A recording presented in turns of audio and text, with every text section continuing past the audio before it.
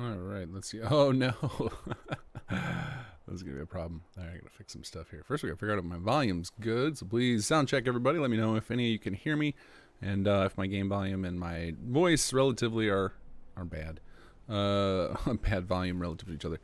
And we're gonna get probably irritated in this session a little bit. Let me see if I can solve this. Let's close this thing. Bye 5,000 files. All right, let's see what happens. Let's do a quick test. Quick save. What happens? Yep, it still happens. Okay, I gotta solve this. All right, we're gonna open you separately. There we go. Close you guys. And then let's try this again.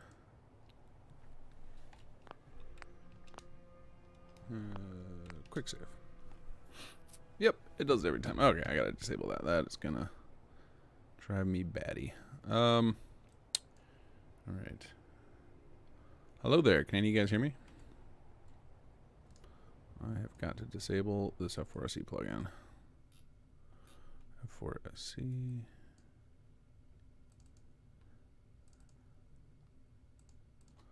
Okay, you guys are going into, oops. Back up. You go up there.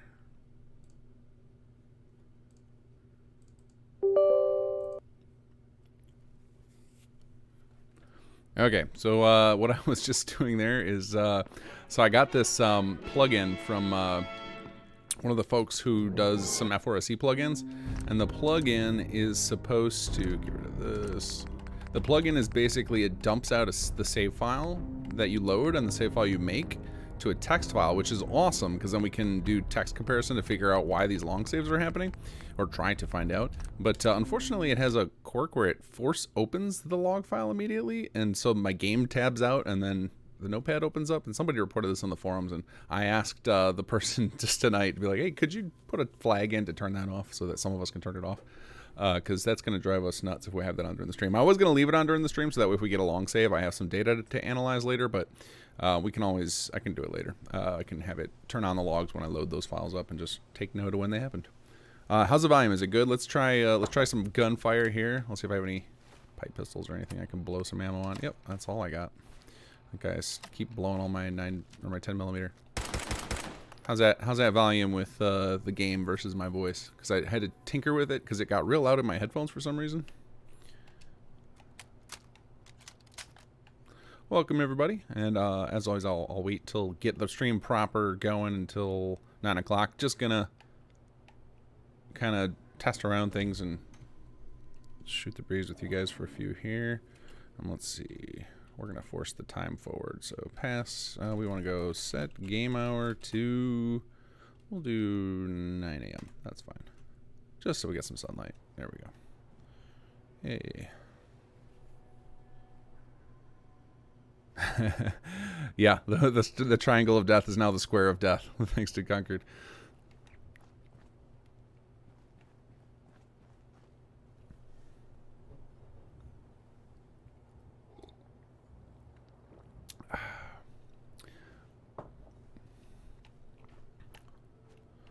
Let's see how performance is. I have so much stuff open. Some of you guys commented on how many tabs I have open in Notepad. I have just, when I'm working on the mod or just my general work, I just have so many programs and files open. Just my workflow is organized chaos. I'm often jumping between tasks all the time. I usually will set myself 15 minute timers, work on a task, and then bop over to something else just to make sure that I'm making progress on all the different fronts that I'm in charge of. And so my desktop looks like a train wreck to anybody who's not me. Man, this is a little bit sluggish. What's my FPS here? I think you push star on the numpad to get that. Oh no, wait, I'm highlighted in the wrong window. How do you get that? I can't remember. Oh, I probably have it disabled. I had a thing to let. I think I have my ENB disabled. I don't know. I think that's what allowed the pushing asterisk on the numpad to make the FPS come up. Does anybody know how to do that? I'm curious what I'm getting. I feel like I'm getting like 30 or something because this is just a little bit dragging. I might need to kill some software here.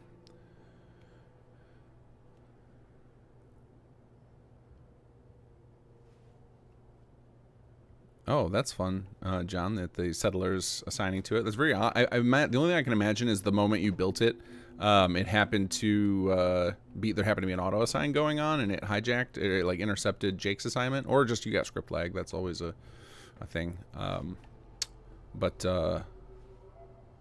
I think you can manually assign Jake to it. I don't remember. If not, I'll have to put that on the list to take a look at, or maybe we'll run into it. I think that's been a fun thing so far. Is I feel like every bug we've talked about on the stream, I've run into it. And today, oh man, we're going into the record but muggiest quest in Sim Settlements 2. So hopefully we'll hit some of those so I can fix them. We are doing well. Thank you, Perno. Appreciate it.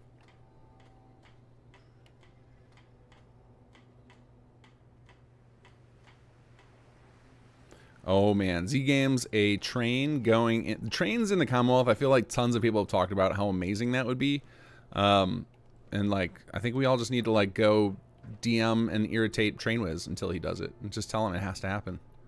Because he's got mods for Fallout 4. He's got mods for Skyrim. He's the train man. Yeah, the basement of bugs. Exactly right, Carvac. El Chirulo, I love podcasting. I don't know. I mean, you guys all can. Anybody who watches my streams knows I love to talk. Like, I don't shut up. And podcasts are a great way to do that. The only reason that I stopped the podcast, because that was actually that was kind of like this, where it was relatively low pressure. I didn't have to do a lot of planning, like other than making sure I knew, all the stuff that my guest had done, which didn't take a ton of time. But the actual time-consuming part of that was coordinating with guests. And somebody on our team used to do that for me. They would basically they were just friendly with they happened to be friendly with all the different mod teams. And so he'd constantly he was kind of acting as my agent and finding me guests. And that made it a lot easier for me so that I didn't have to be constantly on the lookout for new people. Because I have too much on my plate to deal with. Like, that's why I have stopped doing most of my YouTubing. With how advanced now that Sim Settlements 2 has gotten, the stuff that we're doing and my responsibilities on the team, plus my real life responsibilities, I had to cut something out of my life. So it was YouTube that got the axe, because it wasn't really, I had to like basically pick a few things and focus on them instead of trying to spread myself thin to all the different things I wanted to do, because I would love to do all those things again. I love doing the edited Let's Play. I loved doing the podcast. I love doing the Bethesda Mod School. But it was just my schedule every single week was so insanely packed that I had no wiggle room. And I was struggling to get my the big new systems done for the mod. So like a lot of the coding falls on my shoulders for the mod, and I just wasn't finding the time to do that. So it is what it is. Maybe I'll bring some of it back in the future, because eventually I'll we'll wrap up the big systems and it'll just be bug fixes, and then maybe I'll have more free time for that. But yeah, I kind of want to do, if I bring back the podcast, it's probably going to be more like less focused just on Fallout modding, and it might just become modding in general. I don't know. We'll see if I bring it back. I had a couple of cool guests I was like talking to bring on, and then when I had to shift things around, I stopped poking them about it, because that's the other thing, is some of the guests you want to get, you got to keep poking them and just try and stay friendly with them and make it happen over time. And I lost the bandwidth for that, but we'll see. Thank you, BFD Survivor, for the donation. I really appreciate it. Really enjoying the mod so far. Thank you and the team on the amazing work you guys did. And will you do a how to make a companion mod and create a recommended post video on how? I've never done a companion, to be honest with you, so I won't be doing that. But if I get back into Bethesda Mod School, there's a lot more stuff I wanted to cover. You can see I started a lot of different little threads in that playlist, and I never finished them. So hopefully I'll get back to them one day. Okay, it is 9 o'clock, so it's time to get started. So welcome everybody. Thanks for joining us for day 3 of this Let's Play, where I'm going to be going through all of the Sim Settlements 2 main quest and the Chapter 2 quest, and we'll do some of the chunkier main quest stuff, or side quest stuff. I don't know if we'll get to all of it, but if this is working out for me for a long time, like if we're just having a good time, lots of people showing up, and I'm still enjoying it and not buried in other work, then there's so much content in SS2. The team put in crazy amounts of work, and between the 2 chapters, there's there's probably 100 hours of content we could dig into here. So, and that's without even building a bunch of city plans, but or a bunch of settlements rather. So, for those of you guys who haven't been to this stream, I want to give you some warnings about how I roll, because I don't want you to be disappointed. So, one is I'm a rambler. Some people find that very irritating. I love to just talk and talk and talk and talk, and not necessarily to entertain you. Sometimes it's just to tell you a story. I'm just telling you about something. I'll talk a lot about dev stuff that went on in the background, things like that. And then other times I will be quiet when like NPCs are talking, because I have trouble focusing on too many things, and that is another reason where I will also not tend to engage in chat much. I will usually I will notice the super chats because they're big and colorful on my other monitor, and I'll try and call those out because you guys are helping to fund the mod, which is very, very much appreciated. And once we get toward the end of the play session, usually I'll play for an hour and a half to 2 hours of the game, and then I'll engage in chat. And so if you want to get my attention and make sure I read your message, be sure to ping me with @KingGath in any message you want me to address. And we'll just kind of shoot the breeze at the end. So, and then the last 2 times I ended up doing an hour and a half to 2 hours of gameplay, and then we just talked for a couple hours. I can answer questions. I can show you guys stuff. We can talk about the future of sim settlements, etc. Whatever. I'm open to pretty much anything. It's just kind of a hangout night for me. Wednesday's a chill night.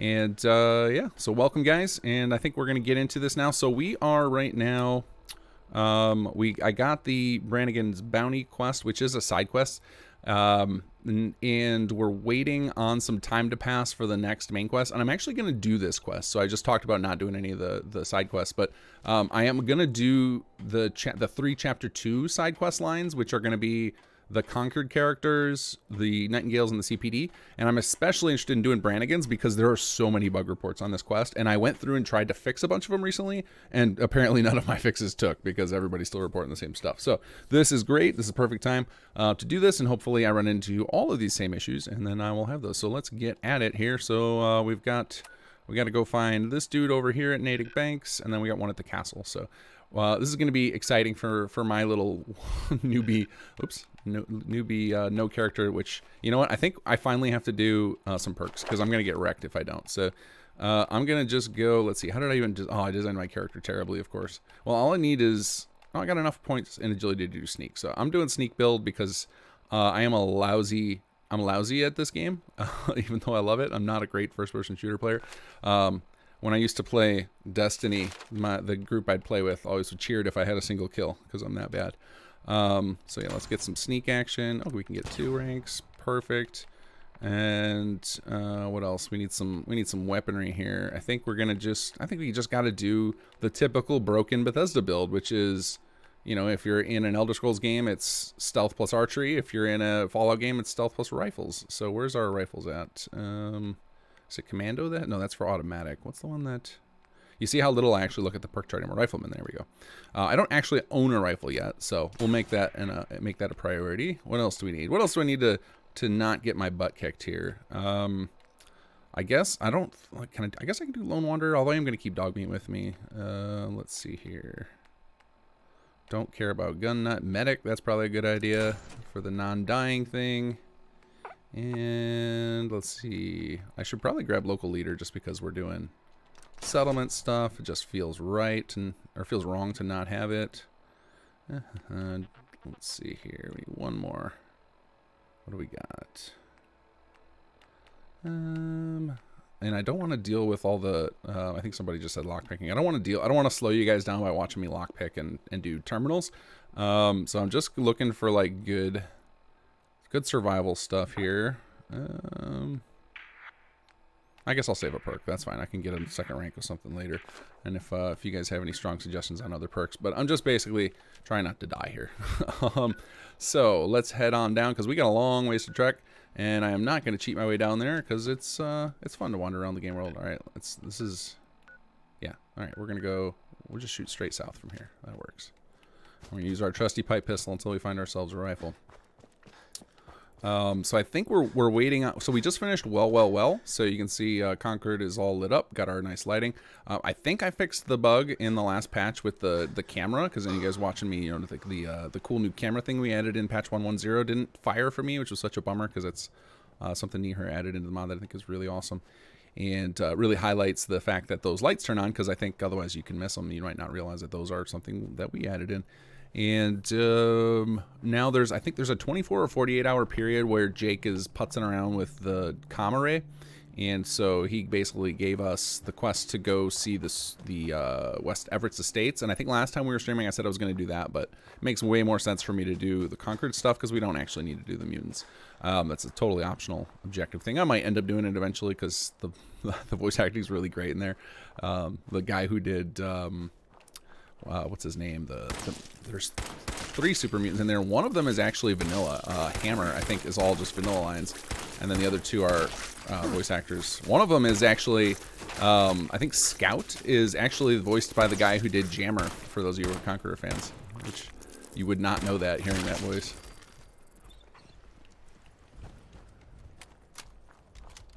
Alright. Here we go. Speaking of Conqueror, it feels like we're heading over to Walden Pond over here.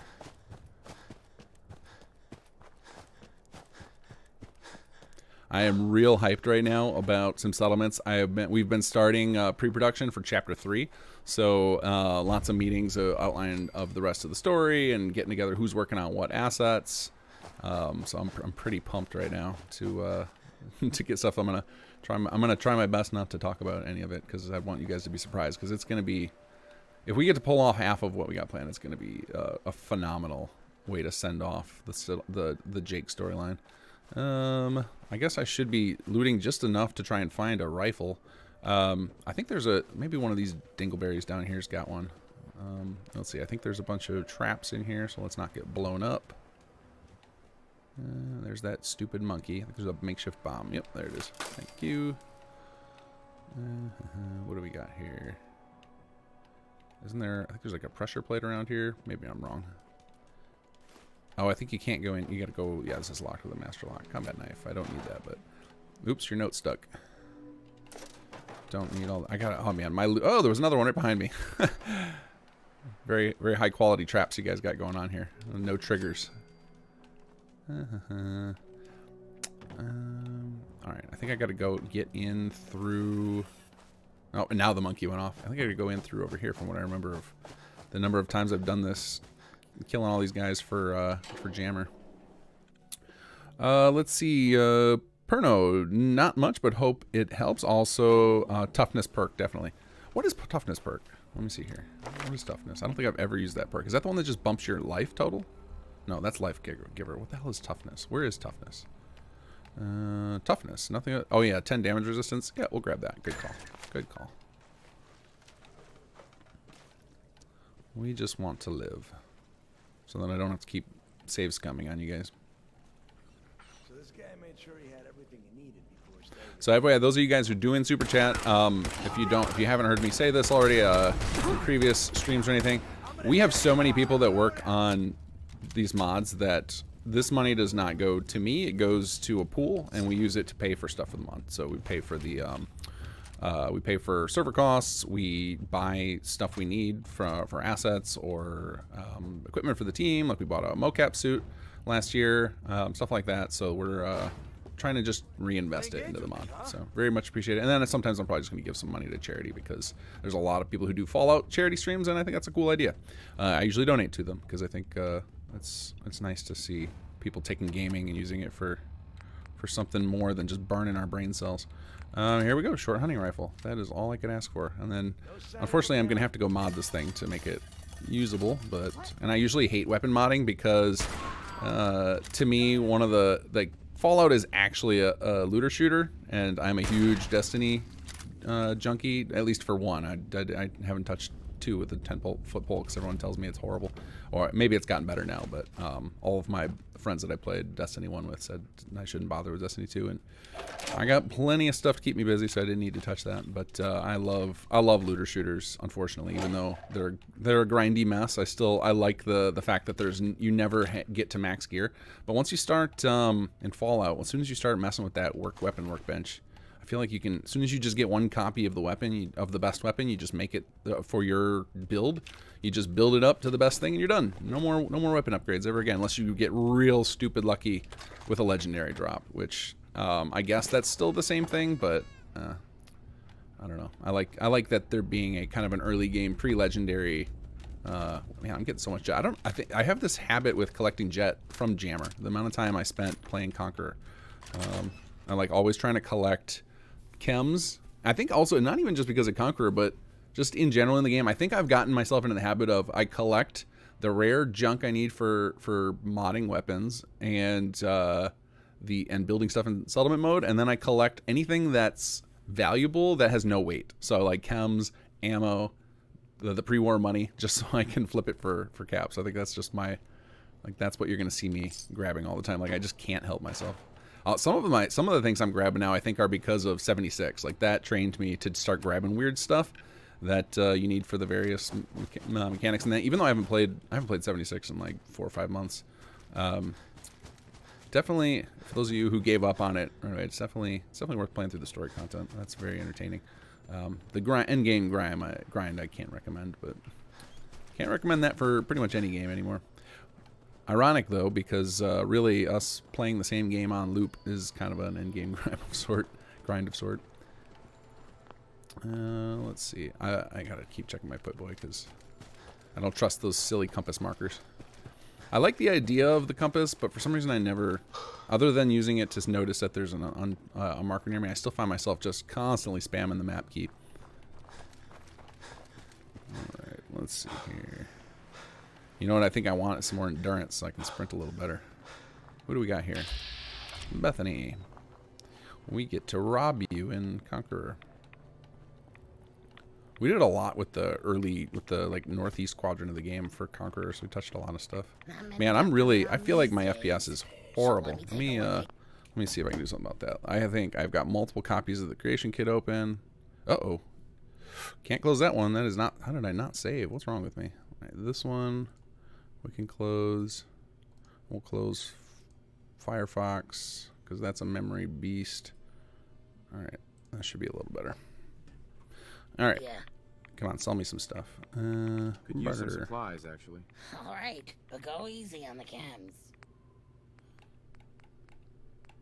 What do I even actually want? Oh, look at all these disease curses she's got. Let's grab all those. No, those are, whoa, I didn't know those were so expensive. I think we need to drop the price on those a little bit. We'll grab one just so I can show you guys how it works, because I'm pretty sure I've already got a disease in my settlement. But here's a good source for those of you guys who are saying you're having trouble getting disease cures. Here's a good source of them. And they are not necessary. I get that a lot on the forums, of people feeling like they're kind of a pain. You can actually just ignore most of the early game diseases. For those of you guys who found dead settlers from the disease system, that was actually an accident, because we have, and this is something I actually was going to take away in the 2.0 patch, but I just didn't get around to it, and I'm not sure if it was the smart play to get rid of anyway, so I'll just toss it out there and you guys can give me your feedback on it.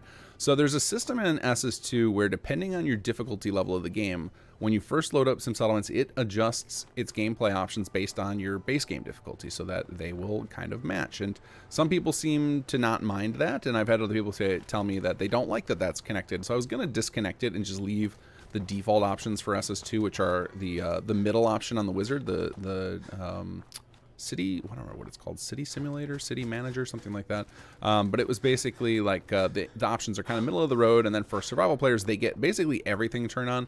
Well, unfortunately, the settlers dying to diseases got lumped into that turn everything on, even though to me that's like even too extreme for survival players. And so I did not mean for that to get turned on automatically, but I think we just, in testing, stuck it in there and then never thought about it again, because I don't think most of our testers ever play on survival mode. So that got turned off in a patch, but some of you probably who started games before that patch already probably have it going on, and you probably found some dead settlers. Come on, doggo, get them. Oh god. Oh god. Oh Jesus. Oh, this was not a... Let's see. Let's get to some rooftops or something. There we go. Now let's see. Do they have a path up here? If not, then we just get to be in a zombie kill box here. Alright. I don't think they can get up to us. Perfect. Alright, where you guys at? Hey, bud. Come here. And there's my shooting skills hard at work. Couldn't even get him in the shoulder 12 feet in front of me. And my VATS is terrible too. Alright, come here, guys. I think we're going to just let them all run away from us and ignore, because this could take 20 minutes at my skill level. Come on, that should have been a headshot. Get out of here. Alright, let's see. Oh, we got a buddy down here. No. I guess this is what I'll have to go buy as ammo for this monster. Alright, let's check our map once again. Whew, still got a ways to go. Okay. Let's go.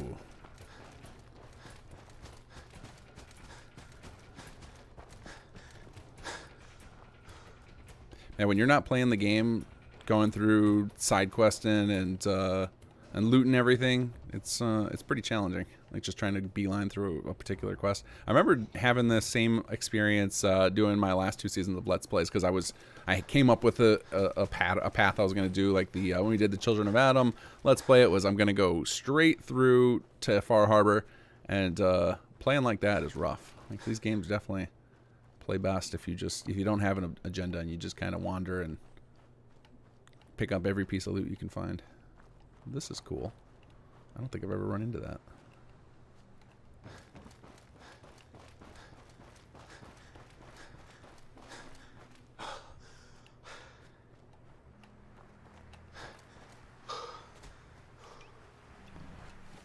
Oh, I'm pretty sure I just heard a bear.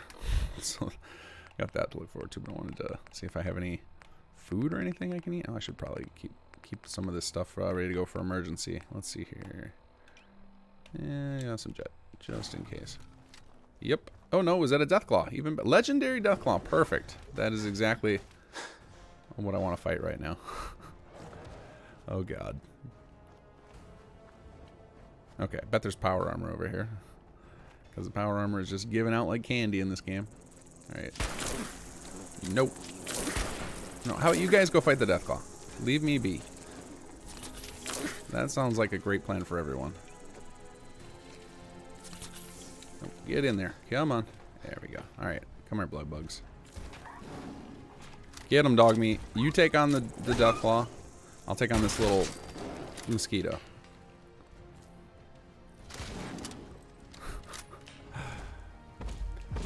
The one thing that I recommend everybody do, if you've got a friend with VR, if you got it, just go play Fallout 4 just through the main sequence so you can see a Deathclaw in VR. It's insane.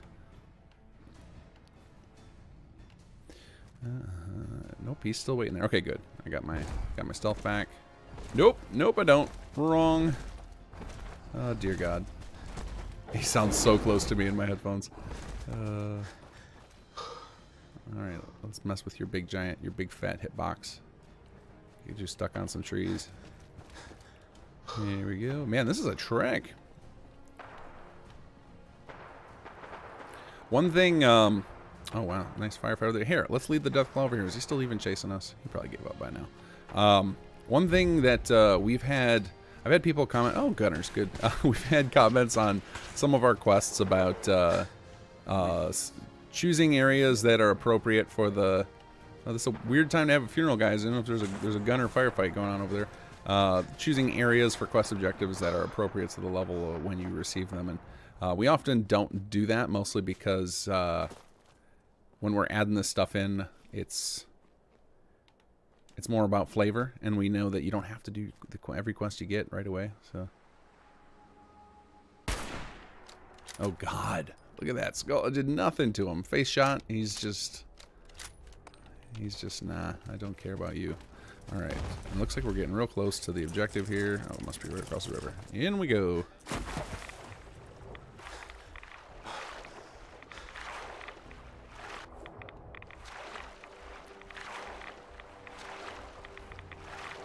But yeah, a lot of our stuff, it's more about flavor, and because we always anticipated with sim settlements that people were going to be spending a lot of time building settlements and doing other things in the game, and not just powering through our quests. But ironically, I'm just doing not that and powering right through our quests for time's sake.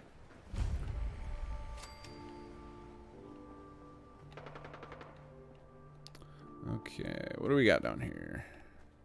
There we are. I think this is the dead one, and then I think the other guy is alive. Yep, hey, buddy. I don't need any of that. Okay, now let's see. There's the Natick Banks one. And then our other one. So this one over here is the one that usually has been messing up for people. So good to see that one worked. All right, cool. We got... Well, I can't fast travel back to that because there's all those gunners there. All right, let's see here. Oh, stuck. The nice thing is we're getting some fast travel points for later in the quest line, because we do have to come down to Vault 81 relatively soon.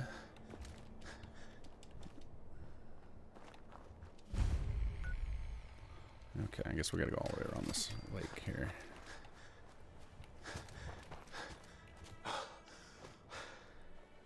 It's refreshing wandering around the Commonwealth with a super low load order, low size loader, because the last 2 Let's Plays I did, I just had monster load orders, especially toward the end of the seasons, because I let you guys suggest mods to me and I was just constantly installing ones each playthrough, so the crashing was rough. It would take me to put together like a 40-minute or 45-minute, however long we did episodes, it could take me like 4 hours of gameplay, and it wasn't even just 4 hours of playing. It was like 4 hours, or it was probably like an hour of crashing and troubleshooting the load order and like what mods were bugging me out, and then the rest of the time was playing, and then we'd squeeze out, you know, 30 to 45 minutes of entertainment out of it and cut out as much of this kind of stuff as possible.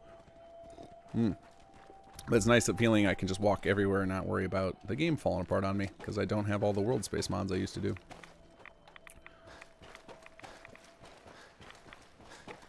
It definitely seems like the FPS has improved since I shut down all that software. I don't know if you guys might not have even felt it. It might have just been a local thing. OBS, I feel like over the years it's just gotten worse and worse with its resource usage. I mean, part of that's probably because we now all stream at higher bit rates, but man. Let's see here.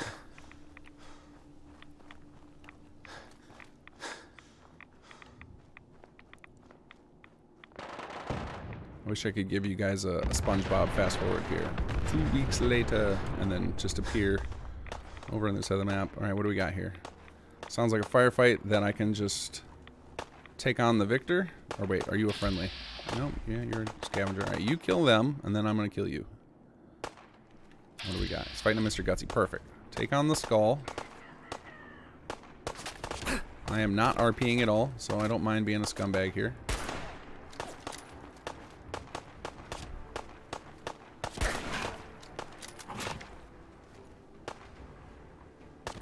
Hold him down, dog meat.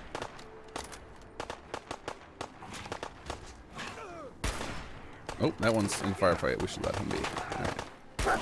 There we go. One down. Alright, no, leave that one alone, dog meat. He's the one fighting the robots for us. Alright, can we take out Mr. Gutsy over there? No, leave me alone. Fight the robot. I think we got Mr. Gutsy there. Cool. Alright, let's see what we got here. Give me your loot. Hopefully some of you guys got some rounds for this thing. I guess caps are fine too. I can head to Diamond City and pick up some rounds for this thing, because we're gonna go to Diamond City soon anyway for the quest, for the main quest. Now after we do this quest, I'll probably, if we haven't automatically triggered the next MQ, I'll probably just cheat and let's see here. What do you got going on? Do we got any? Yep. Sorry, doggo. I'll probably just cheat and pass time so we can hurry up and get on to the next quest, so that we're not spending even more time doing nothing. Let's see. Here we go. Oh, I guess definitely some armor will help with our survivability instead of just blowing in all our perk points all the time. Let's see. Foiled right leg. Sure. Tiny little incremental improvement. I'll take it. What do you find for me, doggo?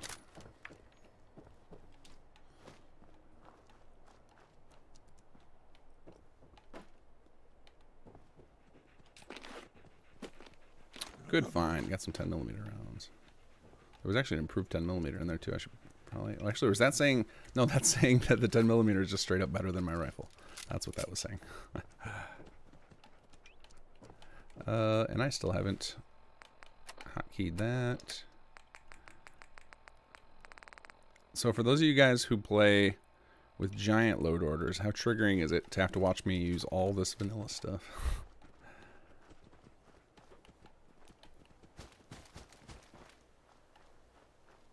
The only thing I think I miss from, shouldn't say the only thing, the thing I really miss from my mod list is mods like live dismemberment or anything that adds like one-shot headshot damage, so that I don't have to deal with the bullet sponginess. Because that is probably the worst part if you're playing the sniper stealth build, is you get a perfect shot on somebody's eyeball and it just does like 25% damage. Like, come on. Come on.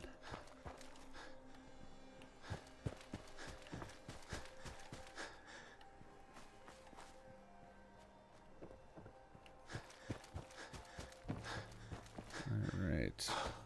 close are we? Close to around halfway. All right, making our way over there.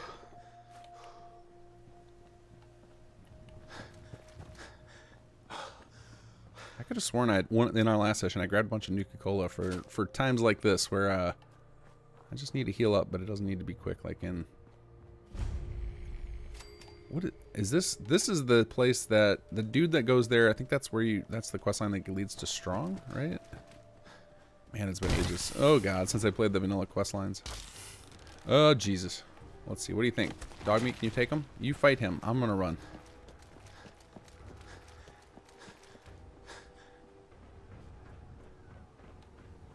Oh, cool. And there's a settlement over there. Oh, gee.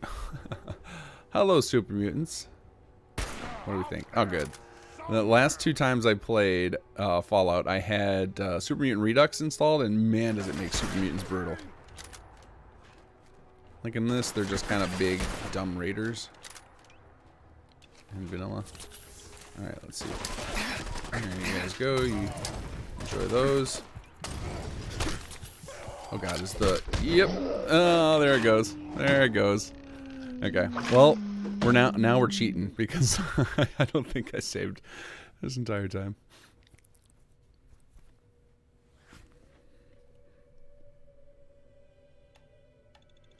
Let's see how far back in time we got to go here.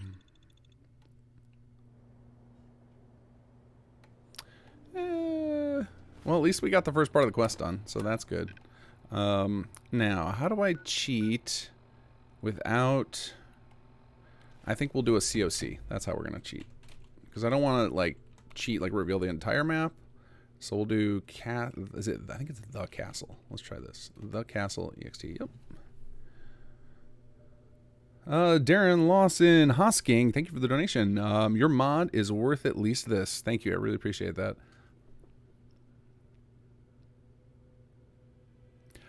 Oh, Caden, you aren't kidding. I am so used to... I play in God mode all the time. It's usually I'm 10mm security baton in God mode. That's my perk and loadout order. Let's see here. Okay, cool. This will be relatively easy. Just gotta not die to these Mirelurks. Yeah, I usually because I'd say 90% of the time I'm playing this game it's to test. It's very, very rare I have time to just like play it for giggles anymore. There's just too much to do on all the stuff we want to do, like try and put in time every week on bug fixing and developing new features and fleshing out old features. So and then just organizing the team, like to put together all this story content. One of the reasons that this is pushing toward the stuff we talked about earlier about me cutting my YouTube time down is in order to effectively put together and manage a team and organize a number of people required to put together story mods like this takes up just a ton of time. And so like just finding time to play the game for like this is hard. And even now I'm not playing it like I would if I was by myself. I would be, if I'm playing by myself, I'm gonna loot everything. Oh good lord, I'd loot everything and I would be nowhere near this zone. We would be saving this, I'd be saving this quest for when I happen to be ready to go down to the castle, and I'd be probably level 20 instead of, what am I, levels 7? Oh, cool, thanks Dog Meat, must have got me some XP. Now the real question here is going to be, am I going to even be able to take on the raiders that we're coming up to for Brannigan's little posse? I don't know. Oh yeah, let's not get ourselves trapped in a bus here when we're in the danger zone. University Point.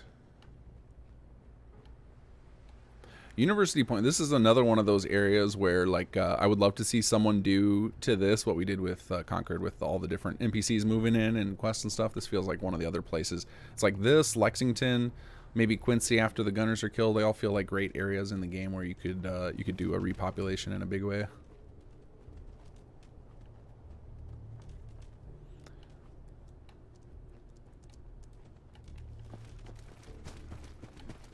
Playing like this feels a lot like playing DayZ when you first start a new character, where you just your character is total garbage, so you have no equipment, so you're just stumbling around hoping to find goodies, and every time you run into an encounter, you got to run away from it. Oh God, that was a synth I just heard. Oh, reloading. Good work, dog meat. Good work.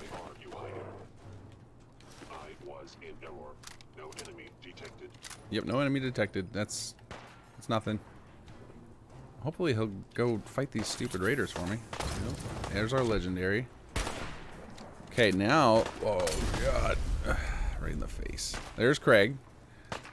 And I can't see anything. All right, let's play. If we're gonna play with Molotovs, let's play with Molotovs then. No.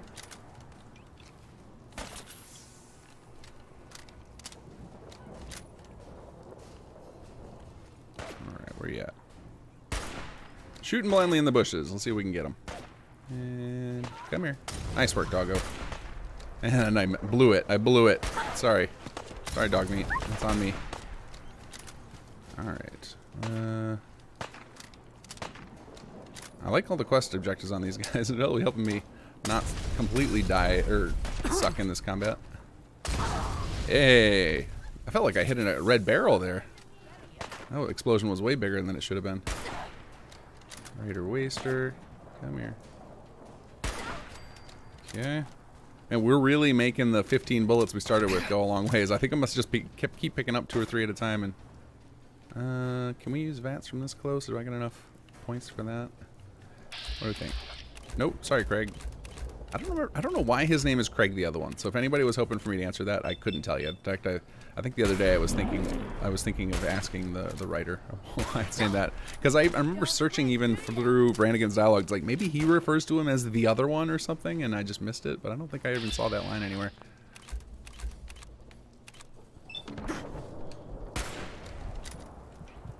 Sometimes I think some of the stuff like that, like little oddities in names and stuff, wasn't necessarily written intentionally like that. It was just like a placeholder name, and then it just stuck when we got into development. I am not sure. Maybe Joy, the writer's on. I think Joy's the one. Oh God, not again. Joy's the one who wrote Brannigan, or maybe it was Sherlock. All right, we need a quick save because I'm sure I'm gonna die in this encounter here. All right, let's try something. Oh yes, I love bottle cap mines. I love even better when they fire. Come on. Alright. Why is this not working? Why is my bottle cap mine not working? Did I not equip it? No, I equipped it. There it goes. I wasn't holding it quite long enough. Asshole, just give up. You give up. Come here. You're already going to forget that mine's there, aren't you? Because NPCs are just ridiculous in this. Oh, we got this still. Come here. Alright, come over here now. Come jump on my landmine, please. Or my bottle cap mine. Thank you. And we got to level up for the heal. Appreciate that. Alright. That's probably an upgrade for us. Stim pack. Now, let's see if this guy has the key. So, yeah, this is one of the things. So, I noticed this. A bunch of people were talking about that I had put in a patch note that there was a key now on the legendary raider in this encounter, and then when I looked and I know I did it, I checked my old merge file, but occasionally for reasons we cannot understand, when we merge our files together, occasionally just changes get eaten, which is really frustrating. So I have to redo that for the next patch, but I do know where it is anyway because I had to go check for somebody. Let's see. Get this on. Drop this. Sorry, Jake. We got to drop the batting helmet because we need. No, we need the batting helmet. We gotta be brothers for a little bit longer. 310. Yeah, I think ballistic armor right now is the way to be. When we're this early game. Yeah, although with us tromping halfway across the map, who knows when we're gonna run into laser fire. All right. Hey, there's some 308 rounds. See, we're gonna barely squeak it out with oh, come here, give me that. So one of the things you guys are gonna see, I'm gonna be doing really dumb movements like jumping randomly. I recently got a Nintendo Switch, and some fool over there decided they needed to be at Nintendo decided they needed their X, B, and AY to be different than the Xbox. So now I'm used to like hitting the wrong button for cancel. There we go. There's the ammo box. So there's where you find the key. Now, let's see. Now, first of all, I need to check, because one of the reports was, Kill the raiders didn't update, and that happened to me too. Okay, cool. So now we have that. So I'm gonna I gotta jot this down. So where's my bug fix list here? Because this is awesome. Whenever this happens, when I hit the exact same bugs people report, then I load up the save and repeat them. So let's see. I got a quick save. What time is it? Where's my clock? 9:35. Quick save around 9:30. And we'll say Brannigan quest issues. Brannigan quest issues. Cool. Actually, I should probably, let's see, what do I do for that? I need to back up that save, because as soon as I do another quick save, it's going to get overwritten, right? So we'll rename this guy to Brannigan. Let's see, let's do Let's Play Day 3 Brannigan Raider Fight. There we go. So now I can use that save to research that problem and see why their objective didn't update. All right, let's open this door. Let's see if we can talk to old Craig here. Excuse me. What do you think? They're gonna kill you. Okay, and there's the other problem people have is Craig doesn't want to talk to them. So we'll use, and then, so that's Raider objective and Craig, no talkie. Okay, so those will almost certainly be fixed in the next patch, because now I can just load up the save and fix it. So he's supposed to, give his spiel and go back, and then Brannigan continues his little quest line. So we did not get that, and now we're going to do some pastime cheats so we can get the next main quest going. So pastime, we'll just do, actually let's see what time it is in the game. It is 6:40, so yeah, we'll pastime for 13 hours, get it to daylight, and let's see if that's enough to trigger the next thing here. It is not. Okay. All right, let us head back to Sanctuary.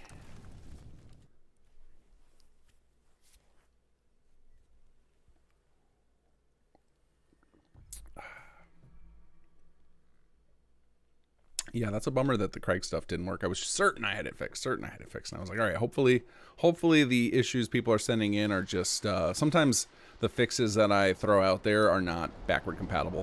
They'll especially in hotfix season. When we're in more regular patch cycle, we have more time to test out the fixes. So instead, for hotfixes, we try and just do play it safe fixes, which will do very minor things that will try not to break anybody else's saves, that we are pretty sure will fix the issue. And if we have a save file from you guys that has the issue, we'll pop in and test to make sure it worked. But when we're doing hotfixes, we just usually don't have the time to give everything the full treatment. All right, let's see here. We need to see what our settlement setup is like here. I'm not worried about power because I don't want my plots to upgrade, because that just adds a bunch of pressure here. We've got enough food. We got happiness on the rise. All right, I'm happy with all this. I think I checked this out last time at the end of the stream. So, all right, and we got an empty house too. Okay, we're fine here. We'll get defense. Oh, I know what we can do. I can show you guys the makeshift plot. But first, we need to do some more cheating. Force weather 2B52A forces it to clear sky. That's what I'm talking about. Let's let you guys actually see this. So, a lot of people have reported that the industrial plot, or the makeshift defense plot that Jake gives you during Well is missing, and it's actually under industrial, because he says he jury-rigged an industrial plot. And the reason we did that is because you don't know about martial plots yet, so we don't want to introduce them. And I know we kind of go back and forth on which stuff we care about. For example, you can do city plans right away, even if you've never been introduced to city plans in the story, and then city plans can build the plots. And part of that was like a sacrifice of a lot of people are not going to want to play our quest line every time they play through, and we don't want to force them to play it in order to get access to all that stuff, or to have to cheat, because it's nice to be able to play the mod and do, oh, and we got a nice chunk of scrap coming in. That's fantastic. It's nice to be able to play still be able to play throughout the story or without the story, and get access to the unlock tree without cheating. So I kind of like the way we've done it, even though it feels like we kind of go back and forth. It's mostly about flavor in the story there, and I think most people figure it out eventually, either just through paying attention to what Jake actually says, or just going on the forums and finding out through tribal knowledge. All right, so we're gonna go ahead and get ourselves a defense plot right over here. We're probably gonna need two, but I have no idea if we've even got the people available to work right now. Let's see. What are you guys doing? You are busy. Oh, you know what? We're gonna go pick up because I think I still have vanilla auto assign or workshop framework auto assign turned on, so they're probably people assigned to these melons. Get you guys out of here. Oh, hey, look at you're about to become a defenseman. That's what we're gonna call you. I don't actually remember what we call a guard. That's the phrase we're looking for. Defenseman. We need to change the title for martial plot guards to defenseman now. All right, let's get over here, defenseman, as you shall be called from now on. Oh, somebody else already got assigned, but I'm overriding their decision. It's you now. All right, so that means we probably have a second person free, so we'll go ahead and build a second one because we are. Oh, they did the same thing. They already got to it. Okay, so the game decided that was who was going to be. They knew she was a defenseman at heart. The game could sense it. Yep, frag grenades. All right, I am going to build a second one though because we're going to need it for sure. Oh man, you know I find it's a little irritating in the early game when you're looting gear and you're only getting like +1 or +2 points of defense. But God, I love the crazy look you end up with in the early game with just when you just go min-max and just grab whatever the best piece is. The player character looks so awesome. Okay, I don't know if that's actually gonna build or not, but it's there for the next person who moves into town. Okay, let's pass some more time here. So let's see, what is our game hour now? 7:23. Oh, I thought it was in the morning. I don't know why. Okay, well, pass time 12 more. I thought it was night before, but it must have just been early morning when I passed time last time. I didn't look at the AM PM. And as you guys can see, my saves are super snappy today. Like we ran in the first stream, we ran into the long saves. I don't think we had them at all, or maybe once during day 2. And today I'm in the settlement. It's so random. So I know you guys want the long save fixed, and that is high priority for us. But when it's so inconsistent, what's causing it, it's really hard to deal with the problem. And we've never had save issues before. Like we've never ever had to think about save speeds, and it's something totally new to us. But we are researching it. We've teamed up with somebody who knows how to make F4SE DLLs to try and get us some more information, and hopefully we'll figure out what it is and get it sorted in one of these patches soon. I think that's going to be like the final hotfix. Like once we if we can figure out what that is and patch it out, then it'll be time to move on to the bi-weekly patches. So the bi-weekly patches are going to be nice because you guys are going to get a lot of quality of life stuff, and we've got a lot of post-launch content. So like there's a whole bunch of stuff that didn't quite get finished for release that's ready to go. Like we've got another couple of stage shows for the Wasteland Theater, which I'm definitely going to build in here because it's really, really entertaining to me. I don't know if you guys care about it. And there's a bunch more stuff for HQ that we've got partially finished. So a lot of content coming in the patches until between now and chapter 3. Okay, there we go. Pastime again. Jake's private frequency found. We should get a listen to his frequency. There we go. So it must have been a 48-hour timer.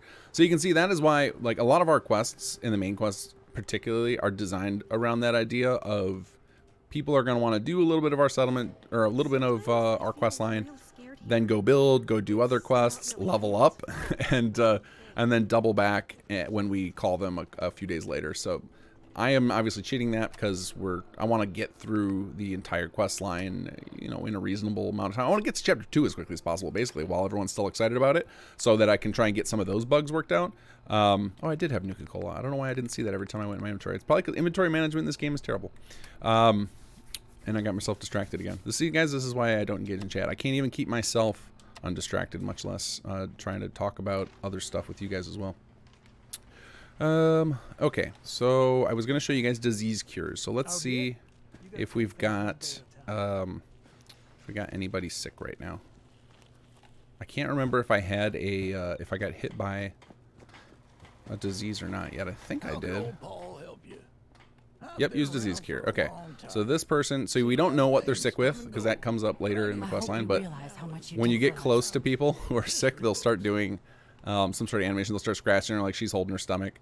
Alright, so let's use disease cure here. There's two ways you can use the disease cure. You can use it from this alternate activation menu, or if you find that that doesn't show up, it's probably because you have something like Workshop Plus installed, which adds an alternate activation. You can actually turn that off. So if we go into mod config here, oops, I think I just did my switch hit the A instead of B or B instead of A. All right, here we go. If you go into gameplay and you go down to diseases, should be a section. Here we go. You can turn off this activation cure, and that will allow your track citizens from Workshop Plus to work again. And then you can, instead of using the alternate activation, you can actually just trade them the disease cure. And if they have a disease that the disease cure works on, they will just use it. So I'm going to just show you guys that way. So we'll store it. And as soon as we exit, she should stim pack herself if she's got an eligible disease. Otherwise, they should give it back to me. Or it's broken. I got another bug fix, but I think she... Let's trade some things. Go the ahead. disease cure, you can see it went away. No, she's not using it. So let's take it back. And let's try using it this way. Use disease cure. What do we think? Disease cure mode. Okay, so the trade thing isn't working. Good to know. All right, let's put that on my list. That's funny because that was the only way to do it during all of alpha and most of beta. I didn't add this disease cure thing until right toward the end when we were starting to think about user experience from the get-go of making this stuff as easy as possible to use. So that's interesting that that would have broke. Or maybe I don't have any other mods that would add an activation. Yeah, I must have broke it somewhere. So disease cure trade not working. Interesting. That's not a bug I expected to find. I don't think anyone reported it because no one knows about it. No one knows you can do that. Okay, well, that's how you cure diseases, and it'll get rid of their stat penalty, whatever it may be. So, let's see here. Let's listen to Jakey's radio frequency because I got sidetracked there. Hey there, Slick. How you doing? Don't bother answering that. I can't hear you through your Pip-Boy. Also, this is pre-recorded. Darren, you missed my rant last episode on interior plots. Interior plots are the devil. They're one of those things where I added it in mostly due to mass community request and add-on maker requests. Like a lot of people love them, but they are just due to limitations of the way the game engine works and wanting to have all the features that we wanted. They're just finicky. It's just they're going to remain finicky forever. There's so many other things I'd rather work on than mess with those anymore. I'll be waiting for you there by the time you hear this. Okay. Let's so now we got to head over to another location we haven't been to. So let's see if that is near anything we've explored yet. It is not. Okay. So I guess we get to do this is going to be the episode of me running away with my tail between my legs to try not to die. And that's okay.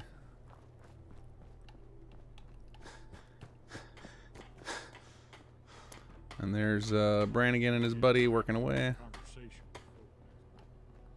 Do not engage the Bobby. Sorry, we found your boy Craig, but we had to just leave him on the ground. He didn't want to come back.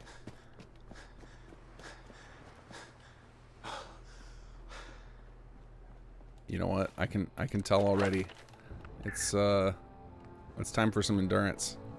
Is there something that reduces or that lets you run more? Like, because I think this was in 76 where there was a perk that would basically let you use less stamina to run, which was really nice.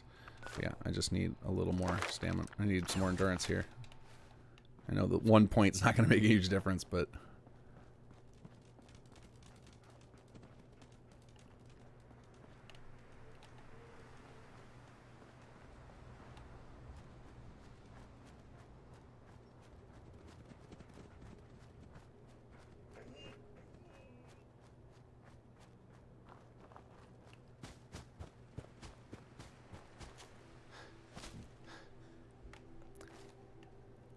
Oh, this person like legit went grocery shopping. I was like, what is that under there? There's some weird device, but it's just a pile of groceries. I'll take the Nuka-Cola.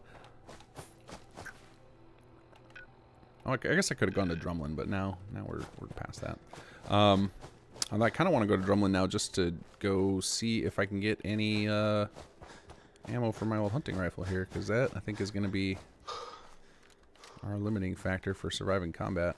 Wait, where is it now? Yeah, here we go. Okay, we will fast travel. We'll see if we get a nice long save here. This is another spot people keep running into the long save is during fast traveling. And this might be one because it shouldn't take, especially when we're that close, shouldn't take this long to long save. I'm sorry, to fast travel. All right, here we go. Well, it didn't crash, so we're happy. Oh yeah, I guess I shouldn't steal from you if I want to buy from you. I got a store to run here. You gonna buy? I Let's might. see what you got. A little bit of everything. All right, let's see. We just want some ammo. What do you got? What do you got? Oh, she's got ASAM sensors. That's fun to see. I like to see when the injection works, because sometimes it does not work. Wait, I guess I should... I guess we're buying these. I think it's 308 rounds, and I almost Nintendo switched myself into buying stuff. I didn't mean to. That's what I'm going to call making that mistake now. Yep, it is 308. Okay, cool. I don't know why I second guessed myself in there. I think it's because I know you can I'll take a look. you can upgrade the rifle, use different ammo eventually, and I think in my head it was just like, wait, is 308 the starting ammo? Yep, all the caps on... Actually, how many caps do I even have? Yeah, 180 still. Okay, I don't need them for anything else. I don't think we have many cap sinks in Chapter 1 of the mod. I know there's a couple of moments where you can spend some crazy amounts of caps in Chapter 2. I don't think I need any for a while. And I probably won't do that, because I doubt I'm going to have enough caps. And it'll be a nice way to show you guys that you don't have to spend the caps to get everything the mod offers. Lexington. This was another town like on the list of, man, this would be fun to rebuild, to do a Concord thing for. This one I think would be a lot deeper, I think. I feel like it's not as big as Concord, but it's more imposing with the size of everything. Everything's a 2-story building. It feels like Concord is more sprawled out, and this feels bigger, and probably because you've got the Corvega in the background, so everything just feels like it's moving. It's kind of like this is like a serfdom around the big factory or something. Oh, I know. There's probably ghouls or something everywhere around here, isn't there? At least we're in our level zone now, so I should hopefully be able to like 1 or 2 shot the enemies here. Where are you guys? There we are. Hey guys. Wait, what am I doing? We should open up. We should open up with one of our mini Molotovs. Yeah, nope, did not mean for point blank Molotov. Oh no, I knew that was coming. In the back of my head, I was like, isn't there a one-shot kill guy around here somewhere? Yes, there is. You guys are probably all thinking, oh, he's about to die to that mini nuke.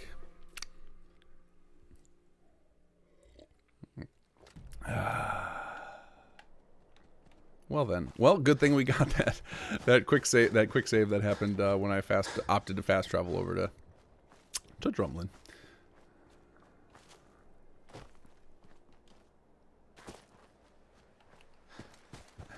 Oh, this is funny because I know you guys are a little bit behind me, and so reading the chat right before I say, you guys probably think I'm gonna die to the mini nuke, and yep, there's like 10 of you all making fun about it and predicted it. That's great. Shop's open. What do you want? I'll take a look, sure. It's all worth every cap I'm charging. That is one thing where I don't understand how some streamers have real-time interaction with their fans. Is like whenever I can see the stream in the corner, and I can tell it's always like 10-15 seconds behind where I'm at, so it always feels like you're talking with people in the past, which is weird.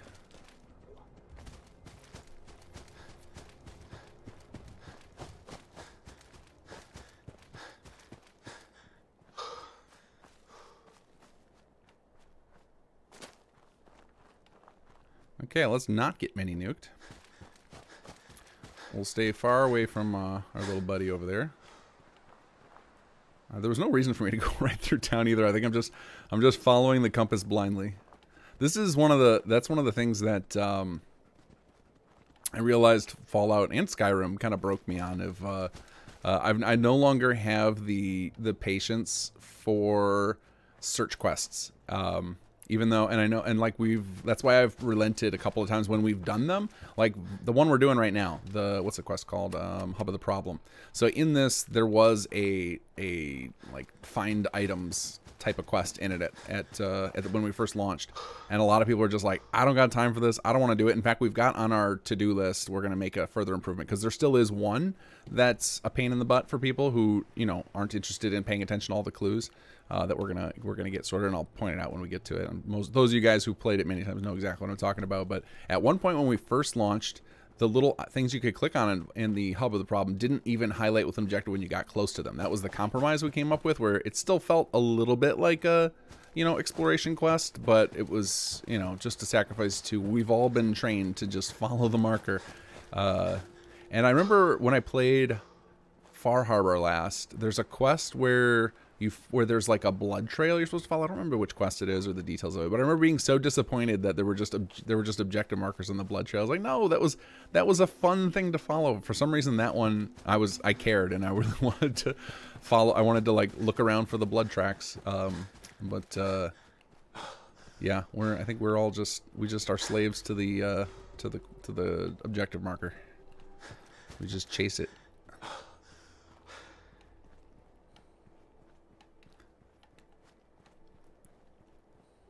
One thing that 76 broke me of the habit of, and I used to do it a lot more in Fallout 4, and now I'm doing it again. That's why I just thought I was like, oh yeah, I forgot I could do this.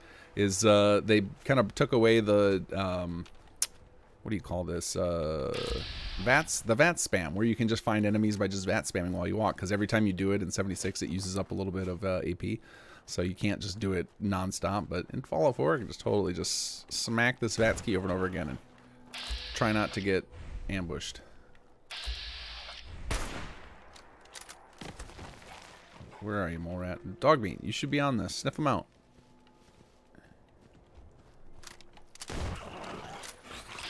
There he is. Alright, how much further we got? Not that bad. Alright, let's just remember that we're bad and quick save.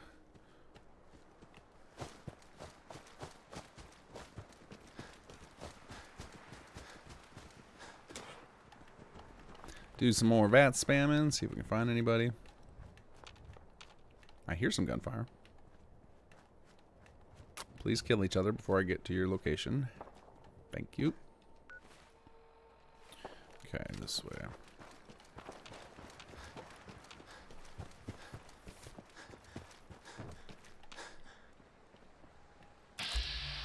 Yeah, a little feral.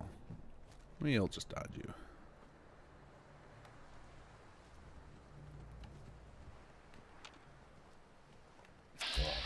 Raider scum. Wait, why is your chest piece better than the legendary chest piece I picked off of one of your buddies? That doesn't seem right.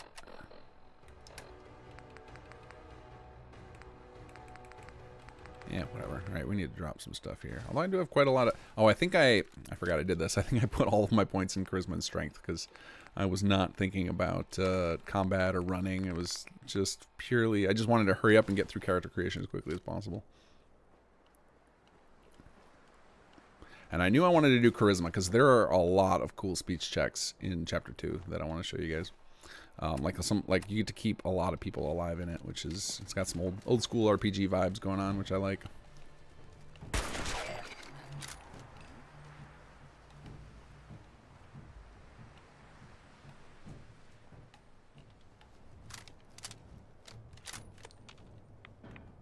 Oh no, don't need to go there. What the hell is that? Who is shooting? Well, you're not shooting at me, so I'm out.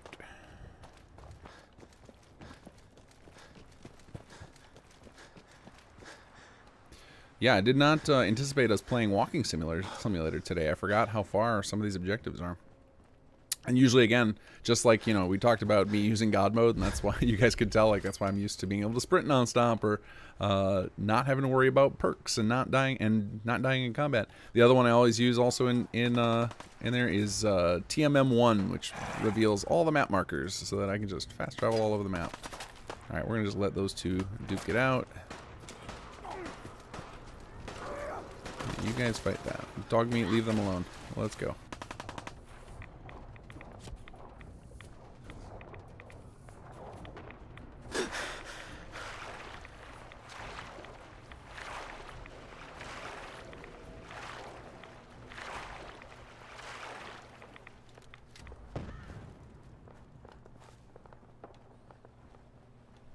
Jake, what are you doing in the fight? Get out of here with that. Where's dog meat?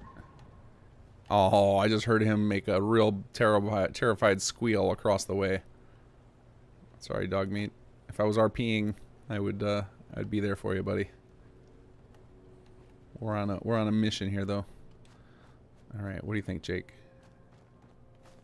Hey there. Hey, Slick. Say, you spoken to any of the people around that old theater? Those glazed eyes, creepy smiles. You read any of their little pamphlets?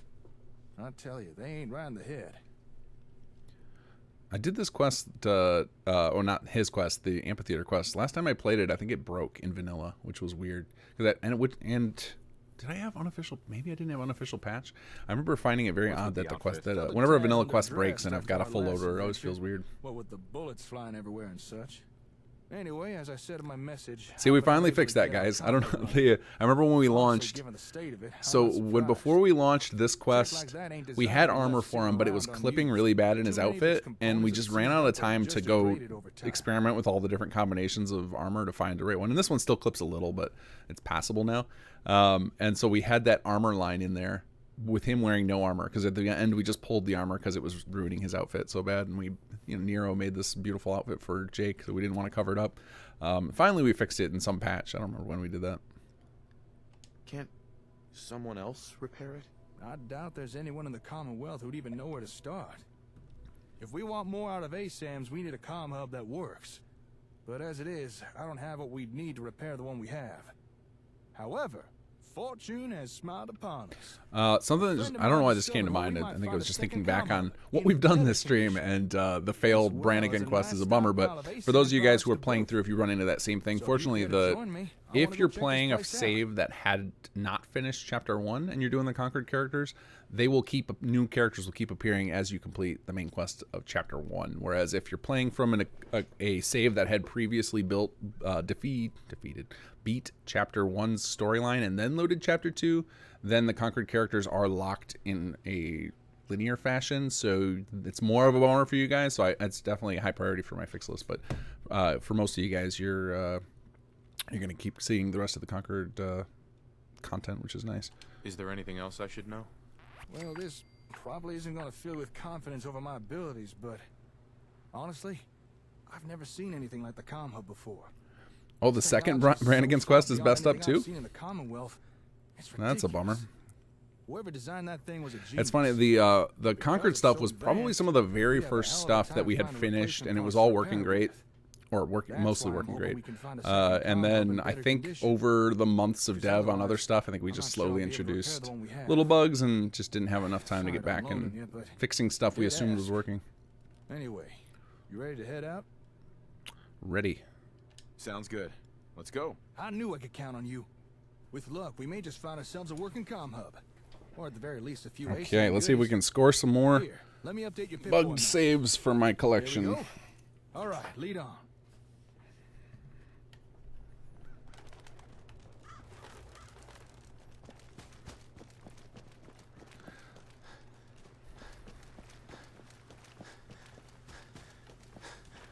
So this cell is actually one of the reasons that we now do a lot of cell hijacking. So if you guys notice in Chapter 2, there's a lot of cells where you go into our version and you can't do quests from other mods in there because this place basically reminded us of the problems with using vanilla cells. Is that there's if any mod introduces a change, it can break the quest. Like for here. Well, this used to break for a lot of people. I think it still does for some people. If they've got a mod that replaces the ghouls, it breaks this whole scene right here, and or it screws it up. I think you can force it to restart by killing all the ghouls in here and then exiting and coming back. I think is how you can get past it. But we don't have any ghoul replacers, so we should be good here. Oh, there's our ghoul friends. Come on, Jake. I'm gonna let you do the heavy lifting. You have got a very nice laser pistol, and I don't know what I'm doing. See, I'm like looting mid-combat. Did we get them all? Are there any more? There's definitely one more, Jake. This is why the quest broke before. Come on, let's check out that terminal over there. This one right here. So if you have a replacer, a lot of times that one can't appear, and then it would break the scene. Now, and since we've added in a bunch of backup things where there's like a timer, and if after a few seconds, a ghoul never appears. It's supposed to let it work anyway, but I still once in a while see a bug report on that. That better be the last one. And for those of you who are playing Chapter 2 and running into that issue I just described of we use replacement cells and you can't do a quest, if you ever run into that, if you go into our holotape under Tools, Advanced, or Tools, Hijack, there will be you can disable any of the doors that we spawned in over top of Vanilla Door. Talk about Robco being in partnership with Vault-Tec? Maybe that's why. Why is that important? Hold that thought. Just found the employee records. There's a name in here. Magnuson. Have we heard that name somewhere before? That sounds familiar. I can't shake the feeling I'm forgetting something important. It was somewhere recently. We were both Oh yeah, so you can see a little bit of the clipping on the armor here and his elbow, the but terminal records at the satellite station. We read the same name there. I think we've all gotten used to a little Bethesda jank in our games. Shipped to Olivia. Huh. Maybe this guy was in charge of delivering hubs or something? This seems like something we should look into. Maybe this Magnuson had an office here. Let's see if we can find it. Nope, I hear more ghouls.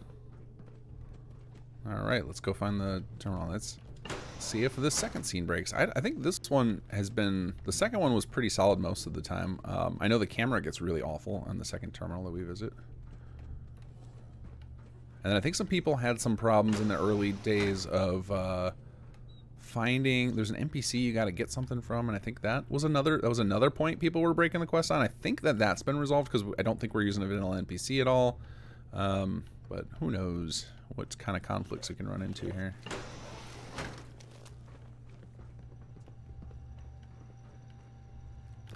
And I think so I don't remember, it's been so long since we did it, but I'm fairly certain we planted a lot of, like, some of these terminals are ours, and we covered up the existing one. We left it there, but we just like covered it up so that ours was shown through. It was mostly just terminals that were destroyed in vanilla, but I can't remember which ones are which anymore.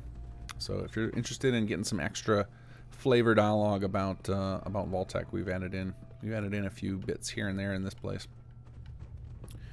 Let's see here. I think it's up on this floor. Yeah, I think it's right over here. Yep, there it is. Look there. I think we found the office. Right. Good. Got a working terminal. Just give me a second here. All right, so I think this is where the camera starts going crazy.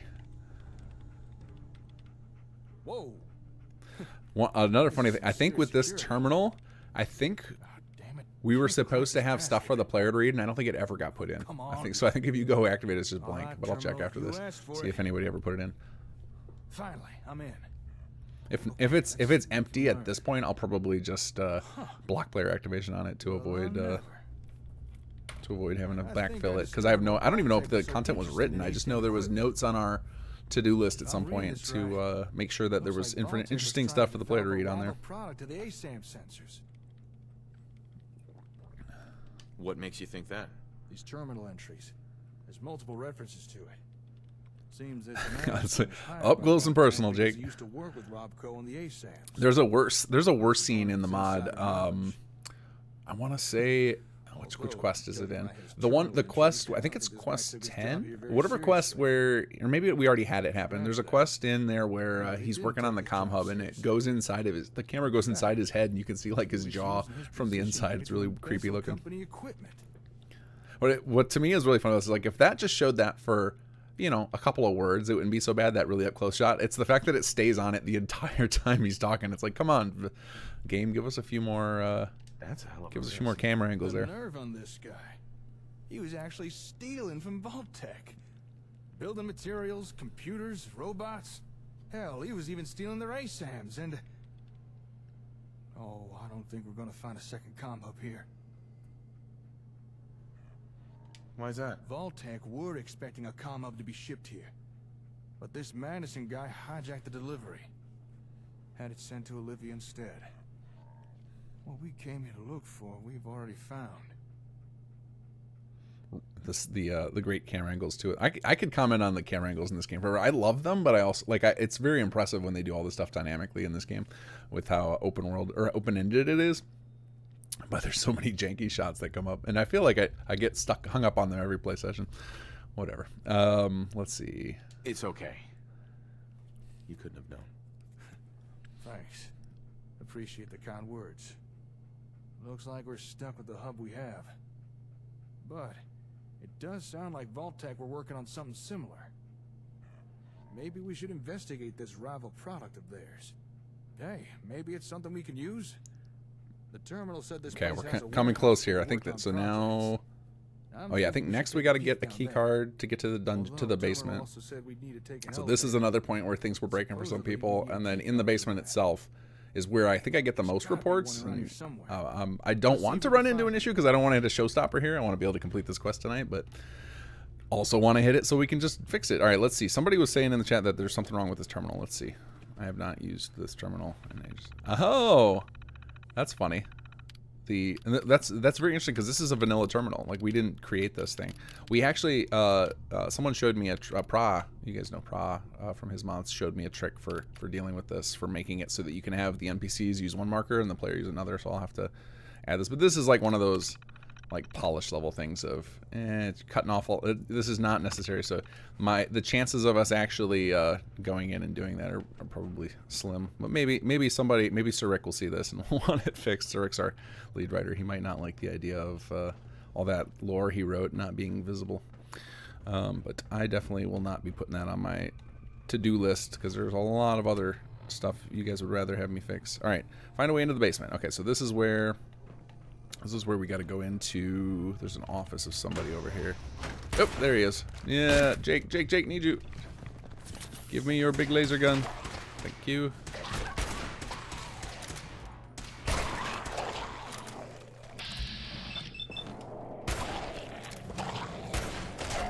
There we go. All right. We found what we need. Two-shot double barrel. That seems. That would be amazing if I didn't whiff on on 60% of my shots. And that's being generous to me. Nope.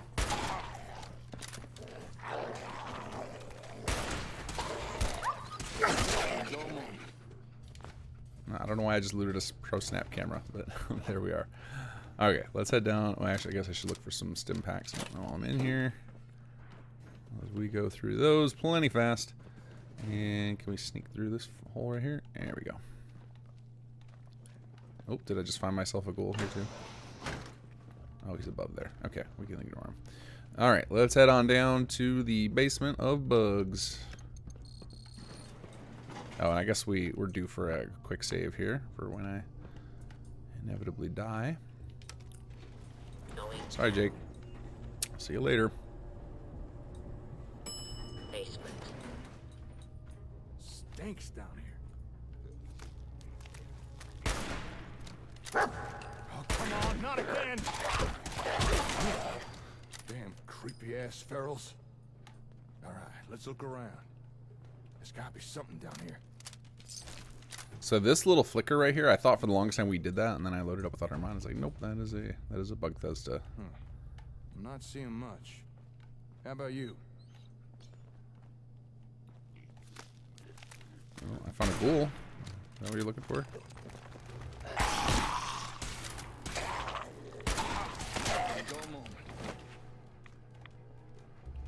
Alright, let's heal up here so I can stop feeling like I'm gonna drop dead at any moment. Let's see, we'll drink that Nuka-Cola right away. And some more Nuka. There we go. Okay, so right here is a Hold up. Got some Robco boxes here. So right here is a little puzzle that was supposed to be way different, and the Sir Rick, our lead writer, had an idea for one of it, and then I implemented it a different way because there were some like little tiny details we hadn't quite worked out, and so we ended up with something that I think is like worst of both worlds, and we're gonna fix it eventually. But like right now, it's getting to the sub basement, which is what we need to do, and that's this is where a lot of people get stuck because it's unclear what you're supposed to do. So I'm going to show you guys what you're supposed to do, and then I want to talk about what the other way is going to do. The other way we're going to change it to. And I also want to talk about this little room because it had a really cool scene before. So at some point in development, we had this little scene where Jake wants to get into this safe and he blasts it and he melts all the contents in it. And then he was worried that there was something useful in there. And I think we cut that because we were like, well, that makes Jake look like kind of an idiot. That he's just like going ahead and blasting. And I think we left the triggers and stuff are all there. Like if you went into the CK, you could see a bunch of markers around here for where this was going to be set up. And it played amazingly. Like it looked really awesome. There's a really cool explosion and the door blows off. But it was like, yeah, Jake's supposed to be the smart guy. And so for him to melt a bunch of useful stuff just feels dumb. So here's how this is what there were two ways this was supposed to go down, and I think once we combine the two together, this will all make sense. So the way the puzzle plays right now, it's not even really a puzzle. It's you click on this button and there's the sound is coming from below you. And like I think if you're playing with headphones, like it's very clear to me the sound's coming from right below me, but if you're not playing with headphones, I think it just sounds like it's that button. But if you move the floor mats, then you get to see this.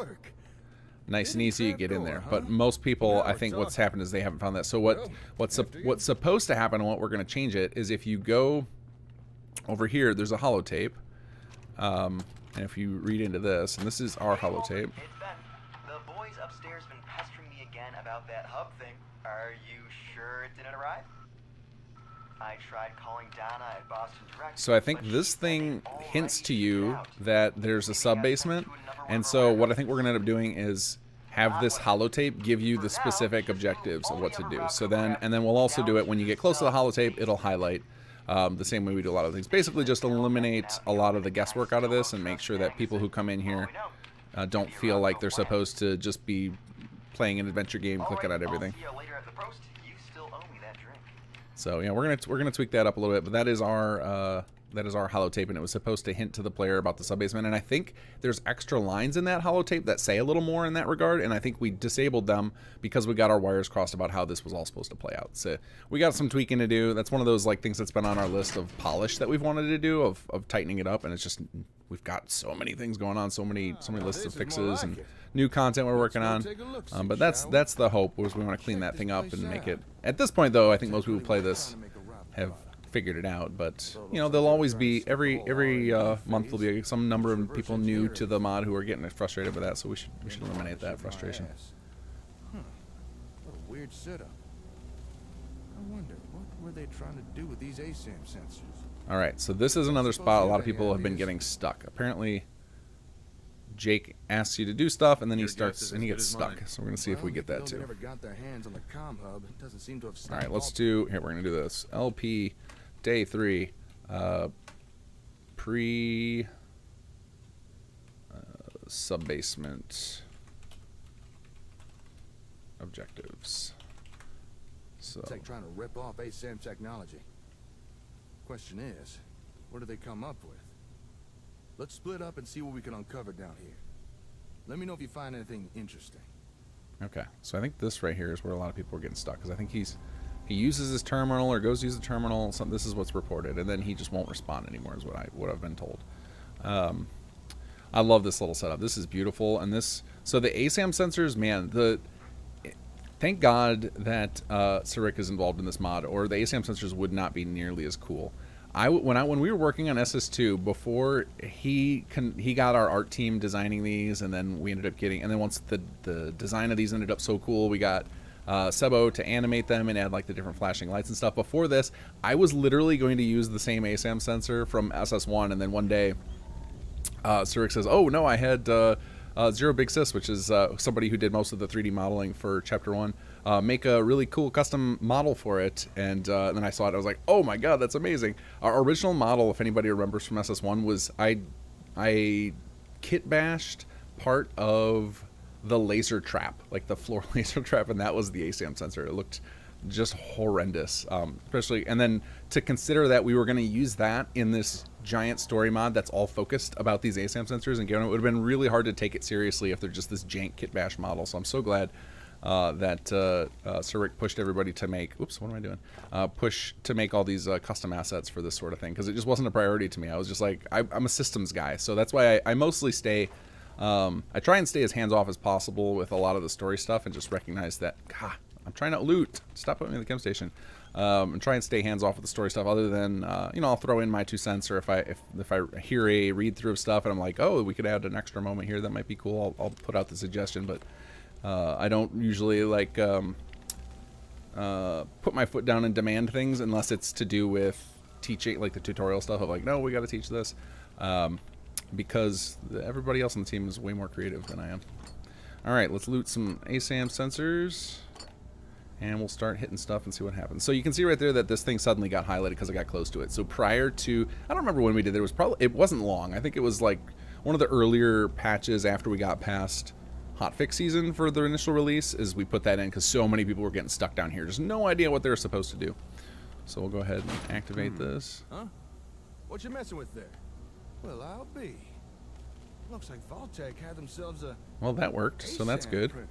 Let's see if he keeps doing his thing. Printing days are long behind it. They must have needed a steady supply of sensors to experiment. One of my guesses is that there's like some, so there's 3 different things I think you got to click down here, and then there's one of them when you click it, it starts like a little series, like a little chain of events you got to do, more things you got to click on. And I think there might be some path through if you do them in a particular order that it can screw him up. Maybe not. Maybe he's just gonna get stuck in general.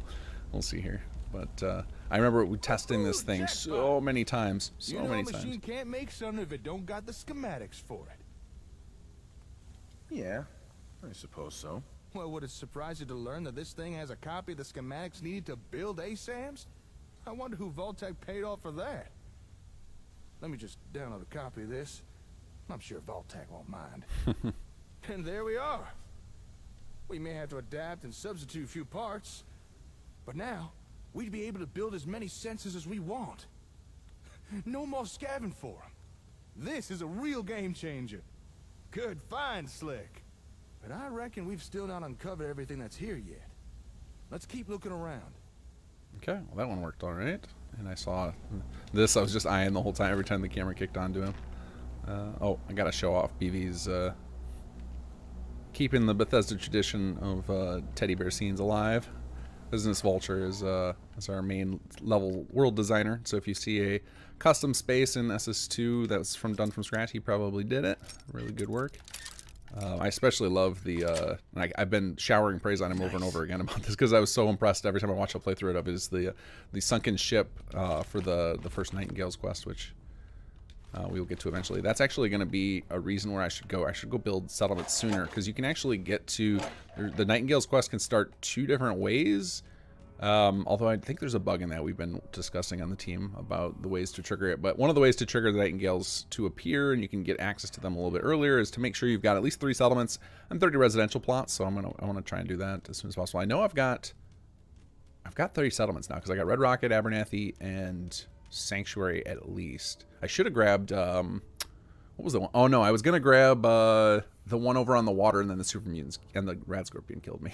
So never mind on that. But I just need to punch down a bunch of plots. Oh, and we probably have a bunch of residential plots in Abernathy because I think I did a city plan there, risking the Triangle of Death.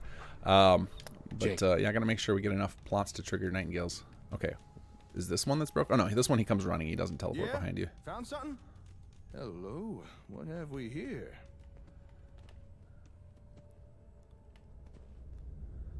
Okay. Oh, well, how about that? This holotape contains data for the different ASAM variants. You know, plot types, the different things ASAMs can be programmed for. I suspect Vault-Tec planned to copy the software. Let's see, we got residential, agricultural, and industrial. Whoa, hold up a sec. There's more data. Okay, time to tap into the water reserves here so I don't burn my voice out. Recreational plot? Commercial? Slick. I'll never forget the first time I ever streamed with a long stream with SS stuff, and the next day I could not talk at all. My voice was not prepared for that much chatting. Let's see here. Something wrong, buddy? There's data for 4 new plot types here. 4 more things that ASAMs could build. I don't think Robco ever released these variants. At least not to the general public.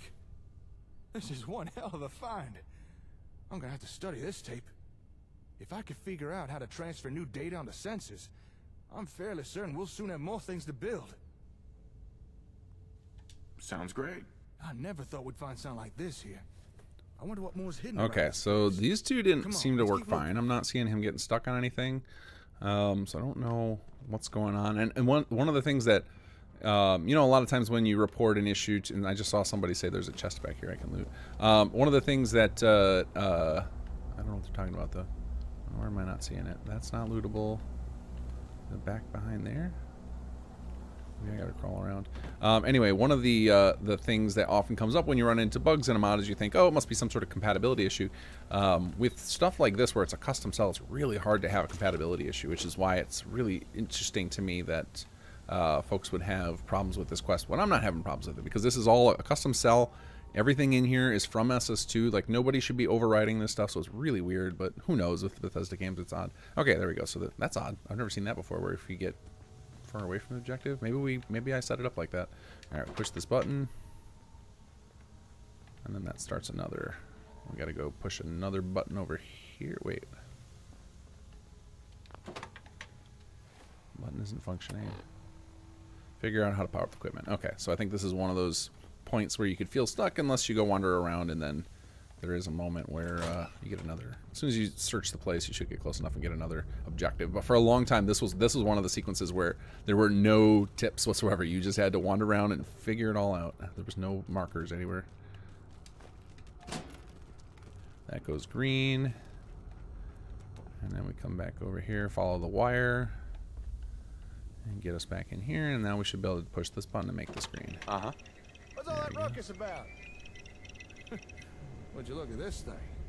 What were Vault-Tec trying to do here? And what's that noise it's making? Ugh, must be something wrong with it. All right, let's take a closer look here. We went back and forth so much on that weird noise it was making, because the first draft of it, Machine's picking up some kind of radio like for some of us on the team, was just like so irritating, and it was like, no, I can't handle this. Like, I don't want to do this quest anymore. I think we got to a good, decent volume and a sound that's not ear-piercingly awful, but I remember the first draft, it was like, oh, I hate that sound so much. Like, please just kill it with fire. But this is not bothering me that much. Flip it off and cut the power to the sensors.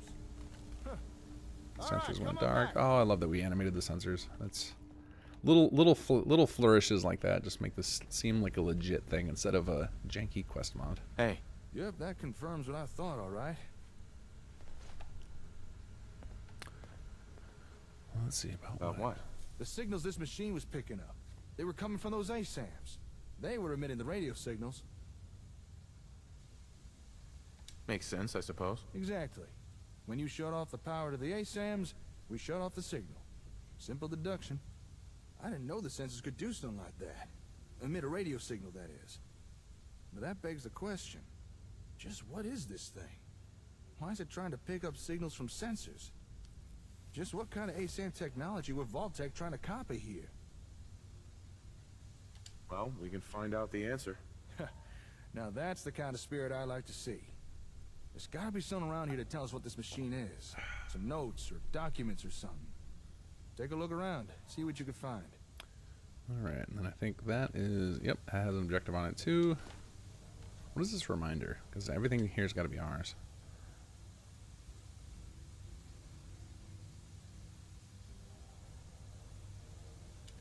Oh, that's probably to unlock this. I love finding stuff like that in this mod, because it's like I built out this this quest. Like, I was in charge of the quest implementation for chapter 1, and I had no idea that was in there. So that means Sarek or somebody else came back and added it in. That is fantastic. So there's a note. There's saying there's a key somewhere. He said he was unloading crates, so that must be what someone was talking about when there's a chest to unlock. I bet it has the key, and that'll let me unlock that. Well, now I just got to do that because that's cool. I love that we added that in. Let's see, where could it be? Is it over here? There's crates over here. Not that. You no. What am I missing? Where's this key? Now I want the key, damn it.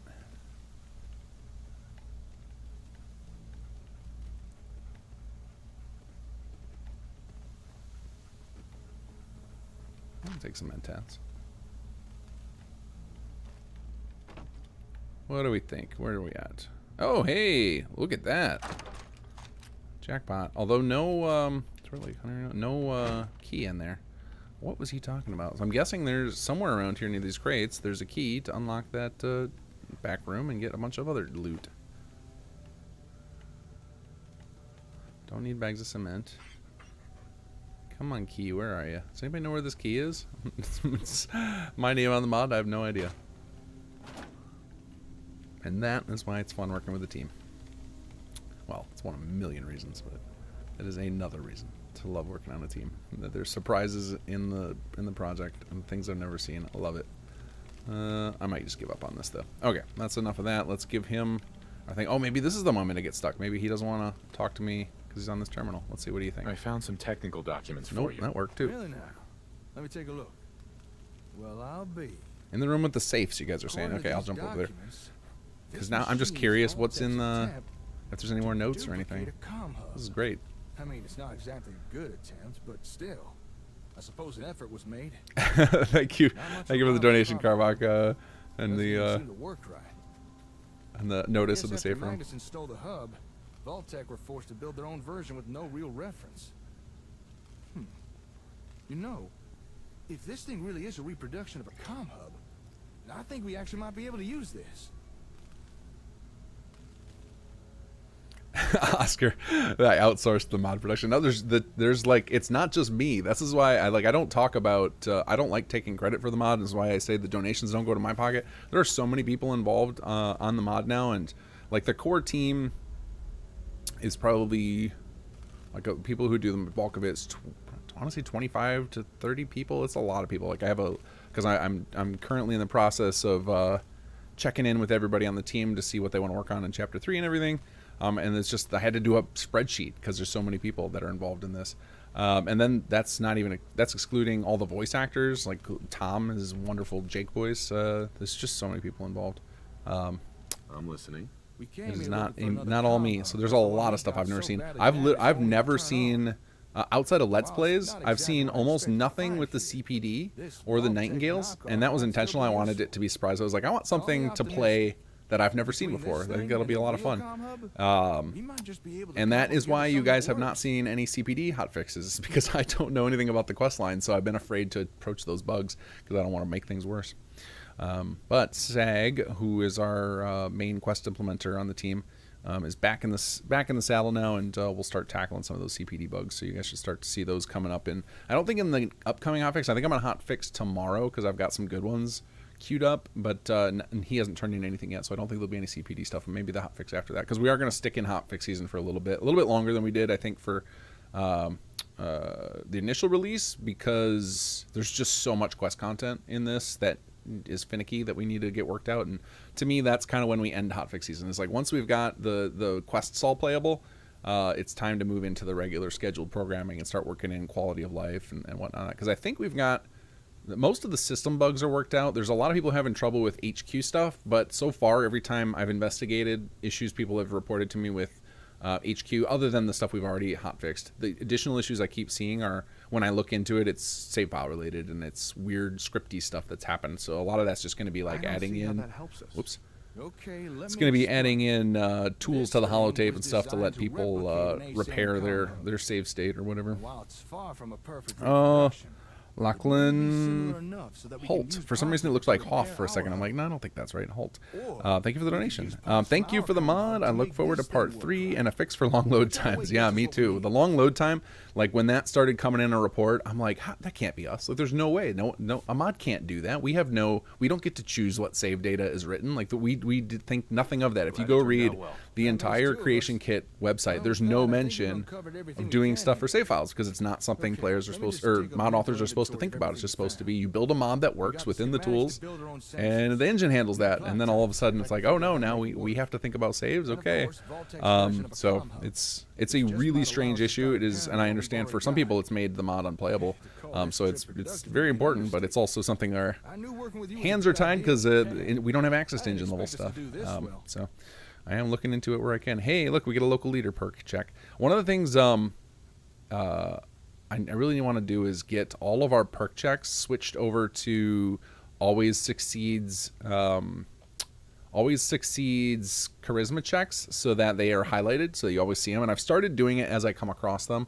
But there's so many. It's going to take a while to get all of them. But maybe one day I'll put up a thread where it's like, report any you see, and then it'll be easy for me to just run through the thread and update them real quick. Because it's easy to update them. Like, it's just a quick flag on the dialogue line, but going through the dialogue lines manually one at a time is very painful. Come on. Don't sell yourself short. Oh, thanks. I appreciate the sentiment, but you're the one who's making this happen. All right, I need to start gathering things up. Move everything we found back to the hardware store. Oh, wait, shit. I completely forgot. I meant to go meet up with someone. Let's see. I'm reading a couple of chat I'll while take kindly Jake's make all talking away them here. John Taylor, you've got no issues with CPD. That's cool. But CPD or CTDs during attack of GNN. That attack of GNN is insane. It's so crazy what's going on in that attack. It's really fun to watch people. Like, I'm gonna get absolutely wrecked when we get to that. Just wrecked. I'm gonna have to like go off camera and play through the main quest to make sure I've got all the support from different factions so I can beat it. Or I'm gonna have to God mode because that fight is nuts. It's like a skill check moment of like, hey, are you like level 30 yet? Because if not, you shouldn't be here. That's good to hear. And then I saw another little thing that caught my eye. Oh, Slangel, I love the variety of the speech checks that are used. So apparently we have at least one speech check for every single perk currently in the mod, because that was a goal Surik had to squeeze in. And then I think Cynical, who's I used to say was our like lead artist, but she's gone on to take on so many roles on the team that she's just like just wears a bunch of hats, does writing, and now some voice acting, and a lot of really fantastic 2D art. And she ended up working a lot of perk stuff into some of the quest lines she did. She did the Planet X quest and the Nightingale's quest line. A meeting? What are you talking about? An acquaintance of mine. Actually, it's the guy who got us the info on this place. Oscar, can we have SS2 prequel where we can play as the Ron and meet Jake as the Ron? Highly doubt that. There's so much stuff we would love. Like, if we were all like, say it was only like 2018 and there was no sign of a new Bethesda single player RPG on the horizon, and we were still at this point. There's so much more stuff we have in line that we'd love to do. Like, we got a lot of depth and lore we could go into, a lot more gameplay mechanics, but. So I don't see the Ron cutting the mustard there to get in front of what we have planned, or what we would like to do if we got to do everything we wanted. Whatever it is, apparently it's important. But I gotta start moving all this stuff back to the hardware store. So, do you think you could go check in with this guy for me? You'd be doing me a big favor. It's time to meet the Ron. Sure, I can do that. Thank you. This character, it's so bizarre to me still that the Ron made it. I mean, I know why it made it in, because I kept defending anybody who wanted to cut the Ron. For people who don't know the history of SS2, I've told this story many a time, but I'll tell it many more times. SS2 started out as Rise of the Commonwealth. So when Sim Settlements first kind of exploded, like, I released it just thinking it would be, about as popular as Salvage Beacons or anything else I'd worked on in the past.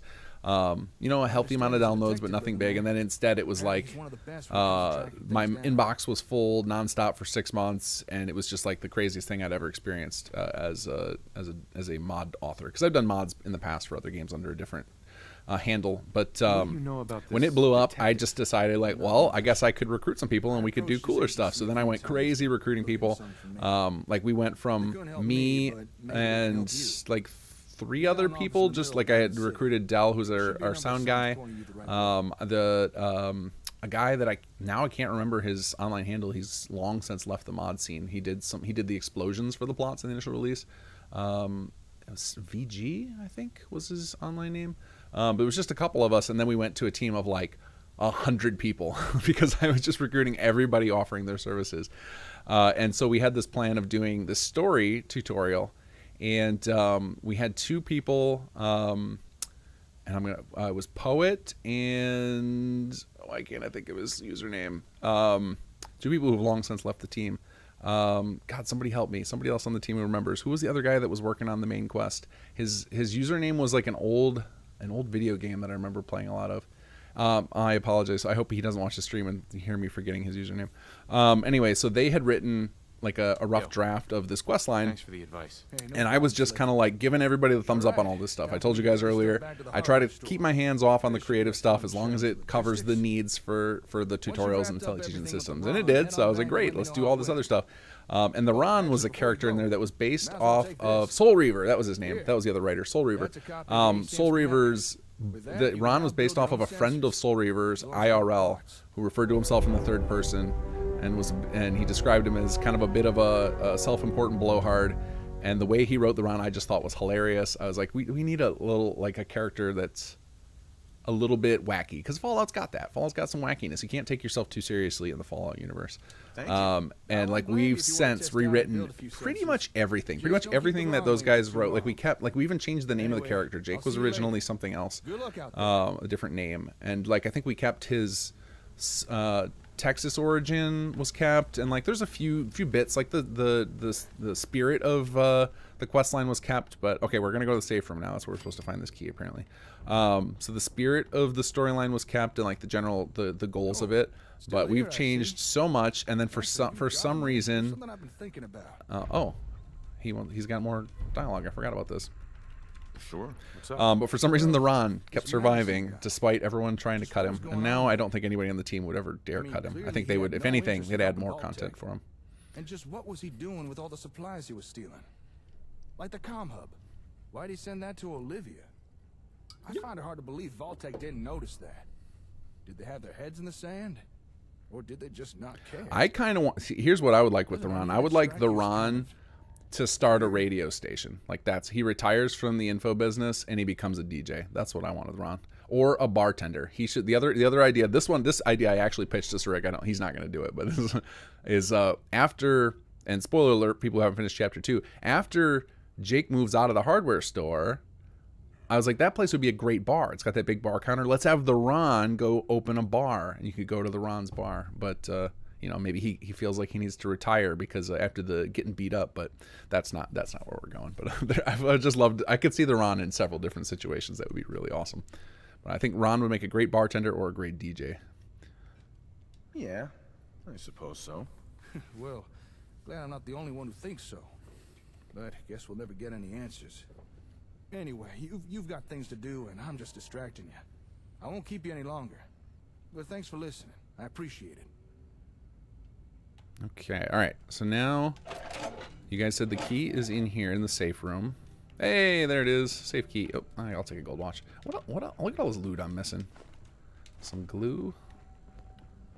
I think he's gonna turn me back into a loot monger. Hey, here we go. Let's get on the... Oh, empty. Stim back. I'll take it. Some mentats, sure. Taking that ammo. Don't need it, but it doesn't weigh anything, so why not? And this is why I end up hating Bethesda loot system, because now I'm just getting harder and harder to actually find the things I need in my inventory. And there's Mala before we know she's Mala. All right, let's head on up and go meet. I think we got time. Let's see. I want to play till 11, doing quest stuff, and then we'll switch over to just chilling and do Q&A, talk, and then I'll actually engage with you guys. I know I'm trying to here and there just because I know there's a lot of downtime where I'm just letting the characters talk, but for distraction reasons, I haven't been fully engaged, and we'll go full engagement. And so if you guys got questions for me, or like if you just want to ask me how to get past a stuck point in a quest or whatever, like I can tab out and open the CK or whatever. We can do all of that shortly. Prep your questions, and just make sure once we get to that, I'll mention it. I'll say, okay, we're in Q&A mode. If you want to post anything to get my attention, make sure you @KingGathme. It makes it stand out so much more in chat, and then I can kind of speed read through instead of having to try and keep up with the entire conversation.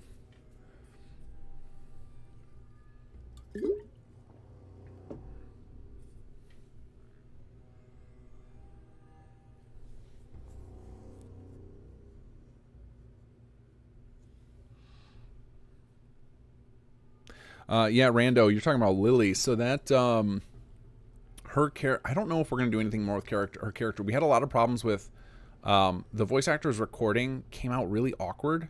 And like her acting is great. It's just like the volume of it was really weird, and we had a lot of problems with it. And I think she was going to re-record it, and I don't know if she did. but we ended up not doing anything more with her. But she did she was the one plant that we had in chapter 1 to let you guys know the disease system is coming. And I think we have plants for season or chapter 3 stuff in the mod that you can find out about, where if you like, when you come back and play, you'll be like, oh, they foreshadowed this, because we've been planning this damn thing for so long. Like the full story arc, I think we had figured out in 2018. And it's just taken this long to develop it, and then like once we got our development pipeline going, obviously we can do the chapters much quicker than the initial development now.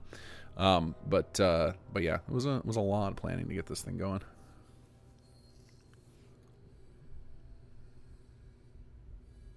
Yeah, see, I'm definitely this is definitely some sort of long save or something. There we go. Or it could just be, you know, you're loading into the Commonwealth and you're not far from downtown Boston. It could just be that too. I always have trouble telling the difference between that. Like for a while I found a way to trigger the long save by exiting Vault 81, and I realized, oh no, it's so here's a little thing about how the engine works for you guys, especially those of you who are interested in helping fix the long save and research it. So if you go into a cell that's just outside of the Commonwealth, outside of the overworld, it does not unload the overworld. Like the cells that are around there, it won't unload those from memory, because it knows that you're just one doorway away. You can pop back into it, and so it'll quick load. If you then go into a secondary interior cell, then it can start unloading some of that outer world stuff. So then when you go back outside again, it'll start, you have to wait a while for it to load up in the game. So we went into 2 different cells, so it unloaded a lot of the exterior. Same thing happens at Vault 81. You're in the exterior cell of Vault 81, like the security guard area, then you go in the elevator, that takes you to a second cell, so then the Commonwealth can start unloading, and then that's why it takes a long time to get out of Vault 81. Little stuff you learn when you're trying to solve impossible bugs. You start having to dig into how the engine works. There we go. At least we got this quest marker. I am not doing your quest, you crazies. Okay, coolest cat. We need to get to Diamond City. So one of the things I'm a little bummed about is we didn't think this through order-wise. Is it would have been cool to have the 30 settlements done by the time we went to Diamond City, or the 30 residential, so that we could run into the Nightingales on the way here. But that's okay. We will just go over there and talk to the Ron, because I think we got 12 minutes. We'll see if I can make it through without getting ambushed and killed over here on the way. I think there's a bunch of super reads up here. Yep. All right. Maybe because it's dark we'll be able to get past them. But let's just not even fool around with this.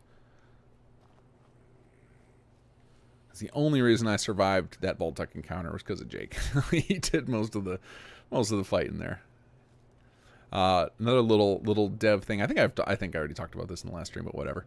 One of the goofy things about Fallout 4's AI system, and there's probably a workaround, but I haven't figured it out yet, is NPCs always grab the weapon with the highest damage. Oh yeah, he's got a rocket launcher. And so I haven't found a way to like lock a character into using a particular weapon, and I don't know how Bethesda does it, like how they keep each of the characters using their standard weapon, but maybe they don't. Maybe it's just like what's his name? Preston always uses the laser musket because it does a high DPS. So anyway, so our solution to make sure our characters keep their weapon all the time is we just make them way too high DPS. So Jake's laser pistol is OP, Aiden's weapon is OP, so they end up, the side benefit is they end up being really useful temporary companions. Like they're just really good. Lupe, so Lupe ends up being, well, you guys don't even know Lupe yet, for those of you who haven't played through, so chapter 2 spoilers. When we get to Lupe, so Lupe was supposed to have something that I had told Sir Rick, our lead writer, that I would do, and we've mentioned this, a lot of stuff gets cut because of time. A lot of ideas that are totally feasible, we could do it, but like one of the things we wanted to do with Lupe was have her be a kind of an engineer combat character, kind of like engineer, like in a lot of other like class games. So she was going to deploy a turret, and that was going to be her. I was going to fight in her stead, and I know how to do it. It's just time. It would require a lot of manipulation. It would just take a lot of time to design that. Like the initial making her drop one, no problem, but then making her, kind of hang near it, maybe do a repair animation once in a while, pick it up at the end, like all that would have just added a ton of troubleshooting dev time. All right, let's help out these security guards because it feels like the right thing to do. See, I can't not RP a little when playing. Wait, did I? Oh, I bet my Molotovs got. I probably unequipped them at some point and then died. Oh, we'll do some. Have a grenade, buddy. Got one. Actually, I want Molotovs. A lot less. Require a lot less. Aiming. How about you? I'll get you a little higher. Come on, you're so close. I think he died, but I don't think I get credit for that kill. Alright, can we get the legendary? No! Shot that right out of the air. Oops.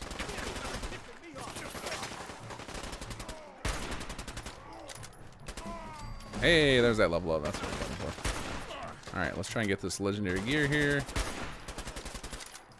Hope it's something reasonable. Alright, how do you get up there? Is there a stair right in here? Oh, dog meat's already up there. Way to go, doggo. Oh, he did see me. He doesn't see me. He doesn't see me. Oh, God. Come on. Dog meat. Get his attention. Grab his arm or something. There we go. Alright, what do you got for me?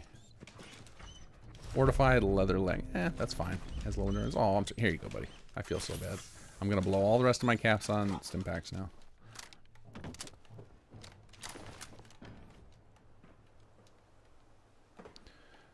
So another dog. Speaking of dogs, for those of you guys who don't know about Little Cola, we need to go do that quest. Cola is based on my IRL dog Atlas, who's actually a male French bulldog, and we made the one in the game a girl, mostly due to player dialogue line availability.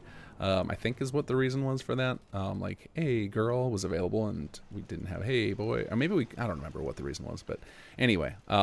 So I had on my board a plan for the longest time to release a alternate or a version of the small dogs that does not require some settlement, so that people can get access to the dogs. And two reasons for that. One is that the mod or all the dog stuff was pretty much made by HCG Grill and Turkey. Like, I set up the integration with S2, but they pretty much did all the work for the NPCs. So I wanted to release it as a separate mod and give them all the donation points for it, because they deserve the credit and the reward points for it. And I think a lot of people would love a small dogs mod that didn't require going through the depth of the pet store and everything. But I also want to do it selfishly so that I can have Atlas as a dog and just running around with me as my companion. I live here. You can't just lock me out. Damn it, Danny. Open up.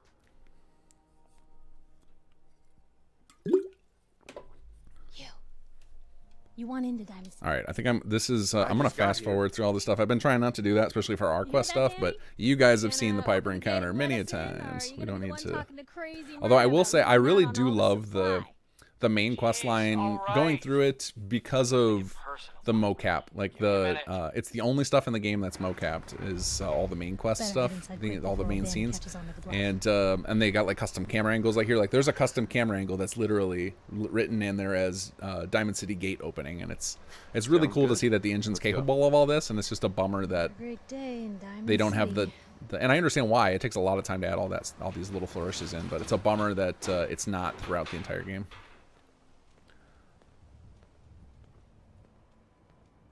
Piper, who let you back inside? I told Sullivan to keep that gate shut. You devious, rabble-rousing slanderer. The level of dishonesty. Okay, we're just gonna run past this. Sorry, guys. I'll have that critter scrapped for parts.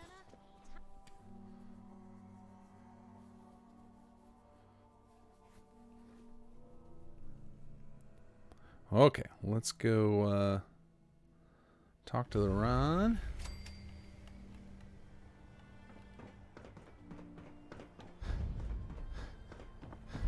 Oh, I forgot I was going to make it daytime as much as possible. Although it's probably pretty bright in here. I don't know. There's this game, when I watch people stream or watch people's Let's Plays, I feel like anytime it's dark, I struggle to see what the hell's going on. So let's, 3 in the morning. Let's pass time 4 hours. Here we go. Why don't we ask the newcomer?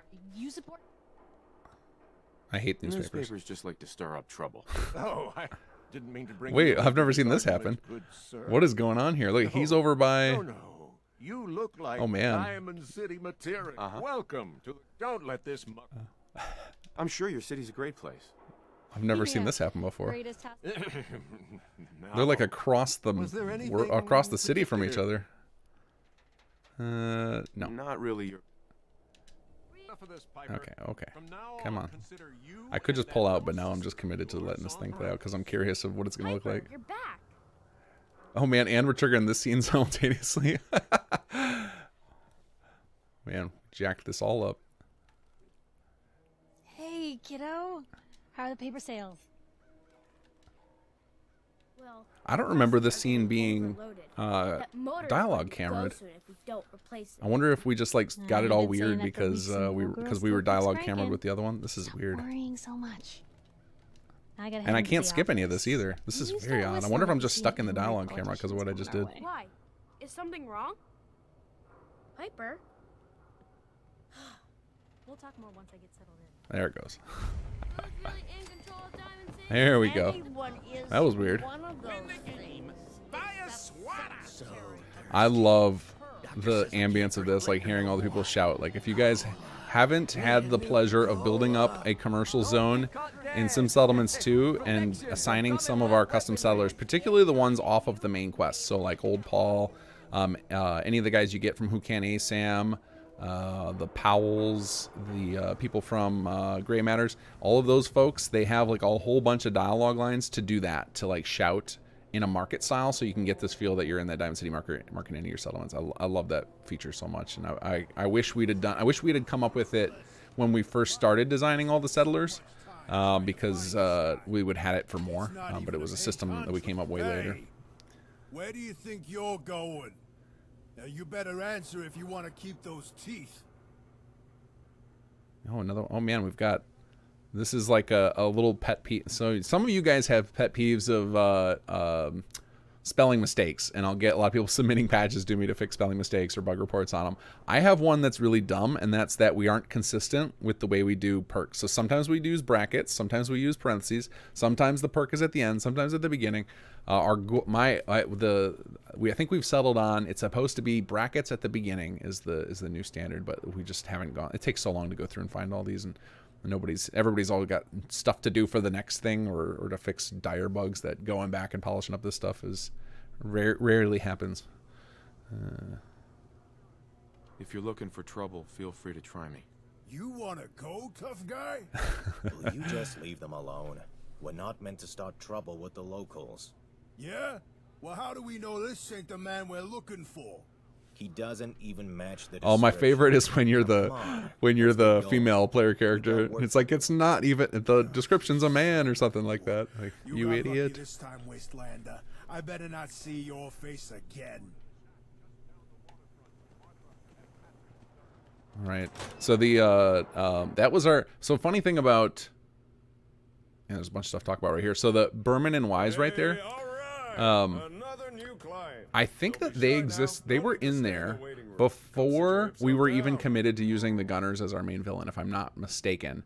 And then once we realized we needed to use the Gunners as our primary villain due to a lot of logistics with the base game and because they were just ripe for it, is that we then expanded on those characters. I'm pretty sure that's how it went down. But I was going to talk about with the Ron, with this whole sequence right here. For the longest time when you came in here, it made you look at the floor, and we had no idea why. And there's one day it just quit happening. No idea what we did to fix it, which was pretty funny. And this whole scene of him calling you over, I'm trying to let it repeat because I think yeah. So he starts saying goofy stuff if you wait long enough. Like I think he Well there. Did it just get offers you cooler in pie at some point if you stay back there. Hey maybe there. he did it already. Oh, And that was yeah. because I was talking and I like didn't that notice it. look. The kind that says, "Don't start trouble with me unless you're cruising for a bruising." I can tell you're a guy with his head on straight. The smart, sophisticated type who really understands the way of things. Who the heck are you? Whoa, slow your roll. Are you telling me you don't know who I am? You have the distinct pleasure of talking to the coolest cat in the Commonwealth. Everyone calls me the Ron. And you can too. You have information I need. Well, of course I do. Wait. Have you now? How many of you guys have noticed the Ron's billboards? Because I feel like I don't even notice them anymore because the artist Fuji who did them, like they blend in so well with a lot of the advertisement style in the game. They're one of those little things.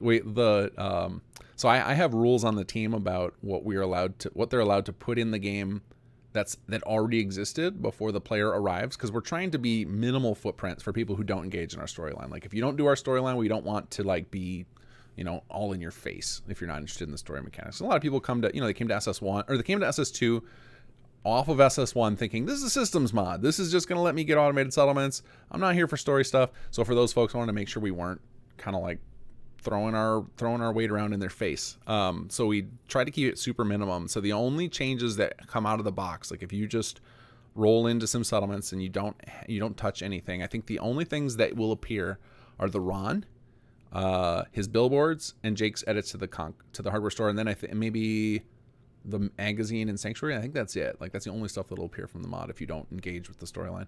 And then obviously Jake showing up as soon as you build a recruitment beacon. But the Ron's billboards were one I was like fighting so much where I'm like, oh, that feels so intrusive, but it would be hard not to give the Ron the presence that he's always existed, or that he's existed before the player got here, and that he has some background with all the other characters. We had to do it. Especially that billboard is beautiful. It's so funny looking. What do you know about him? Oh, Jake. That hound dog's a good guy. One of my best clients. I'm not gonna pretend I understand all this ASAM stuff he's doing, but he's got his reasons, and the Commonwealth's better off for it. Oh yeah!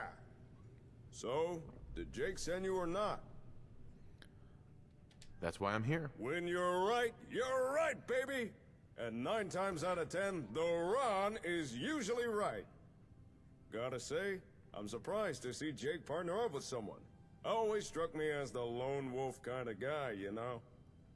But any friend of Jake's is a friend of the Ron's. Now, let's get down to brass tacks.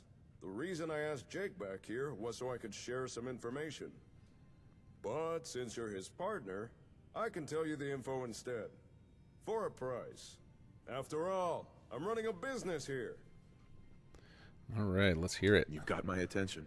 Let's hear it. As Jake tells it, you and he are building up settlements together. I feel like I can't interrupt his performance. This is like the Ron is such a big personality, but doesn't get a lot of time in the mod. And I think we're gonna fix that. I think chapter 3 he gets like he gets something bigger, so that because we kind of left him on a sour note in chapter 2. He looks like a big dope. So I think he gets his. I think he's gonna get his final moment in the spotlight and the time to shine in chapter 3, if I'm not mistaken, from what I recall of the meetings we've had so far. Of course. But you can't when did we add that in?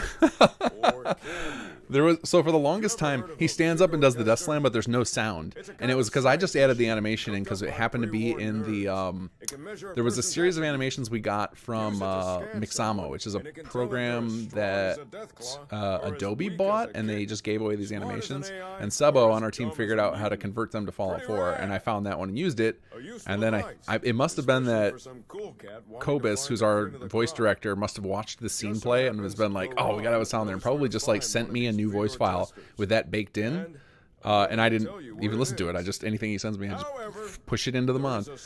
That's great. For this information. 300 caps. Sound fair? You can. You're a businessman, right? You can do better. Ain't no one who can say the Ron don't know how to business. Let's say 250 caps. You sly cat. Is that the best you can do? Oh, you'll bleed me dry. 200 caps, but no less. I could just do what if I don't pay. I want to, especially because I think Jake gave me 300 caps to pay him. So I netted 100 here. The info the Ron could dig up on the Vigor tester. Now, according to the Ron's records, last known location of the tester was Vault 81. But dig this. That vault's still active. Still has residents inside. So, common courtesy says you knock first. If you can get inside... Oh yeah, I'm gonna have to go find some fusion cores again there. I don't know if I have any on me. I might, because I haven't been playing with the power armor. On a side note, If you're looking for able settlers, I could go. Let's see. I'm trying to think if I have any. I could leap. I think you can leap onto the church roof with a running start from somewhere, and then you can leap onto the. I think there's a way to get onto the roof and just go grab the fuse core, so I don't have to deal with. Although I already did grab Preston Company, so I don't have to go deal with the Preston stuff. But I think I already did. Yeah, they're back at the settlement now. So yeah, I can. Who are these people? I can go grab that fusion core. Things, they come and see the Ron. And sometimes people want to know of a good place to settle down. That note has a few names of such people. Those wanting to find somewhere suitable to start a new life. If you're in need of skilled people, you should follow up on those names. Oh, Carl, you can talk your way into Vault 81? I don't remember that. I thought you always had to have the fusion cores. All right, cool. Thank you. I'm sure. So the two quests that he just gave you to do the Powells and Anton, those are ones where I'll save toward later. Like I would love, and same with the sewer mutants. I'll probably go do those at some point if we keep this, if the series goes on for a couple months. But otherwise, I'm just trying to get now. I just want to get to. I want to focus on Chapter 2 stuff, so that's why we're doing the Conquered, and then we're gonna get through Chapter 1 so we can transition into Chapter 2. Hey, want to work? You interested in coming to work for me? I have a good spot. This, I think, is the line that gets used the most in SS2. If you want to come work for me, because there's not a lot of times he said, or not a lot of ways the player says that. So I think we use it in like 10 different quests, which is a bummer, but that's what we're stuck with the player lines. I think we did a pretty good job of using a good variety of player lines of like where it doesn't all like there are definitely some quests, some of our side quests where it feels like we really were lazy with the player lines, kind of ham-fisted, a lot of just yes and no's. But man, the main quest went kind of crazy with the player line. Well, Sir Rick went crazy with the using different player lines. Feels very natural to me. Okay, so I think we can talk to him again. Welcome to the Ron's Information Emporium. How can the Ron help you today? Okay, so yeah, if you talk to him again, so here's some interesting stuff to know about this little setup. So one is he has a Radiant system, so if you do looking for work, looking for a job, you can, and I don't think a lot of players know about this. Well, those of you who do the recruitment, get into the Excel recruitment, you know about all this, but for those people who just play the mod for the story, probably don't know about this. He's supposed to have a system, a barter system, but I don't think we ever set it up correctly. And the whole idea was he was going to buy anything information from you, so overdue books and newspapers and anything information, and I don't think I ever found a good way to do it, and so we just kind of shelved the idea. But he does have a barter, but I don't know what he sells you. And then the Ron is the best way to get access to all of our custom settlers. So we have something, I think we have 52 recruitable settlers that will appear at your settlement, something like that. It's a really crazy number. And the best way to find them is through the Ron, because you can pay him and then he'll put quest markers on them. Otherwise, you've just got to stumble upon them in your settlements that have a lot of visitors. So settlements that have commercial and recreational. And then there's a bunch of settlers that are gated behind settlements with certain makeups. So you got to have a settlement, with a lot of industrial or a lot of agricultural, and then that will draw them in. I think all of this stuff is spoiled on the wiki. So for those of you guys who are not interested in experimenting, figuring that out, I'm interested. You can go on the wiki and figure it out. But the Ron is your best way to find those without having to hunt around the Commonwealth and stumble upon them. Here, I'll mark the location on your Pip-Boy. Find the info and bring it back. You dig? All right, now let's see. I want to go to the other dialogue choice here. I'm curious what his barter does right now. Let's trade. Yeah, so I think he just buys anything now. We were going to try and limit it and have him buy off a lot of the stuff that would be useless to other people, but I just couldn't figure out a good way to do it. And there was we had a couple of really interesting ideas for him to give the impression of him being an information broker. Like I think we were going to do something like he would sell you tips. Like it would be you buy a random tip from him, and it would mark a location on your map, or like as unexplored, or mark give you a miscellaneous quest objective to go talk to an NPC that would start a vanilla side quest, stuff like that. That was something we wanted to do, and it just kind of it was like whenever we're dreaming up ideas of what we can do, we go way too deep with it. We're like, yeah, we can do that, because I just think about whether it's technically possible, and then we got to rein ourselves in because the feature creep gets crazy real fast. But no reason not to tell you guys about it. Maybe one of you guys will be inspired by some of these cut ideas and go do it yourselves. Happy to approve patches and content additions to the mod. Love seeing add-on packs come out, especially We haven't gotten as many for SS2 as we got with SS1 of just odd little changes to things. Like there was like a mod that changed all our lights to have shadows in SS1, and some to adjust some of the settings and things. We don't get quite as many of those for SS2. I think it's because it's a little harder to. I think people are probably a little more intimidated to edit this mod because it's got a lot of stuff going on. So asking about the store. So I was supposed to talk about that. So when you ask about the store, that is what starts the settler thing to be available in the future. So then after you complete, so if you ask about the store, you can do it anytime. You don't have to do it in any particular order. But he asks about the store, and then after you ask him about it, if you've completed his 2 miscellaneous objectives, if you've completed the what are they? Speak with Anton and speak with the Powell's family. If you finish both of those, then he'll offer up the service to find people. I think if we talk, let me talk to him one more time, because I don't think we hid this. This wasn't meant to be like a hidden thing. It was just supposed to be a. In fact, there's a point in the main quest. See you later. I think after you do go do those 2 side quests, there's a pop-up that tells you go talk to the Ron. But he'll have a recruitment option there. Is what he's going to get. All right, so that's. I think that.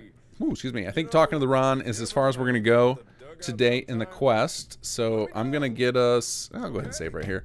We're gonna save this so that I have a good LP day 3 end of session. This went pretty smooth. Like we had the Craig problem, but the main quest played out perfectly. I didn't really get a lot of long saves. I felt like this was pretty good. So awesome. So let's move on to Q&A. So now I'm just gonna hang with you guys until, I don't know, we'll hang out an hour or 2 depending on how we're going. Definitely an hour, and then more than that if you guys keep it coming. But I'm gonna scroll back up through chat a little bit, see if there's any questions I missed, and then I'm gonna go back to real time. And so if you got anything you want to ask me, you want me to show you, talk about anything, just make sure you tag me with @KingGath so your message stands out in the chat. And then for those of you guys who are just here to watch the gameplay, I'll see you next week Wednesday. But otherwise, let's see what we got here. So we got we got some stuff coming in. Awesome. Let me move some stuff around. Give me a second. I'm gonna COC back to Sanctuary, so that way if you guys have stuff you want to see in settlements that I can show you, like with plots or whatever, I can just do that while we're in there, and then I can roll back to this other save. Let's see. Joshua, what is it? Arnie? The other one NPC that's captured by raiders for the pastor's board side mission is Hardstock. Yeah, I ran into that, so that's a bug. I ran into that earlier in the stream, and it will be fixed in the next 2 hotfixes for sure. Now that I have a save with the exact issue. All right, then I'm going to do my little timescale thing. Set timescale to 0.1 so that the weather stays the same and I can have a nice bright thing on my screen. Okay. Oh, but we need to walk away from the hammerers because that's going to drive all of us insane. Let's go far over here. Okay, let's see here. Candied Skull, any advice to people... hold on a second. I gotta move over this way a little bit so I can see better. Here we go. Any advice to people leading or working on mod projects, assuming they have mod creation experience? Any advice? I think it's the same advice most people would give people who are taking on a new project or new creatives, is like to rein it in, start small, and just try and get stuff done. This is one thing, like, I think many people on the team probably, like, if they were going to openly fault me on stuff, it's that I will cut stuff that they found important to them. And that's you have to cut a lot, because to me you've got to be releasing all the time for a variety of reasons. One is it keeps people interested, the general, like the player base interested, and it keeps those of us on the development team interested in it, because then we're actually getting the feedback, and that like keeps us fueled. So I'd say the same thing. That would be my advice to developers is like of these big mega mod projects. I think it's really smart of some of them who have been doing this, of releasing, like London's been doing it, Miami's been doing it, of releasing some of their content early. To just remind people the mods being worked on, and it gives, they get some positive feedback, people being excited about their stuff. I would highly recommend doing that as well. Of take on a small project, release it. If you want to get bigger, just learn. You'll learn and build on what you did prior, and just be focusing on releasing stuff all the time. Come up with some sort of schedule where you're going to be releasing stuff. You don't have to stick to it hard, but just be aiming to like get stuff finished. So even if it's not perfect, it's a buggy engine. People have a pretty high tolerance for problems, and the nice thing about those of us who love Bethesda games is we just stick around forever. So you'll always have an opportunity to patch in fixes and get stuff. I'm not suggesting you release buggy content. I'm just saying that you know, you don't have to aim for 100% perfection. Like you should be aiming for if you want to release something and walk away from it, then yeah, you should be aiming for perfection. But like I'm around all the time and I'm gonna keep answering questions. We got a great big community, so like we're aiming more for, we want to just keep getting stuff out there, and so we don't get we don't want to get bored on the development team, you know, like, because it's a hobby, right? It's not your job, so you got to make sure, you've got to worry about your own sanity and your own love of the project as much as you do about the player's experience. That would be my advice. Make sure you keep releasing so that you keep inspired. Let's see here. And Ozlad, would you give us a tour of your sanctuary? Yeah, it's a pretty lame sanctuary right now. I just built the minimum for the quest if I had a hammer. And so it's just a little bit of stuff over here. If you want to see a sanctuary where like I really got into it and went crazy with it, go poke around. What season was that? I think it was season 2 of my Let's Play series on my YouTube channel. There's I think if you go like middle of the season, you'll see then there should be a playlist with it. You'll see like what I did with the sanctuary, where I went really crazy with it and really got into it. That would be a better example of what I like to do with my settlements than this. This is never going to be, I'm never going to spend a lot of time really fleshing this thing out, because it's just not the goal of this particular series. We're focusing on the quests and storyline stuff, and then I'm going to build, I will end up building out settlements for the sake of explaining mechanics to you guys. Like I want to build up the caravan networks and do all that, but I'm waiting till I get all the plots to do that stuff. And then I'll probably build up a bunch of commercial in ones so that you guys can see and assign a bunch of those named people, so we can get a little bit of that. But ironically, in the mod sim settlements during the Let's Play, I'm not highlighting the settlement gameplay, mostly because I think we've really shifted a lot towards story content, and then this kind of becomes this is kind of like the thing you do in between the story content, and you guys all know how to do this. I feel like the Sim Settlements gameplay loop has been around so long now that you guys, I think people are less excited to see me do this, but maybe I'm wrong. Maybe you guys want to see me do more building. If that's the case, I can definitely make that maybe I'll put out a poll on the YouTube channel about that, whether you guys want me to spend some time doing more building than just playing storylines stuff. But I definitely want to showcase the chapter 2 stuff before I would go do some building. But we'll see, because I used to split it when I did Let's Play series. I would split my time. We would do like a half hour of me playing through quests, and then 15 to 20 minutes of me building in a settlement, working on a settlement, because it is some settlements. But when I set out to do this Let's Play, it was like I want an opportunity to play all this the quest content so I can look for bugs and show it off and talk about some of the dev background stuff. But yeah, I'll put out a poll maybe this week. Let's see. John's gonna send me some 3D art. Awesome. Yeah, no rush. Like we just started the early meetings for chapter 3 to figure out what everyone on the team's doing. So I can't really until I get until I get everybody like on board and they know what they're doing. I don't have the bandwidth to bring on additional people yet. Anyway, I'm just kind of in early talks, so it's no rush. Let's see here. The Ron is a companion win, Fishwash. Yeah, I don't know if we're gonna do any companions or not, because to do a companion right is a lot of work. You know, like the gold standard would be something like Inigo, which we're definitely not gonna do. For Inigo is a mod for Skyrim. For those of you who don't know it, the companion is the most insane. Like it feels like a real person, even though it's a Khajiit. It's crazy how deep that character goes. If we do any companions, we definitely do anything like that. But I think there's talk of Jake as a companion eventually on the team, because everyone seems to love the character and he's got a huge pool of lines already, so it wouldn't be that difficult to it would be more realistic to kind of take a bunch of those lines and manipulate them into a way where they work in different scenarios. Because what you really want in the companion is for them to comment on what you're doing, right? So you want them to have things to say about decisions you make, not just you don't, if we, like, let's imagine Jake as a companion. You don't want to just see Jake dislike that or Jake love that up in the corner. Like, that feels like a lame companion. You want them to, like, comment on stuff you're doing or, respond to your choices in quests, and that's a lot of work. So, I don't know if it'll ever happen, but Ron, definitely not happening. Let's see here. King, cannot go 82. Crimson Rider's Obedient Concord group mod removes the hammering. Yeah, there's a bunch of mods that remove the hammering. I just need to get a little distance from it. I actually don't hate hammering in general in this game. Like, we use it a lot in HQ because it does give the feel of construction. I think my issue with the ones in Sanctuary is they never go away. It would be cooler if they eventually went away, Like if it was like, okay, they hammer for 6 days and then the house gets fixed. You know, that's kind of what we're going for with some settlements, is we want to see some progress happening instead of them. They will just hammer for eternity if you leave them there, which is kind of a bummer. Let's see here. Julian P. Comics, do you know if subversion conflicts with SS2? I don't know what subversion is, so but until chapter 2, we had not conflicted with anything in a way that what I would say would be our fault, because all of our stuff is dynamic, with the exception of that stuff I mentioned earlier, which is the magazine on the workbench, Jake's Concord hardware store, and the Ron's place and his billboards. Those are the only things that exist in the game that aren't script added. So, and we don't do vanilla edits on our team.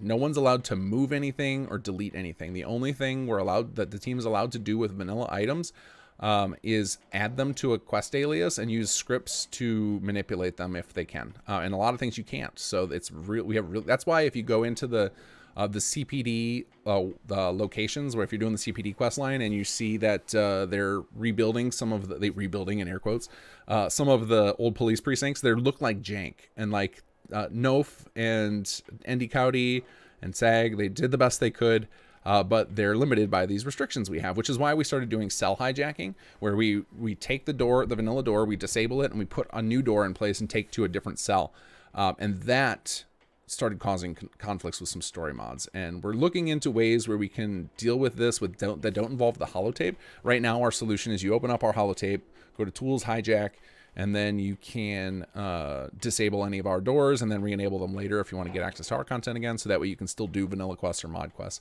But long term, I would love to, if I can come up with an easy system to where it could auto detect that and like display you the correct door, but that's going to end up being a challenge. So I think to start, what we'll end up doing is just working with others who know the mods that are conflicting to put out patches so that it just moves our doors, and then it'll just be a little unimmersive. There'll be like 2 doors in the same location next to each other that go to different cells, but at least it'll be like an easy solution for people so they don't have to dick around with a holotape. Yeah, I don't know what we're gonna do long term, because it's really hard to not conflict with other story mods. Like when we're all working in the same space, there's no way around it. You're gonna conflict with some stuff. So story mods we're starting to conflict with because we needed locations. We gotta have stuff happening, and we want it to be in the Commonwealth because it feels like then you're just building onto this world Bethesda has, adding depth to it, and I really love that feeling.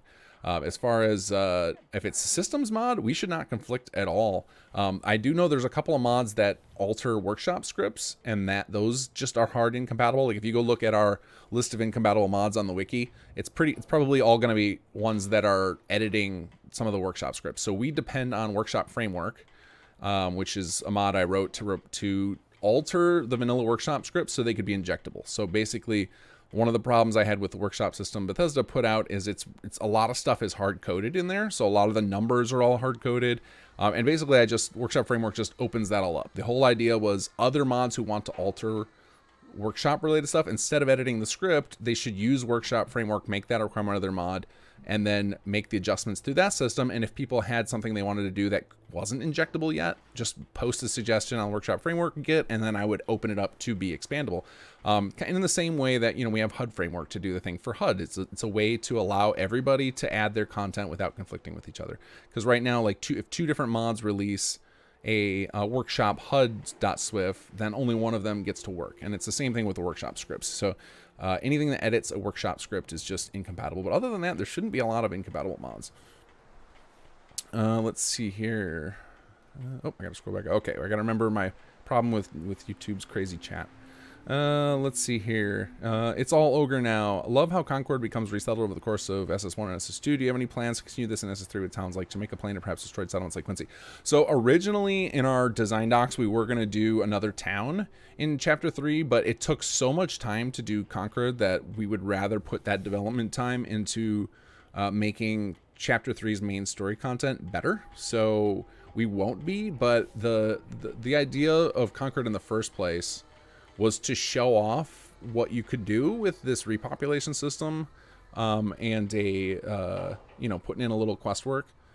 It's it's shockingly, there are a lot of great voice actors out there who love to do stuff for Bethesda mods. So I really think that anybody, if you learn the modding stuff, it's not a tall order to get voice acting into the mod, or into your mod. It's actually not that hard. There are tons of people willing to do it. There's a lot of great sites where you can do it. So I would love to see more people do that. Take more towns and do what we did with Concord. And we have and people, anybody interested, like especially add-on pack authors who already know, you've dove in your feet. That's not a word. You've dived into working with some settlements, so you know how to work with a lot of our systems already. I would love to see some of those guys do some of that. But anybody who's interested in modding, you've never done it before, I think it's really easy. It's now, obviously I've done it a lot, but I've tried to give everybody a path into it, because that to me is always the hard part of starting a new skill. Is like there's so much information, and just having a path to get started. I've got a series. It's called Bethesda Mod School. There's a playlist on the channel, and it kind of gives you an introduction to a lot of different parts of working in modding. And two of those little lesson plans are for quest making and dialogue trees, and you can get the basics figured out from there. And I feel like once you have your basics down of a new skill, then you start to learn the questions to ask to graduate beyond that. So I think we could see other mod teams or other individuals do the Concord thing to some of those other towns, and I think it would be huge. You're right, Jamaica Plain's another great one. I had forgot about that. Jamaica Plain, Lexington, Quincy, University Point. There's probably a couple others of just like there's these densely populated areas from pre-war that aren't downtown Boston, which would be just a bad idea to do it down there.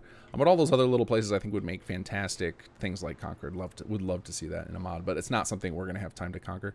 And I think that's kind of the way we tend to go in general. That's why like all of our building plan classes we ship with one building plan. Maybe we'll do one for an interior as well. But that's kind of where like showing here's what's possible. And then we open up the system so other people can inject their content too. So it's become a community project. Like some settlements would not be as popular as it is if it weren't for all the add-on makers adding in their design flourishes and making it a little bit their own. And we have done the same thing with the world repopulation system and the HQ system. And I've started working on the add-on makers toolkit updates. It's going to take a little longer than it has in the past because some of the new systems are really complicated, but World Repop, I might actually be able to put up on the add-on toolkit stuff on the wiki. I might be able to have that done within the next few weeks, because a lot of it I already wrote for internal for our team to be able to work on that. And so I just need to kind of like polish it up and take away stuff of like, there's probably a lot of things like in there. If you get stuck on this, just DM me. Don't want that in the public documentation, like stuff that were just notes to the couple of people that I knew would be reading it. So I could probably transcribe a lot of it over, because I tend to be, whenever I write tutorial stuff, whether it's for public or for the team, I tend to try to eliminate any what's the phrase, I don't want there to be any room for mistakes, like not because I think people are idiots or something, but just because when I read tutorials I get really irritated if it's unclear what I'm supposed to do. If I'm like, wait, is he talking about this menu or that menu? So like I'm always very explicit about like what you like, right click here, press the L key. Like I'm very step-by-step oriented, and I do that even in our internal documentation. So a lot of our internal documentation is almost ready for public consumption. So World Repop is in a good state like that. HQ, the documentation, I did internal documentation for that, but it was so early in the process that I think a lot of it's obsolete now. So, but we'll get all that out and we'll get more people putting stuff in. So, went totally off the rails there on your question. But no, we're not. So no, we're not going to do it ourselves. But I think other people could do it, and I think the community would love it. I think that this is the thing. I think this is the direction that I think RPGs are all heading, and you're gonna start seeing it in more AAA titles. There's already a lot of it happening in them, where you start to see like there's a lot of pretty much any game now has like a base camp system or something where you're building up, you're making choices and spending resources, and it causes like new characters to show up. That's pretty common, but I think you're gonna start to see your player decisions expanding throughout the rest of the world, so that like as you make decisions, you'll see things changing in the game world, because I think that's like the evolution where the game engines can handle it now, the hardware can handle it now. Fallout 4 can't handle it, yet we're doing it anyway, which is why that's one of the things I'm really excited about Starfield. And I've talked in the past I talked about a lot last week, about how we can't wait to get to Bethesda's next engine, and that's why we want we want to get SS2 story wrapped up so that we can play in their next sandbox, because it would be crazy to think like we're able to pull off a lot of this in this rickety old engine. I know not for all of you guys, 4 guys on Xbox who just deal with crash hell if you go hard on our mod, but we can do this in Fallout. I think like the next evolution of the engines will be able to do just insane stuff. Okay, let's see. I'm probably like 10 minutes behind now on chat after I went off on that tangent. Coyote J, I just want to thank you for this mod. It's great. You and your team have knocked it out of the park. Thank you. Appreciate that. I will feel the same once we get this stupid save bug fixed. I feel terrible that so many of you guys are having to deal with long saves. Especially some people talk about having to deal with 20-minute saves. Like that, to me, that's instant uninstall. Like bye-bye sim settlements, you're gone. So thank you all for sticking it out for those of you who are having bad problems like that. That's miserable. Let's see here. Gem L Pro, you mentioned at the first live stream that after the team is done with SS2, you guys plan to pass the torch to the community. Maybe I understood just what you wanted to confirm. Yeah, the goal is going to be, so what I have planned right now is we're going to keep patching the mod right now, and we're going to add in more content after chapter 2 to add quality of life stuff. There's a lot of content that got cut that didn't make it for release that we're going to finish. And obviously bug fixes galore, and then we're going to release chapter 3 sometime this year. That's the plan. Like God, I hope it doesn't take longer than that. And then after that, once Starfield comes out, internally we'll be figuring out what we want to do next. Is like, is this game good enough to mod? Are we ready to go work on our own game or something? Some people are going to just move on and be like, yeah, I'm done modding. I want to go do a new hobby, or I want to become a gamer again. Because I'll tell you, once you get deep into modding, you barely consider yourself a gamer anymore because how much free time it takes up. And it's not like free time. I don't think anybody who puts the time into modding regrets it. You're just so excited. It's so hard to play a game when you know that you can change it. It gets really addictive. So I think some people are just like ready for a break after years of doing this to game or whatever, and some other people need to like focus on their careers or whatnot. So what I want to do after we release chapter 3 and after I've worked out all the bugs is start, instead of focusing on new content, is focus on things that will help the community kind of take over the mod, in a sense of like, I want to release all of the make the gits all public so that people have access to the raw source with all my comments rather than having to decompile. I want to create a framework version of the mod so that people can have a lightweight version without all the story bloat. For the people who are just tired of the story content or like, I just want the systems, because we've already made it like that. Like all of the systems can be pulled from the story content. It'll just take a little doing. And so like, I just am not spending the time on that right now, because I'd rather do it one time later than have to do it every patch, like to create a disconnected version, which is what I was doing during Conqueror Dev. I had a framework version and it was just a bunch of extra work and I had to stop doing that. So yeah, I just want to do as much as I can to like make sure this mod can live after I'm moving on to other projects. So make sure that, and because nobody else on the team would volunteer. I don't know, maybe they would, and they just haven't. I'm misjudging them, but I don't think anybody else on the team would volunteer to take on the role I have on this mod of all the bug fixing and the community engagement and the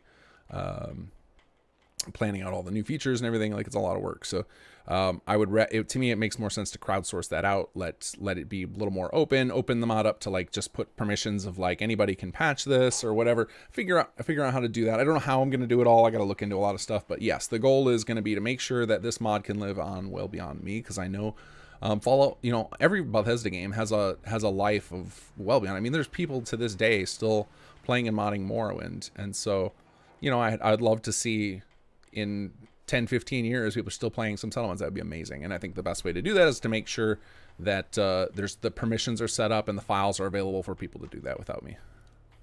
Especially, imagine the think about Skyrim SE, how like a whole bunch of mods just are dead from Skyrim that didn't get ported because the person has moved on. And so if we end up with a Fallout 4 SE that requires a bunch of retooling of mod, I would love if the community could handle that. And that's kind of where I'm hoping to put things. I don't know if we'll be able to pull it all off, because you know, permissions and stuff like that can get real dicey, and you can end up creating a situation where there's conflicting versions from different camps. It's kind of like when you see open source software where somebody will fork it and then there's two competing versions out there. Like, I don't want to see that happen, so I'll have to be careful with it and be somewhat involved. But anyway, I think just open sourcing or making the source, I don't want to say open source, making the source available and telling people they can use, you know, they can use what they find in there to learn. But one of the things I always have a problem with, like Workshop Framework, somebody asked me one day what the license was, and I was like, I'm not doing a license, I'm just putting the source code out there for people to look at and learn from.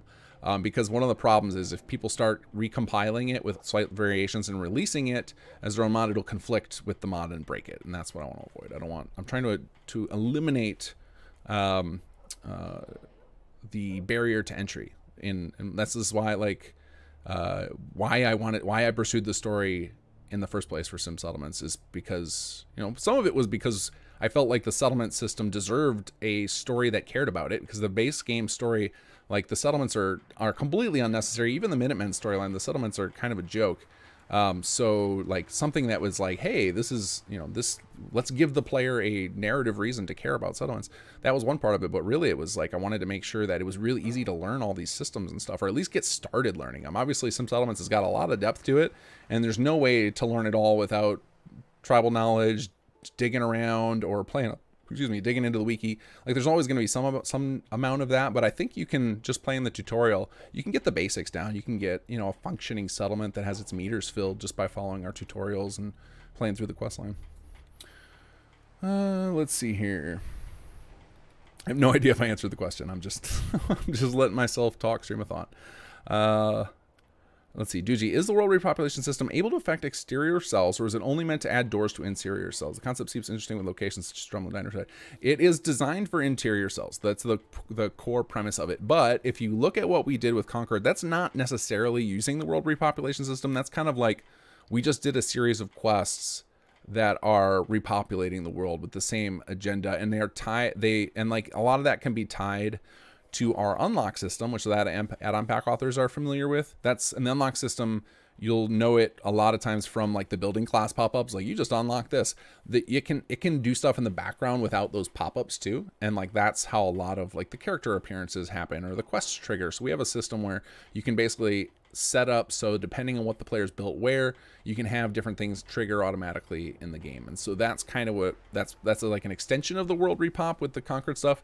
That stuff can be overworld. So if you go play through the Concord quest, you'll see that most of the characters actually have houses in the game world, and we just like took the empty houses in Concord and added little bits of extra furniture, removed what we could, which is why you'll see that some of the characters live very oddly.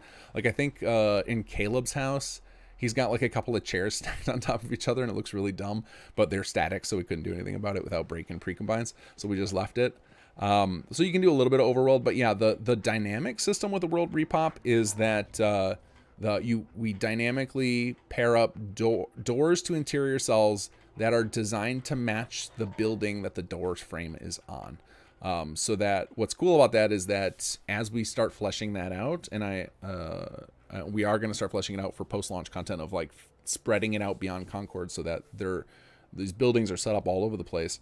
Is every playthrough there'll be different people living in the different buildings, so it'll feel very organic. And especially if we get a handful of add-on pack authors that embrace this system and go crazy on it, like we did with the plot designs with the building plans, I think it'll be a really cool space to check out in a year of like, you know, what's going on with just exploring the Commonwealth after you place down a bunch of city plans. And I think it'll get even crazier after we reintroduce the pre-build system, because most likely I'll rig it up so that the pre-build system also triggers the world repop, so that you could start a fresh game, have all the settlements pre-built, and then the world repop triggering like crazy. So then your first time exploring, there's just going to be people everywhere. It's going to feel like a totally different game. I'm really excited for the pre-build to come back for SS2. Let's see here. Where did I leave off? Oh no, my chat jumped again. Rolling back. Wow, I'm way behind. I'm slow. This is why I will Q&A for hour plus, because I know I'm long-winded and go off on tangents, and I don't want to miss your guys' questions. Let's see. Mod Hunter building time after story time. Yeah, James May's Indigo is an amazing character. Yeah, it's crazy. The amount of work that he's put into that mod is nuts, and still going. I hope one day he finishes the big quest mod he's got going for Indigo, where you go to a different world space. I hope he finishes that, because that he really deserves it. Elder Maxon, will we build an army in Chapter 3? Yeah, that's straight up. That's what you're doing, because Chapter 3 we're bringing back the Conqueror mechanics. And so one of the things that was interesting with the development of the Sim Settlement story, I mentioned earlier in the stream that it went through some major transitions. We had a whole story plan, and then like the whole thing got kind of gutted, and then we had another story plan, and then it got gutted again and refocused. Part of the reason the second gutting happened is because of Conqueror. So once we did the pre-build system, that was just something people wanted after ROTC, and I was testing it, and I just on it was thought, what if I go play Nuka World now with this? And I was like, this is so much fun, and realized like there was just like infinite possibilities with this pre-build and raiding. Like it just made Nuka World so much cooler. And then I started thinking, well, like, can I bring in the raiding from Nuka World at the beginning of the game so people can start with that?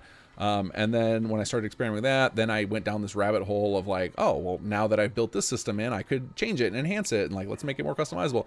And then after doing all that, and then coming back to SS2 after we kind of we released Conqueror, because Conqueror was just going to be kind of a anniversary thing. It was just going to be like, here's a cool thing with pre-building city plans and this basic little raider system we came up with. It kind of spiraled out of control with the storyline that we ended up adding, and some of the extra features that went post-launch. Part of that happened because SS2's development, which it wasn't SS2 at the time, kind of stalled out. And that full responsibility, that was on me. That was because I got too distracted by Conqueror and I wasn't leading properly, and that was a big fail on my part. And I've learned my lesson, and now we're focused on one project at a time, not trying to do two. But the goal then, once I realized how cool the Conqueror mechanics are, and like, there's a lot of people who never experienced them because they saw Conqueror's Raider theme. You know, all of our marketing and everything was really gory and like pushing out this idea of like running in and just killing Preston. A lot of people that were just turned off by that and never actually played Conqueror. Not the storyline, but just didn't play all the cool mechanics we added in for running a military. And to get them into SS2, what we ended up doing is we shifted the direction of our story a bit, because it doesn't make any sense for, you know, other than the Minutemen storyline, there's not a lot of sense in the player like coming out of the vault and building an army. That's just weird. It doesn't make any narrative sense. So I wanted to make sure we had a narrative path to the player raising an army that felt earned and felt good, from like, it felt like that's the natural progression of the story. And I think we've pulled that off. Those of you guys who've played through all of Chapter 2, I think we've managed to pull that off, and I think we've earned our way toward the player building an army in Chapter 3, and that you're going to feel great about it. And I think if we get to do all the things we want, if we get to do if we do 60% of what we have planned, I think you guys are going to be really, really happy with what we do with Chapter 3. Darren Lawson Hosking, as a dev, what would you like to see in future game systems to assist future modders knowing all the features, bugs of Bethesda games? The biggest thing I have, so there's not a lot we can't do in Bethesda's games. I would say the one thing that really sucks in Bethesda game is the HUD. They never make their HUDs very injectable. They're all just like a handful of big bloated Swift files, which makes it really hard to mod. So I'd love them to focus on some sort of injectable HUD system so that we're not fighting over that, because it's always been a problem for every Bethesda game is you got to wait for somebody to put out a framework before you can do much HUD stuff, and then you're super limited in what you can do. I would say one of the biggest problems that I've had with development is we can do so much, but it's really hard to know where we're running into the limits of the game engine. Like, I wish Bethesda would be more open and honest about the limitations of what their game engine can do. And it's not just because we can do it. They should be putting out like, oh, well, we struggle. The engine isn't great for this. You know, you don't have to put that out publicly in the sense of like making a tweet about it, but like, you know, put that on the Creation Kit site of like, hey, you know, our engine can't do unlimited stuff. And they do a little bit of that with Papyrus. There's a lot of discussion on the Creation Kit information site about how you should be careful about your scripting and everything. And I've learned a lot from that, and I've improved our code a lot. Like, Workshop Framework was based upon a lot of the principles that Bethesda put into that website about how you should code for them. And that's all helpful, but I think one of the biggest limitations we're running into with the engine is the reason that there's build limits in settlements, and that's because this engine struggles real hard when there gets to be too many different textures in an area. And I mean, I think that's just every game engine, but I wish they would have had either been open about it up front about the limitations so that we wouldn't try to push the engine so hard, or they should have a better fallback system. Like, then just instead of crashing the game, have the game just default to like some janky textures, or like, you know, just do some like muddled, like, okay, you run out of texture memory, then just default back to a like muddled brown, you know, Fallout-y texture, and like that's fine. Like, at least the game won't crash. So like some of the rough edges we're running into is, or like this save file issue we're having now, it's like I have no idea what to do about it.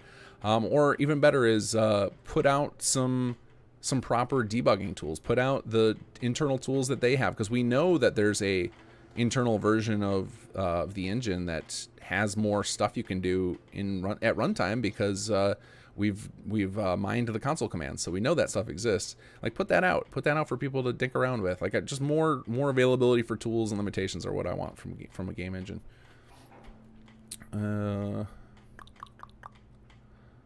Let's see, going down here, I am just jumping to @KingGath, so keep that in mind. If you're posting something you want me to see, put an @KingGath in it. James 294, could a solution be, instead of using a door, you talk to an NPC and they take you to the location to do the quest? Then it won't conflict, right? Yeah, that could be a thing. It's a tough one with all this. Like, a lot of the, there's no great solutions, I think, to modding in the game world. So like one of the things is, like I talked about, the length of our dev cycle is, a lot of people beat us to market using different locations, and then it's like, all right, well, we built out all this quest and it all works in this location. You know, what are the expectations of getting out of the way and moving that? And I think different people have different thoughts on that.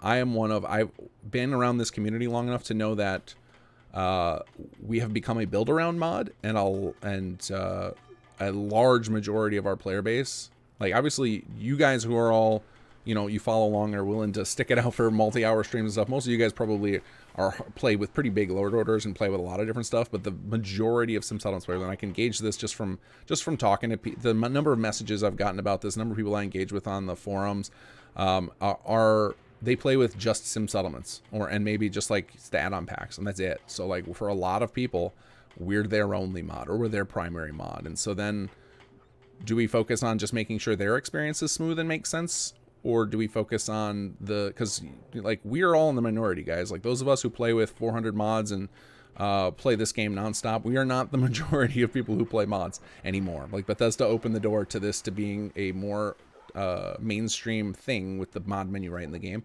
So the majority of players who play Fallout 4 mods are kind of newbies, and so that's who we ended up catering to. So unfortunately, we ended up creating some conflicts. And I hope to solve them long term, but I don't know what the best solution is to it, because yes, having NPCs teleport you is a better solution from that standpoint of making it so that there's less likely to be conflicts, but it also feels way less immersive, and it would feel like it's pulling you out of the experience, and it doesn't feel like what the rest of the Bethesda quests are.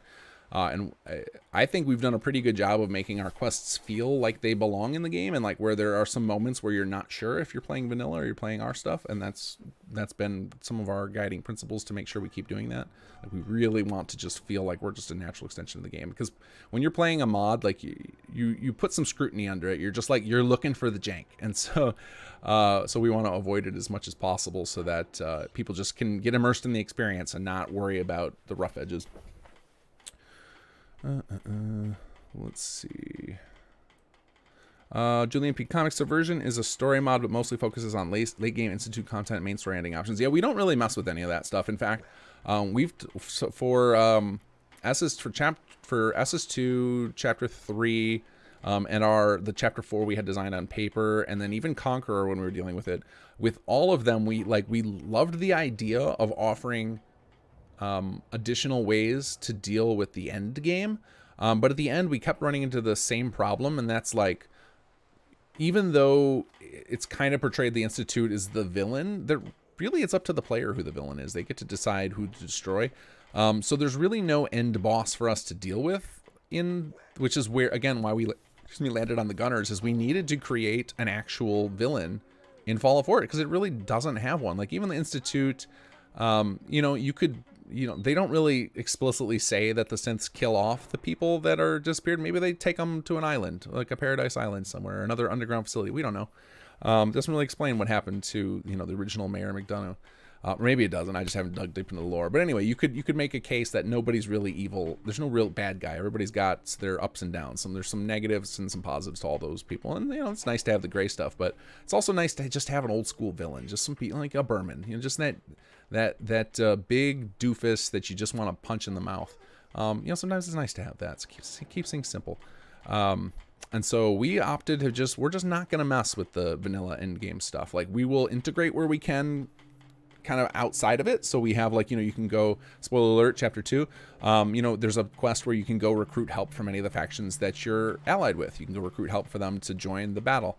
And we're going to do more stuff like that in chapter 3, where there's going to be, depending on the situation or the situation you created in your playthrough of the vanilla story, and we're going to tie in a little bit to some of the DLC too, if I recall correctly. Like I think we're going to do something with the Mechanist too in chapter 3. But depending on your decisions there, we want to acknowledge them and offer little benefits and stuff, little changes. So that's kind of how we're dealing with the main quest. So we shouldn't be conflicting with any of that because we just decided that it wasn't worth touching that. Not only for all those reasons I just described, but also the bigger reason is it's a nightmare to work with the player voice actor, and they have, I think, 15,000 lines to pick from. The vanilla characters, especially the faction leaders, have, you know, a few hundred. So trying to create a believable story involving those characters is no good. And before any of you says XVA synth is fine if you're just like, it's better than robo voice or no sound, but like if we put that next to Jake, it's just gonna make the mod total garbage. So we're not doing that. And voice and the machine learned voice, it is still years away from being perfect. Many years away, I think, based on the minor improvements I've seen over time. Because I've worked a lot.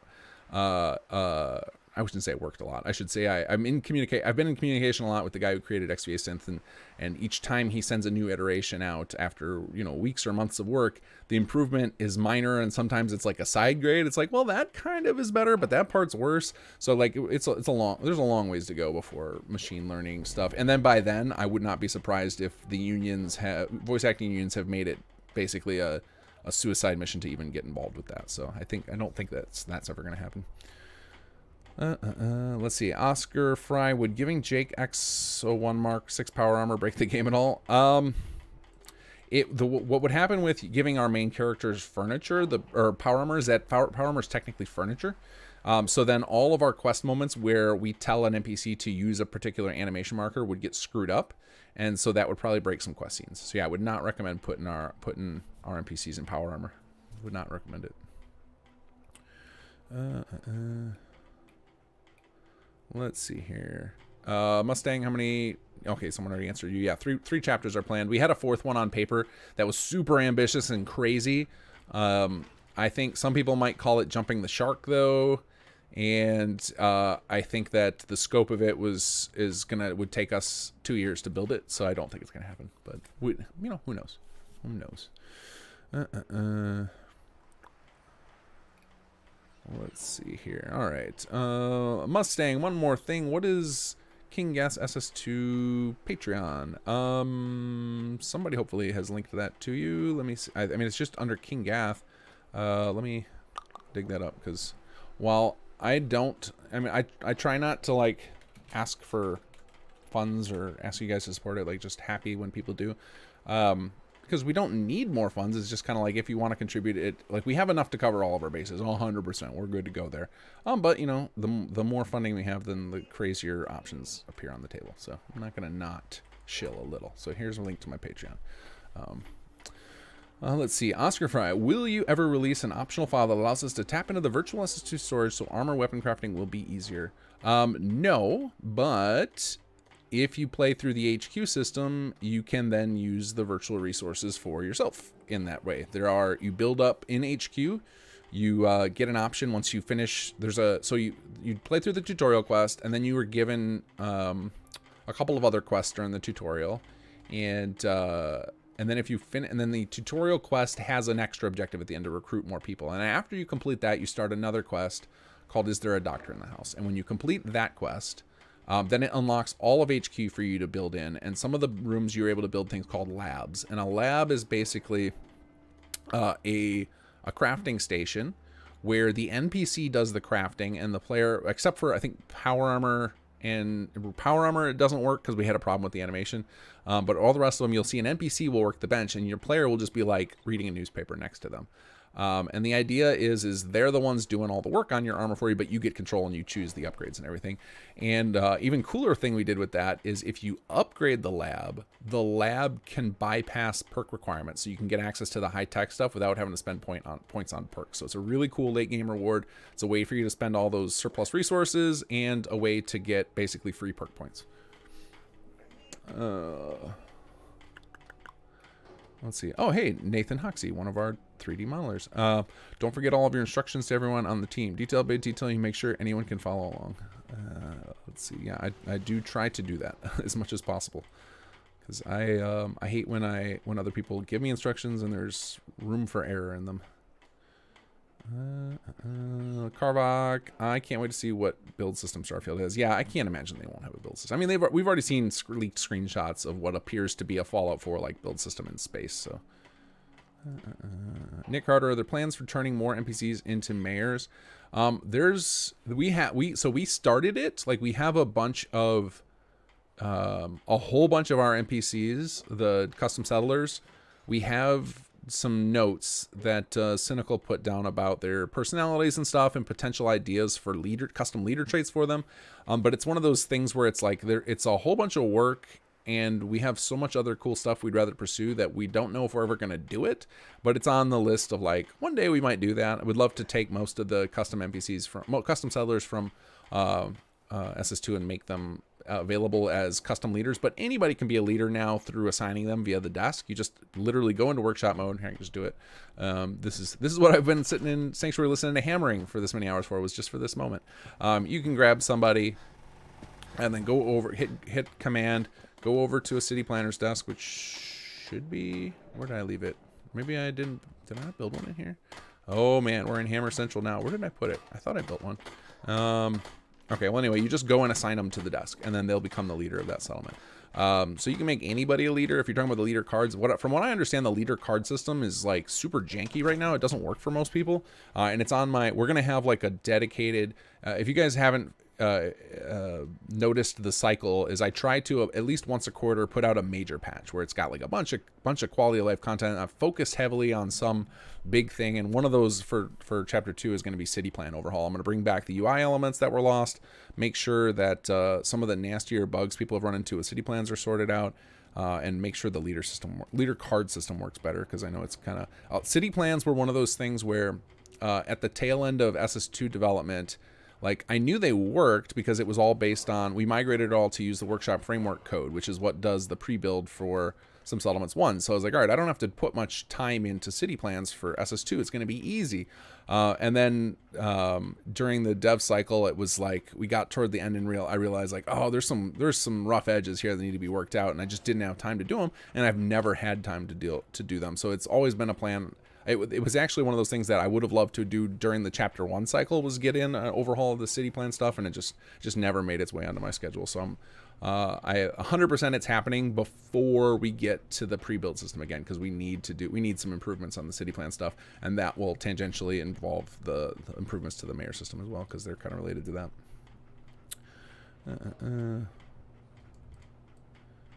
Mustang, I just linked the Patreons. We should be good there.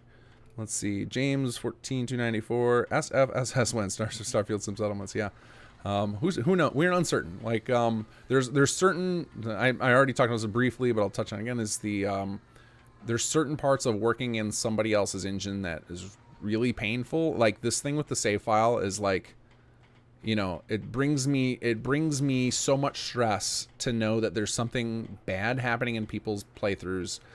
Because of our mod that I have no way to resolve right now, that there's no, like, I can dump as many hours as I want into it. It's not getting us any closer because it's just, there's too many unknowns. It's just going to require time and crowdsourcing and getting to the data. And like stuff like that makes me want to quit working in other people's engines and have my own, but I also know, or not my own engine, but my own game where I have access to the lowest level code. Like the temptation is strong there, but I also know how much more work that would be, and then that would cause its own problems of like, oh, you know, what are the balance of like, would I then be wanting to quit because of, you know, how messed up my own game code was? So like, you know, it's a tough one there, but I love Bethesda games. Like I would be if I was in the modding space, like Sim Settlements exists kind of by accident. It just my life, the way my life ended up playing out, it gave me a serious amount of free time to be able to pursue a mod as big as Sim Settlements at first, and then when it got super popular and I was just having so much fun with it, then it kind of blew up beyond my expectations. But I would absolutely, like, if during that time in my life, if Elder Scrolls, if Skyrim had come out, I'd probably be modding that like crazy. So I'm uncertain if Starfield happened. We got to see if it's a decent game. You know, like they clearly can drop the ball, as we saw with the initial release of 76. So we'll see. Hopefully it's good. Because if it's just like based on the concept art I've seen now, I'm really hyped about it, because it looks like they took kind of it's going to be kind of a mix of Mass Effect, Skyrim, and Star Wars. Because like if it were just the kind of like one of my complaints about Mass Effect is it feels like everything it's too Star Trek, like too clean, and everything's kind of you know, perfect technology, and that was kind of what Mass Effect gave me that vibe too. And then when I saw the screenshots for Starfield, that it's going to be more, you know, there's the different planet biospheres and stuff, like I'm definitely more Star Wars than Star Trek. And so like that's got me hyped. I'm going in really excited for Starfield. I'm thinking it's going to be, you know, Skyrim and Star Wars is kind of what I'm expecting. And if they deliver on that, I can't imagine not wanting to mod the hell out of that. But the way I end up doing pretty much every Bethesda game is I will load it up the first time and play it on an Xbox, because that way I'm not near my computer, so all I'm doing is enjoying the game.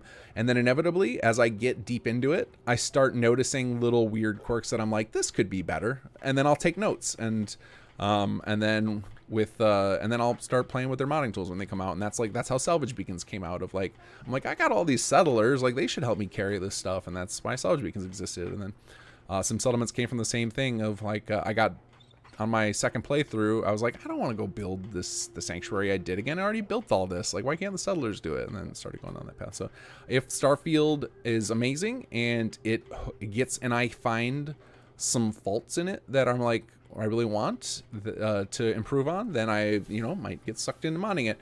Or if for some reason they don't include a settlement system, which to me would be just insane, then maybe maybe some Starfield will need to happen. We'll see.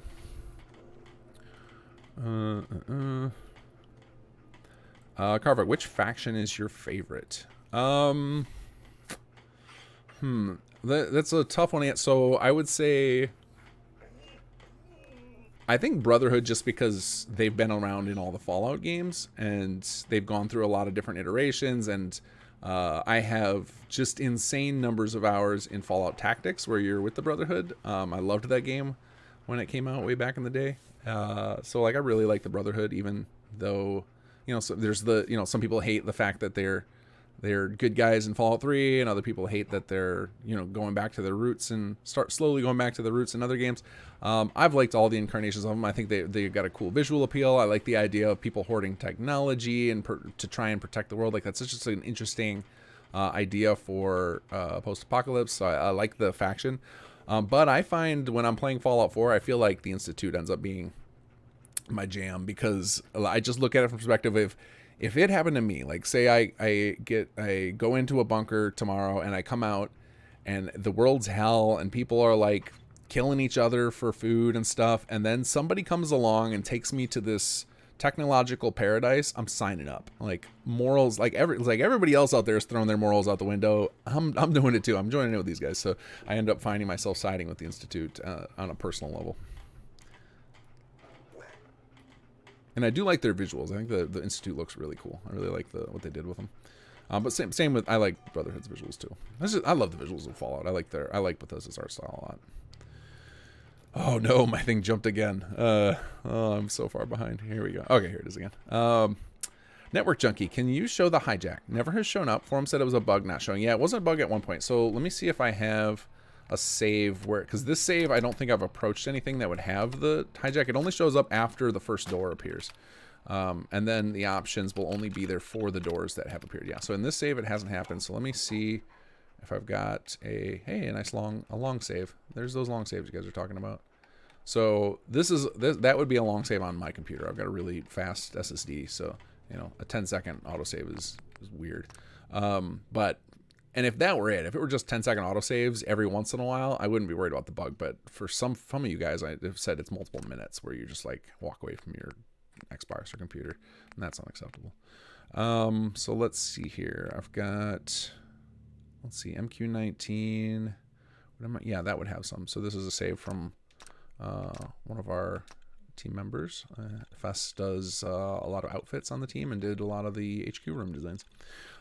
This is a save he sent me to fix a bug that a lot of you guys have run into. In fact, every Let's Play has had it, where Lupe tells you that Jake is over in the church, and instead he's just upstairs banging away on a workbench. And I figured, uh-oh, did my stream cut out? I think you guys might have missed me talking for a moment. I think my stream cut out for a minute, so I will just repeat what I just said in case it did, because I just saw no connection on the live thing for a while. I finally got it fixed to Jacob, I think this the old church across the road. Across the old church across the road. And I don't think it's fixed in this particular save because of the way I had to fix it. But for people who play it, who haven't run into this quest yet, on the next patch, we'll no longer have that problem of him being upstairs instead.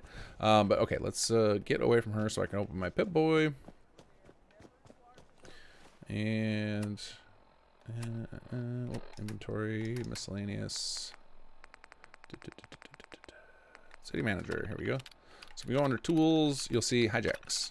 And then all of the doors that you've experienced in your save that came about because of our quests, it does not include the world repop dynamic thing. Those are going to require patches to deal with because there are just dozens and dozens of them, and putting them in here would be it would be hard to figure out which one it was referring to, because a lot, you know, those buildings, like for example, you know, if like this building right here got one, if this dynamic, like what would you call this in the holotape, right? You don't know what building this is, you know, it doesn't have a label. So those will require patches. Fortunately, I made it really easy for people to make patches to disable those doors. They just have to make a patch that requires ss2.esm. They'll see in any of these buildings, there'll be like a teal marker that looks like a door, and they just click, open that up and hit initially disabled, or they can just delete it and problem solved. And then I think if you just mark it disabled instead of deleting it, as soon as the player's save loads up, it'll detect itself disabled, and it'll hide the door itself too, so that can get access. So, but otherwise, it's the hijack system should take care of all of our doors that we have, and it's under City Manager, holotape, tools, hijacks, and like I said, it will appear after once you've experienced one of these. We could have put them all in right away, but I didn't want to spoil stuff to people about what locations they were going to be, and it was like, well, none of these are. It does no use to turn off a hijack if the hijack hasn't happened yet, right? So there's no reason for it to appear until you have them in your game anyway. Let's see, Sean, I use scrap tools that break everything down to its base. This break code what cities us to upgrade. I'm not sure what you mean. So the way the cities upgrade is they use the virtual resources, which are on the HUD from SS2, but they can, if you're in a settlement, when an upgrade attempts to happen, it can use that settlement's workshop resources. Like it can use the actual junk in the workshop, but otherwise it won't use them remotely, I think is how we have it set up. And I think we opted on that because some people wanted to hoard a lot of junk. When we were doing testing, like a lot of testers were complaining like, oh, I like to be able to come back to my settlement and have lots of scrap to play with for crafting. And so we'd opted, the solution was remotely, it won't mess with any of your scrap in your workbench. But you can donate any of the scrap in your workbench at the city planner's desk, and that will get put into the virtual pool so that city plans and plots can spend it remotely.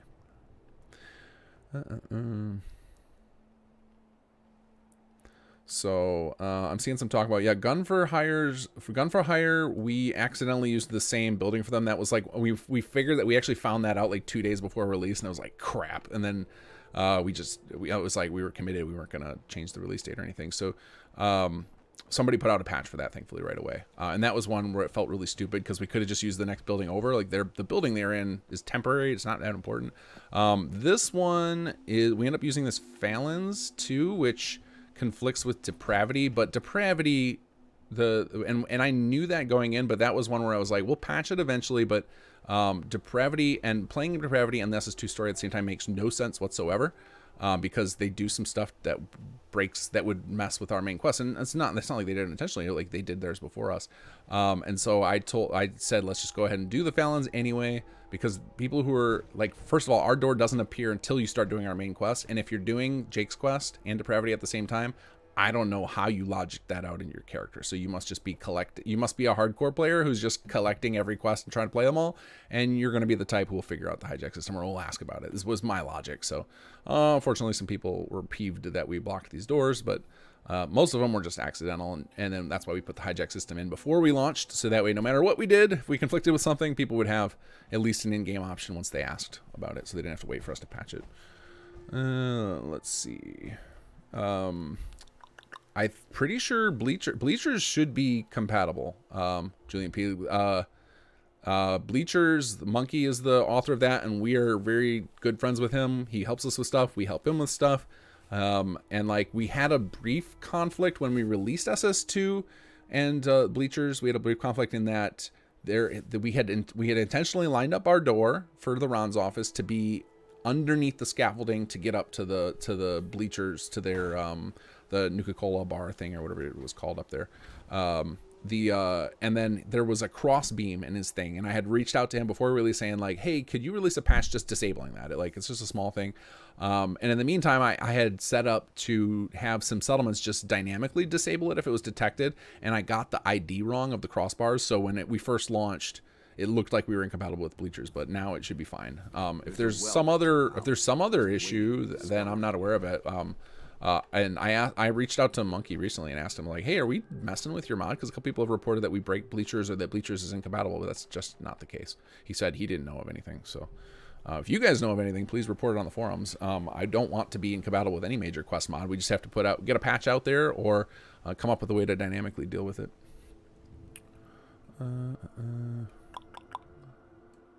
Alejandro Estrada, are future patches to SS2 going to be bug fixes or optimization as well? Right now, it's just bug fixes. We're in hotfix mode, so it's kind of like just get people through the quest lines and take care of like, anything that's causing crashes or, if there's a major system bug where it's like, I just can't use this thing. Like when people were reporting World Repop wasn't working, I was ready to hotfix that, but then I found out it was just that it's not clear how to get it going. And so I confirmed it in a save and made sure it all works. So while we're on that subject, if you want World Repop to trigger, here are the conditions for World Repop to start working. One is you need excess food or water or both in a settlement. And that settlement has to have a municipal caravan plot. And another settlement that's nearby has to have a caravan plot as well, connecting it. It doesn't necessarily have to be second one doesn't have to be within range of Concord. So the settlements that are in range of Concord, I think are, let's see here, it should be Red Rocket, Abernathy, Sanctuary, Ten Pines, Starlight Drive-In, Sunshine, and maybe is there another one around here? I think those would be the ones that are in range. Any of those, if they have excess food or water or both, and like a good amount of excess, not just like 2 excess, but like a bunch of excess, and they're connected on a caravan network, the SS2 caravan network, they will cause what's called what we call economic influence in the region, and that will affect Concord, which is where most of our World Repop the doors are currently. And then that will start some of these doors appearing. Let's see if he's got any in this save. I don't think he would. But you'll start seeing little doors appear, and they will have lanterns next to them. And those lanterns are eventually going to become a controller object. So you can do that's going to be another thing with the, right now I mentioned earlier about how people could patch out those doors. We're actually going to have an in-game solution to that. We're going to have these lanterns are going to be interactive objects where one of the menu options will just be like remove door. So that way, if it's conflicting with a mod, players will be able to just handle it in-game. And maybe that's a solution we do for all of our existing doors. Maybe instead of the hijack holotape, maybe it makes sense to just put a little doohickey there, like a doorbell or something you can activate. Maybe that would be a good solution. I don't But we're going to do that for the dynamic doors is because we've already got this lantern there to kind of mark them so they draw people's eyes to them. So yeah, he doesn't have any yet, but as long as you've got all those conditions met, and then I think there might have been one other condition to it. No, I think that's it. I think it's just as long as you have, it's their power too. So you can also get economic influence through having excess power, and that requires you be on a power transfer network. So one of the late classes that you'll unlock in Municipal is called Power Transfer and allows settlements to share power between each other. And that works the same. That also works with the influence system. So if you have two settlements and one of them's in range of Concord with a power transfer and it has excess power, then it can also trigger the rotary pop to go. And that's how it's going to work throughout the game world when we when we put the rest of the door markers in, is that any settlement within range that is part of a network will cause economic influence to be applied to those little clusters of doors, and then those can trigger the repop to happen. Let's see. Canuck 82, Smart Blue Cats, Indigo Creator. Motherboard died at start of pandemic. Community came together to buy him a new comp. Lockdowns delayed delivery. Lost some work. Not a lot. Yeah, I remember that. I donated heavy to him. I wanted to see him succeed so bad. He's a great guy. Let's see. Julian P. Comics. Will you get to be evil in Chapter 3? It potentially there will be some little bits. Okay, so with Conqueror, obviously we open the door to like let's let players do some dark stuff. And some of that ended up creating interesting mechanics, like the being able to enslave a population. And for some people that's too much, and for our character, for Jake and company to offer that would be just awful, right? It would just feel terrible if Jake's like, let's go take slaves. Like, that just doesn't work for his character. So we have a potential solution, but I don't know if it's going to make it in due to time constraints and because I'm trying to prevent us from feature creeping, of having some seedier characters being able to show up occasionally and offer you these like darker options to choose from. And then that will be a thing. But what will end up happening, even if we don't end up doing that, the options will be available through the War Planner's Desk system, which will make a return. So there will be this option to like, don't do any of the story. I just want to plop down a War Planner's Desk in a settlement and just play the raid mechanics. Like, that's going to be available again. In the same way city plans are available immediately. At the end of the day, like, people think of Sim Settlements for its systems. Now, I mean, I think more people are more and more thinking of SS2 now for story, or probably think of SS2 for story now first, but I think people just hear the name Sim Settlements are just coming at us from the system standpoint. And I like that. I like that we offer some cool, deep gameplay that you can just dive right into, and that's why city plans are available from the get-go. That's why there's the cheats in the holotape, so you can just immediately unlock all the plots, and that is why the War Planner's Desk will be available immediately. I want people to be able to just treat us like a system that enhances their game in some way, and doesn't necessarily have to be, their main story narrative playthrough too, which is what the quests allow. Going down. Carvach, looking for the jank. This is what I work so hard on my settlement. Kingport Lighthouse aside, sometimes I want to go crazy. Oh yeah, I'm sure. Yeah, I'm sure people who use the city plans do the same thing, or are like looking for fails and jank and stuff. Like we get almost any time we have a floating item in one of our city plans, we hear about it the next day on the forums. Oscar Fire, for the problem you're having with the mod conflict locations, why don't you add a doorbell? You suggested it, and as did I. Great minds.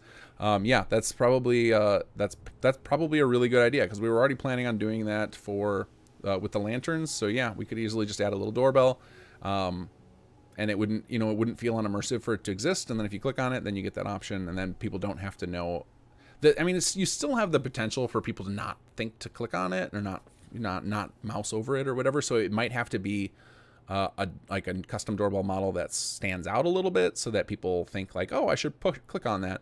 It might be a good route to go. Some of the locations there's no way around it being awkward. Like our Vault 81 is actually an invisible teleport thing, so to add a doorbell there would be a little awkward, but I think we have ours temporary. I think we disable our temporary Vault 81 cell automatically after the quest is over. But anyway, yeah, this is all stuff that unfortunately for other mod authors that we're working with, it ends up being lower priority, because the majority of our audience is is playing just SS2. And so this is why I like anytime anybody messages me and asks for help with a patch, or if they have permission to release a patch, I always say yes, because it's just like I don't have unlimited time for this, and I don't want to be conflicting with other mods. So I want anyone who's willing to help out with that and can get in on it, and so I'm gonna help you, because yeah, we want you guys to play as many mods as you want all together. Sato 404, will there be a way to continue getting Vault 81 Radiant quests after Mansfield goes to HQ? No, that is currently not. There's no plans for that. A lot of those Radiants were just flavor. Like, you know, we weren't trying to like give you guys unlimited little Radiant quests, because most people I think hate Radiant quests. But it was just kind of like a way to feel like, you know, you're helping out Vault 81 for RP purposes. After Mansfield goes, we didn't plan on replacing him with another NPC. It's possible it'll come. Okay, so with the way the story might end up going in chapter 3 with a certain moment, there might be an opportunity for it. So I'm sure if Sir Rick is watching or hears this, he knows what I'm talking about from our conversation recently, and maybe if he knows that there's people who want those Radiants back, maybe he'll find a way.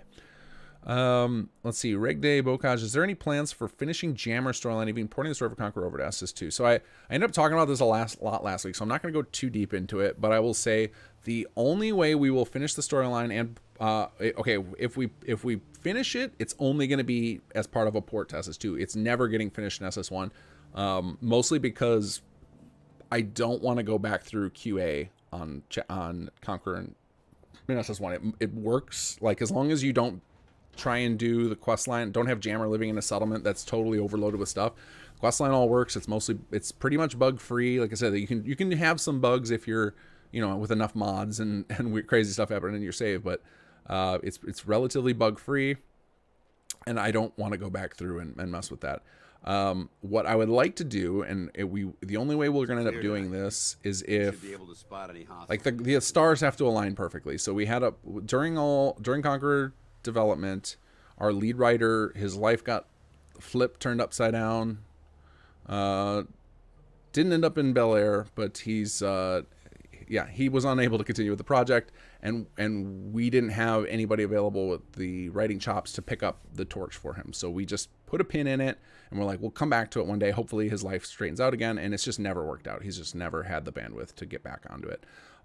So I would love to finish that story, and I would love to port it to SS2, but I'm only going to do it if I can do both. Like, I will port if we can get all the voice actors on board, if we can get a ghostwriter to take over and finish the story, and if our director, who is the primary, Kobus, who's the primary contact for most of the voice actors, is on board with it. Now, he said he's on board with it to me, but he's also at other times said that he doesn't have enough time to do all the mod work anymore. So, and then I know the voice actor for Ophelia has largely left the community due to personal stuff that happens. So I don't know if it can all happen. I hope it can one day. I'm going to do what I can to make it happen, but wouldn't hold your breath. Let's see, Mando, does anyone know why Aiden and Jake won't go over the battle plan before Gunner Plaza raid? Yeah, I don't know what could be causing that. I've seen a lot of people play through that on Let's Plays, and it goes smooth, and I've played through it a bunch of times. I would definitely say post that to the forums, Matteo, or however you pronounce that. That I'm sure other people have experienced it, and people have figured out workarounds for it. It's probably like some console commands you can run to force it. Mod Hunter 42, SS2 doesn't have quite enough jank to pass as vanilla content. Oh, it's got plenty of jank. Mod 142 again. The missing people are turned into super mutants by Institute. Oh, is that in the lore? Because that's pretty cool. Let's see, Carbach. I do think you should backburner chapter 4 and call it Jumping the Shark and own it. So I had the if any of you guys are Magic the Gathering fans, I love the hell out of that game. Now I'm currently in I'm not touching Magic phase of my life, because I go through years where I'll not touch it, mostly because when I get back to it, I get hyper obsessed with it. I burn way too much money on it, way too much time on thinking about deck ideas, and so I'm currently in a personal ban on Magic, but I have many fond memories of it. And one of the coolest things they did was the Un series. There was these sets of cards. Like, the game generally takes itself pretty seriously, and it's like, you know, a lot of lore and fantasy in the Magic and whatever thing. And then they would they did it a couple times early, and then they did it again a few years ago. But they would do a set where it was like super meta jokes, and it was really silly. And I always thought it would be fun to do that for some settlements of like, we tend to take our story stuff and our stuff. We try to like make sure it's immersive, and we takes itself pretty seriously other than characters like the Ron. But it would be fun to just like throw out all the window and just go lots of meta jokes and just kind of go crazy with stupid humor and just have fun with it and just set the tone right from the get-go of like, hey, don't come in here like immersion police, get the hell out of the way. This is not for you. Like, this is going to be just like a silly own it mod like that. So yeah, funny that you said that about just owning it. Anoctium for XVA synth. Hello, Anoctium. It depends if the VIA was told to deliver their lines neutrally. So for the male soul survivors, intonations are all over the place, but for the female, it's clearer. I still feel like it still sounds robotic. Like, funny, we did an experiment with XVA synth. Sir Locke on our team did, of running. He built voice profiles for all of the Bethesda, all the robots, all the Fallout 4 robots, because I had suggested them. I was like, you know, I bet like it sounds very robotic when the character's talking. Like, you can listen, and if you listen in headphones, the quality is really bad. Like you can just tell it's XVA. There's no path. There's no passing. It's not even close. So I was like, maybe it can pass for the robots because they already have this tinge. And what's funny with the robots, what ends up happening is they kind of stretch their speech out to match the human patterns that XVA synth was made to emulate, which is kind of funny. Like, obviously we don't talk like that, but there's a flow to our talking, whereas the robots are meant to talk really flat and cut their words off, especially Protectrons. So funnily, we tried to use XVA synth, embracing the robotics, and I think it sounds even worse for robots. So I think it's got a long way to go, regardless of neutrality or anything. There's some other issues going on there. I don't know what they are. I don't know enough about the tech. I've never like really studied it or anything, other than watching lots and lots of videos about how it works and whatnot for the sake of. Strange. I shouldn't even say how it works. I'm more like watching a lot of videos of the progress of it, because because to me it's like, it's just insane technology, and it feels like if it can get mastered, that it would be a pretty big game changer for a lot of industries and the world. Of like, if all of a sudden you could just emulate anyone's voice perfectly, like that seems like it's got some pretty crazy implications. Let's see. Nartaga, do you recommend starting Sim Settlements 2 immediately with a new playthrough, or can you play through the game a bit and then start the SS2 quest? Yeah, you can do whatever order you want. Like, the story was written for new games. The story was written like a new player is either going to immediately start messing with settlements, or they're going to come to Concord and recruit Preston and the gang and then start building settlements. That's kind of how we assumed most people would experience it right away, because as soon as you place down a recruitment beacon, which happens during the Minutemen quest, like it can happen, I think it happens on the 3rd Minutemen quest. So like most players will, even if they didn't know they had SS2 installed, will experience it accidentally at some point. But it's all written around that, about the way most players would experience it. That's kind of how when we're making our design decisions, it's always based around like, okay, what are most people going to experience, as opposed to what are the hardcore Uber modders going to experience, because it's totally different for us than it is for the average person. Let's see. Anoctium, will you make your mods compatible with Thugging for Smurf mods? Finding your sleep between Jake's redemption and the fledgling strip covered in straight in the glowing sea distracting. Yeah, some of the tonal stuff, there's no way I can do it. I can't handle that. And no judgment on that. It's just not. His wording is really funny. If that's what you guys are into, fantastic. I think everybody should play the mod load orders they want. But yeah, making perfect compatibility from a narrative standpoint is impossible. There's no way you can do that. Unless everybody just decided to like, all right, let's do everything exactly the way Bethesda did and use the same exact restrictions. Let's see. Anoctium again. Is the save file issue to do with properties? Did you try and fill in the variables in real time like C Dante does?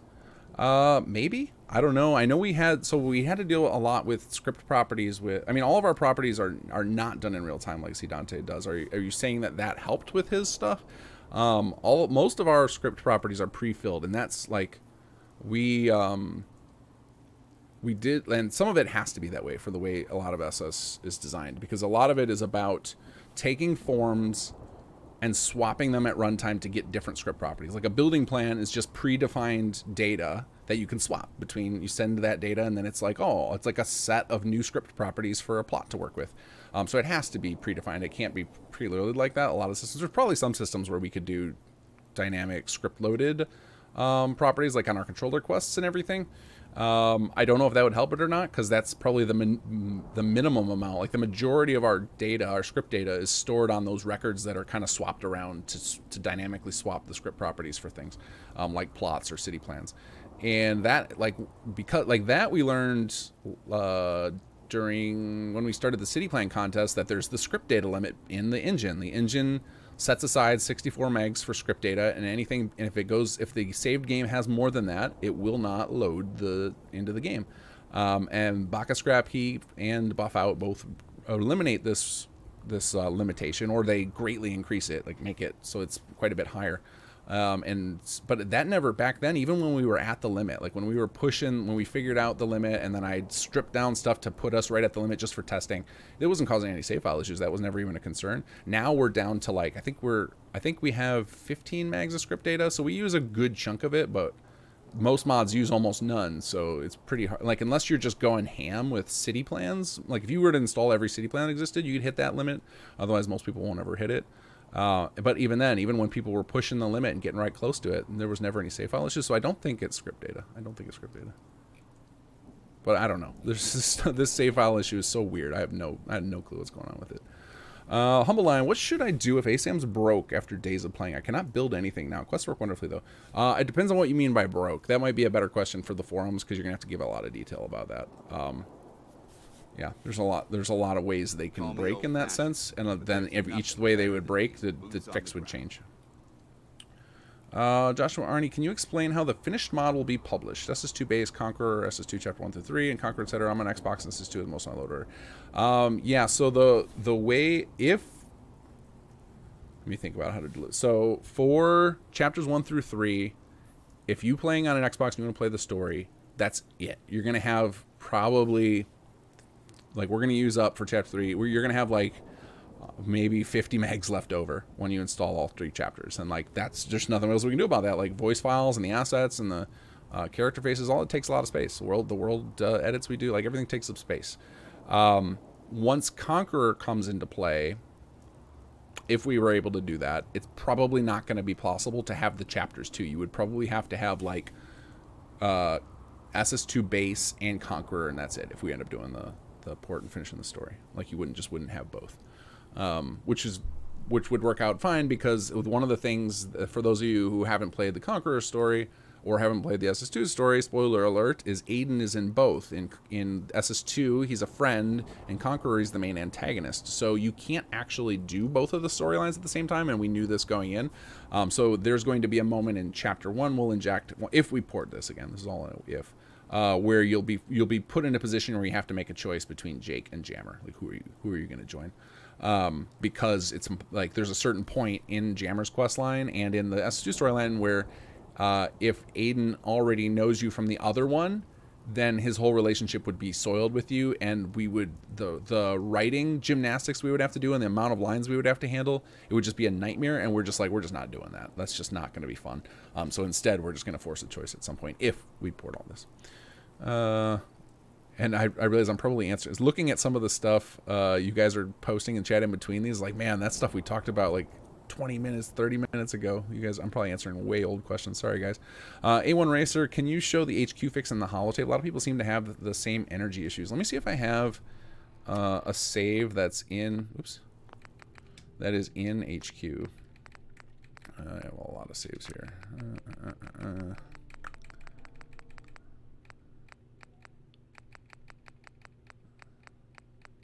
Unfortunately, I might, the last save I have in HQ might be too old to show this.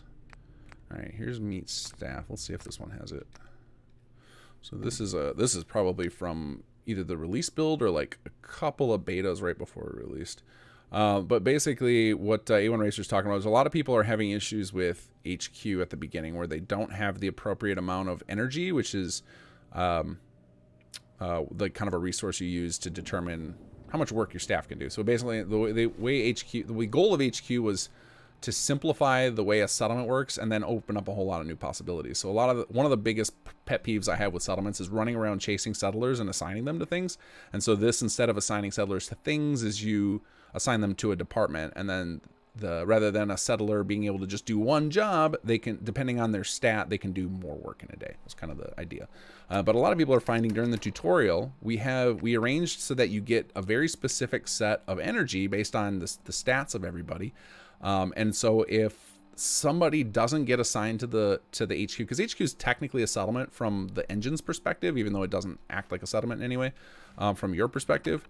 And well, I guess it does a little, because the command mode has some of the same features. But if they don't get assigned to the HQ correctly, then you won't get the energy from that NPC. And we've also found there's some mod conflicting that's messing with NPC stats, and then they don't have the correct amount of energy.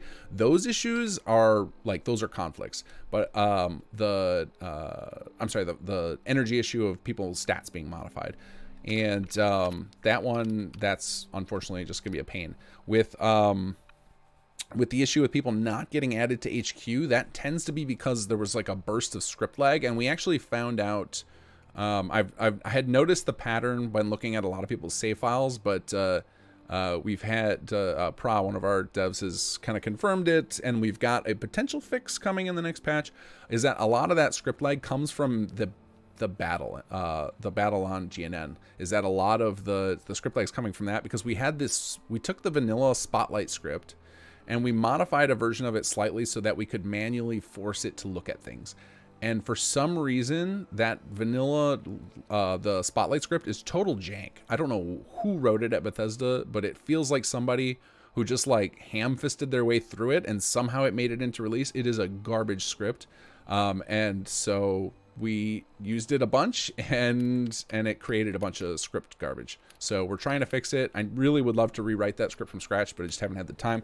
So for now, we just put in some heavy-handed ways to prevent it from going ham. So that might be the reason that a lot of people are having trouble, is if you don't have a fast enough CPU to keep up with all the script junk that those spotlights were creating, then you get into HQ, start doing the tutorial, and there's not enough, the scripting engine can't keep up with everything, and so things are just so backed up that your characters aren't getting added. So what I added as a kind of hack, and it's not meant to be a perfect solution, and I'm trying to find it, is under Tools, Advanced Tools, Quest Fixes, you have this How to HQ population issue. So the way you can tell you're going to have this energy issue is if you are doing the tutorial, and my HUD didn't appear.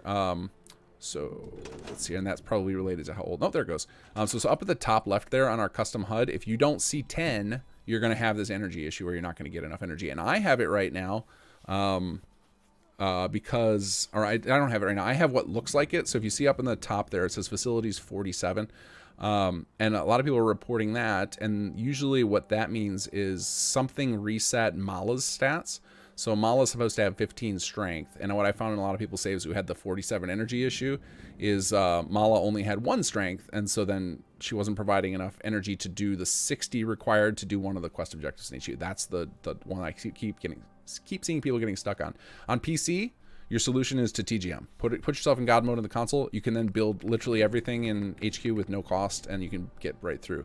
On Xbox, you can try and use Workshop Plus and turn on free build mode, and that might let you do it. But I think that free build mode, which is built into the engine, it was something that Bethesda added for one of the DLC or one of the Creation Club things. I think it has a limit of it can only work with costs up to $999, and a lot of HQ costs are higher than that. So I think that Xbox players, if they get stuck on some of this stuff with HQ, I think they're just kind of boned. This is one of those things where I'm hoping that it just has to do with script backup, and I'm hoping that script backup is just from those spotlights, and that future saves after this who go through the storyline won't run into it, but we won't know until we have time to start playing through the full story again. So we'll see. Let's see. Tyrell Anderson, is there more to the camera after the quest? I remember them mentioning that you could potentially buy clothes and pictures you bring back. Yes. For those of you who don't know what Tyrell's talking about, there's a character in Concord who is in the Fallon's department, who invites you into the Fallon's department store. And if you talk to him, he will give you a camera.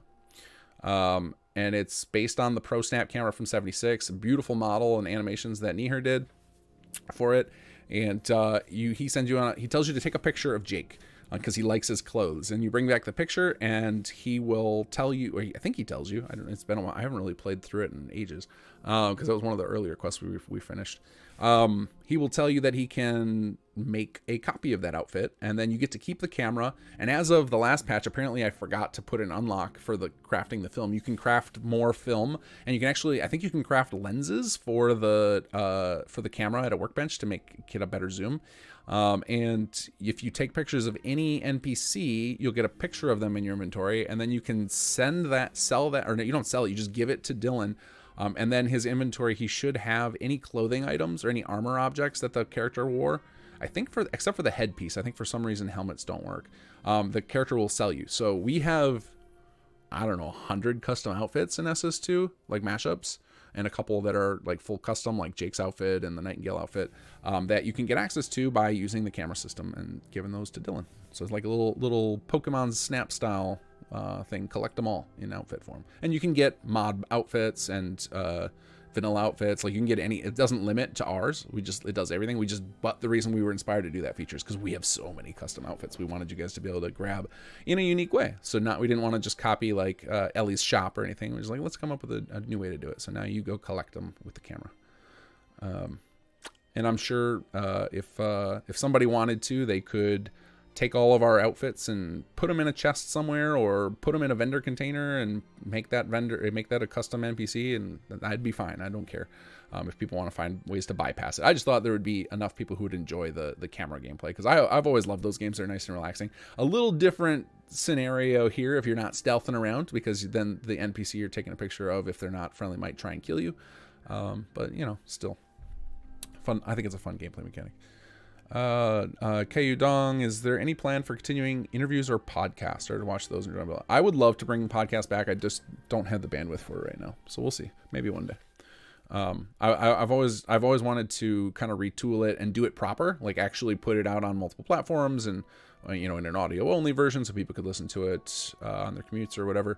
And I had spread my when I did that, I spread myself way too thin. I got inspired one day and was having a chat with Ricky Summer, who has a YouTube channel, and it was like, hey, let me try this. I want to try going hard on YouTube, and like, would you be my editor? And we started going on that, and like that's like all of a sudden I sprung up from, you know, my news videos and patch videos once in a while. It's all of a sudden I was putting out 4 videos a week, and doing that while modding was burning me out real fast, and life was starting to add pressures on. Like now I got multiple kids and stuff, so I just had to cut some stuff.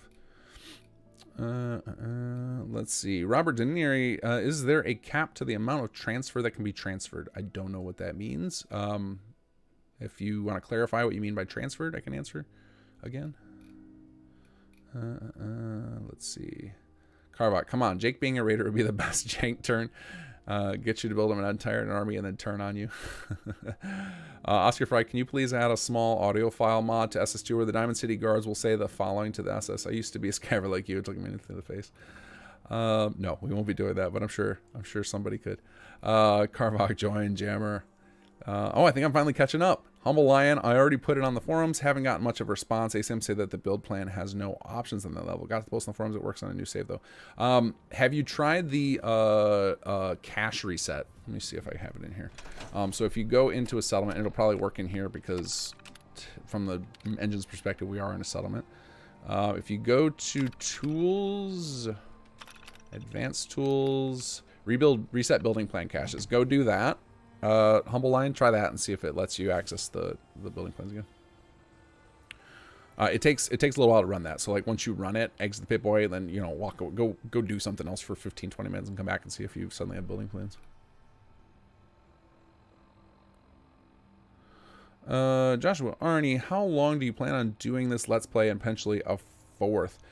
This Let's Play, I'm gonna do all of I'm playing through the main quest of SS Chapter 2, Chapter 1, all the main quests of Chapter 2, and the 3 major quest lines in Chapter 2, and then if I'm still enjoying it and there's still an audience for it, I'll keep going and do like the big side quests in Chapter 1 and start recruiting the settlers and maybe doing some building. I think some people would like to see me do settlement building again. So we'll see. I'm just kind of playing it by ear, but the primary purpose of this is just go until I finish all the Chapter 2 content so that I can find bugs and show it off and talk about some of the back history of it. Because there's one of the other opportunities that's cool about this is I get to tell you guys stories about the development and put other people's names out there, because this is not the King Gas show. This is Sim Settlements team. There's a lot of people involved in this, and but unfortunately my name is on the YouTube channel and on the mod author thing, so I get way more credit than I deserve. And so this is another chance to shower some praise on fellow developers. Let's see. Humble Lion, yeah. If you reset the cache and it's still not working, I could not tell you how that would happen. I know that in the next patch, so Pra is as an add-on pack author, does a lot of stuff on our team. Has a lot of mods out there. Pra recently found in one of his saves that the registration data for his add-on pack was corrupted in the save. And he added some code and submitted it for merge, and I just added it in for the next hotfix that will try and detect if registration is corrupt and rebuild it. Now, one of the things that's I did with SS2 was made sure that SS2 itself and Chapter 2 and Extended and everything, they all use the add-on pack system. So their building plans and all the content from SS2 for settlements has to go through the same process as the add-on packs. That way, if I introduce a bug that would affect add-on packs, it'll also affect the main mod, and it's less likely bugs get out. One of the problems I had with SS1 is they used a different system for add-on registration than the base mod. So a lot of times I'd make a change, it didn't break anything with the base, but it would break a bunch of stuff for add-ons, and that's just bad programming practice in general. Like, you should generally put everything through the same pipeline because you'll find the problems quicker. So that's what I did with SS2. So it's very possible, Humble Lion, that you ended up with not only your add-on pack registration's corrupt, but also the base mod corrupt, and maybe that's it. So it might be that, 20 minutes after you load the next patch, this all repairs itself. I don't know. We will find out hopefully tomorrow night. Hopefully tomorrow night I'll release in a patch. Yogi, related to the power transfer question, Robert Zaneri just asked, what does leveling up a power transfer plot actually do? Oh, I must have missed that question. Sorry. The leveling up a power transfer plot, I would have to get back to you. I don't know. I don't know offhand what it actually does. I remember having this discussion with somebody on the team, and we came up with something, but I don't remember what it is.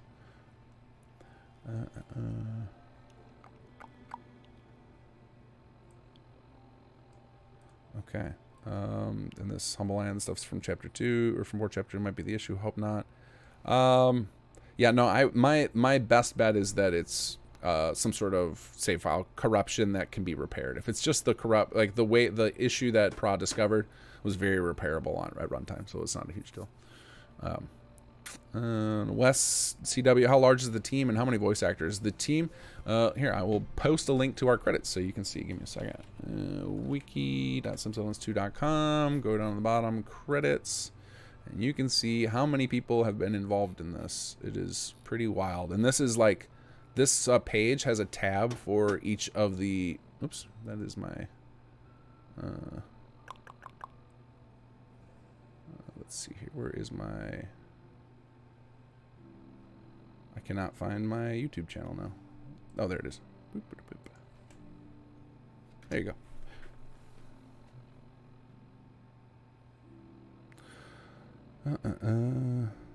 Let's see, Mod 102. Building overhead walkways again. Yeah, I love my overhead walkways. I love verticality. You gotta have in your settlements.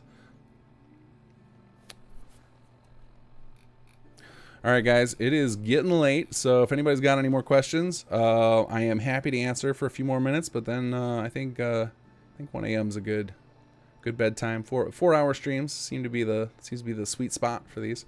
But thanks everybody for tuning in. I hope you enjoyed hearing all this crazy background information on the mod and everything. It's definitely fun to play it and show it off to you guys. Hopefully we have less walking simulator next week and more questing. But we're making a good pace. 3 days in, and we're up to quest 9. So that's about where I wanted. I wanted to try and get about 3 quests on a day. So we're making some progress. But yeah, I would say hotfix wise should be tomorrow. I got some good fixes for you guys. hopefully I want to keep delivering them faster than every 2 weeks, because if it's taking us 2 weeks to do the hotfixes, then we should just go back to the patch schedule, and I can start asking other folks on the team to like work on some of the quality of life and additional content so that the patches are a little meatier. I think we did one last Thursday. It's just getting harder. We're getting into the bugs that are a little trickier to fix, so they're taking a little longer. Oscar Fry, will SS2 ever work with Far Harbor and Nuke World? I don't know what you mean by they work with it now. As far as if you're talking about like will we do anything story-wise with them, no. There are too many technical issues with including big parenting, big giant story mods that some of the other mod teams have had to deal with, and I don't want to deal with that myself. It's hard, and it's already the just adding Automatron increased the merge time. It required, like when we're doing merges through the CK, it made it like take twice as long. And then now we're going to have, when we start working on chapter 3, it's going to have another parent, because it's going to have chapter 2 parents as well. It means I'm expecting every merge is going to take, just to load the CK and load all the files, is going to be like a 10-minute process. And we probably do, like for chapter 1 to 2, we probably did like 300 merges throughout the dev cycle. So it's just so many minutes lost. And like then if I add 2 more plugins to that, it would probably just become like burnout. It would put me in burnout territory where just like working on the mod would be dreadful. So I'm just not going to do it. Let's see. Team Eats Cake. Sorry, I missed most of it. Has anyone not asked any progress been made on this getting that save thing? So if people want to help with that save investigation, I put out a tool. Well, I didn't make it. I put a link to a tool with a little description of it on the forums. Let me bring that up. I put out a little tool you can use that will basically convert your save file into text, so that I keep opening the wrong thing. Keep wanting to go to Discord. You can basically use this tool to get a text version so that we can do like text comparison between 2 saves. So if you have like a save where it was long and then you load the save just before that too, you'll get a text file of each of them, and we can compare the two using text file comparisons, and we can try and find some patterns along these long saves versus regular saves. That's we're kind of in crowdsource mode right now of like, we need to find patterns. We got to find out like what is happening here that's similar. And it might turn out that it's not the save file at all, actually, that it's the preparing the data is the issue, and then that's going to be way more complicated to solve for. We'll need some sort of like, I'll probably have to start bribing the F4SE team large sums of money to look into this, because like doing plugins for stuff that they haven't already solved the memory addresses for is like just crazy amounts of hours of work. So I don't know what we're gonna do next, but this is the stage we're in right now with the long save thing. Is if you're good at troubleshooting and you're good at scientific method hypothesis stuff where you can be very disciplined and follow strict steps, and want to help with that, we could use some eyes on this problem. We just need people who are like very careful with their troubleshooting methods, because otherwise we can't reproduce steps, and then it's just like wasted data. Like it's just data that's actually detrimental when people are reporting a lot of stuff that's not careful. And I spent a lot of time on these threads about this, reading through everyone's posts, looking for the people that I can tell are being very deliberate with their troubleshooting steps, and like they're tracing through what they're doing, because otherwise we're going to get bad data mixed in. But hopefully some of you are in that boat and can join in on that thread, and we can hopefully find some patterns and get to the bottom of this thing.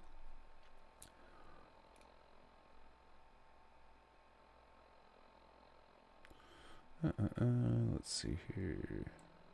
Humble Lion, yes, the recent patch might help your issue, but it might not help. Oh yeah. Yours is the issue with the building plans. I was thinking it was something with HQ. That's a different issue. Yeah, the recent patch. Not the recent patch. The next patch. So the patch that would be theoretically coming out tomorrow. Semi-NSS2 is indeed amazing. Thank you. Oscar Fry, please use your special points. That 12 is bugging me. Oh, this is that. This isn't my Let's Play save. I think in my Let's Play I'm down to 1. I'd had 8, I think, when we started the stream. This is just a save file I was using to try and show you guys that tool in holotape. Capacitor Edmund's intro didn't fire for me, and he won't talk. Haven't passed Vault 81 quests. Is that a problem? if you don't do, depending on where you're at, so let me think. You haven't passed the Vault 81 quest. I think if it was a save that had already completed SS1, I mean, as Chapter 1, then you're never going to see the rest of the Conquered characters unless you can get him to do his initial speech.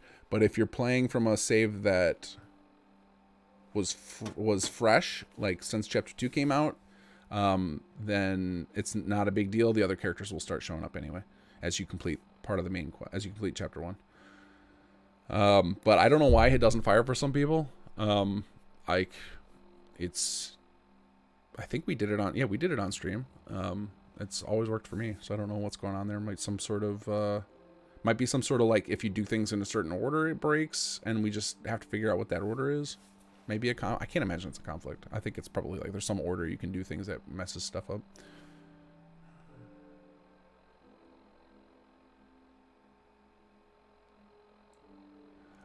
Just Reds, with the people not going to HQs, so the saves people have sent me that had that issue, every one of them just had massive script backup, and so as soon as I deleted out all their scripts, I was able to send people to HQ. So I think this might be related to the spotlight thing that we're gonna have fixed tomorrow, is that some people's saves are just getting gummed up with suspended stacks to where no script or most scripts just fail. Or I think what it is when there's a suspended stack, it's called latent scripts. So those of you who are Papyrus programmers, which I'm sure there's a few of you in there, any latent scripts I think fail when the stacks get massive. So like the first call to the script, like that's why you'll see that some things work and other things don't. As soon as a script has to call outside itself, then it gets added to the stack. And if the stacks are suspended, it can't complete because like it's waiting for, like the queue is just infinitely long. Is the way I've figured it, is the way it seems to be to me, why some things kind of work. Let's see here. Canuck, yes, fresh SS2 playthrough for C2. Then yeah, as you complete quests, more characters should appear, so it's not a big deal if Edmund can't do his intro. The only bummer will be you'll miss out on those pretty amusing, or I don't know if they're amusing. They're actually really cool is his sermons, because they're all of them are just trying to get everybody to go to the confessional booth, but. And I actually think I wish we would have had a scene where the player can go in the confessional. That would have been pretty funny. But too late. I don't know that we're doing anything more with those characters ever again. But it is, the acoustics in that church are incredible for some reason. Like Bethesda put a bunch of time into making that church sound really cool. So when the pastor's giving his sermon in there, it just sounds really awesome.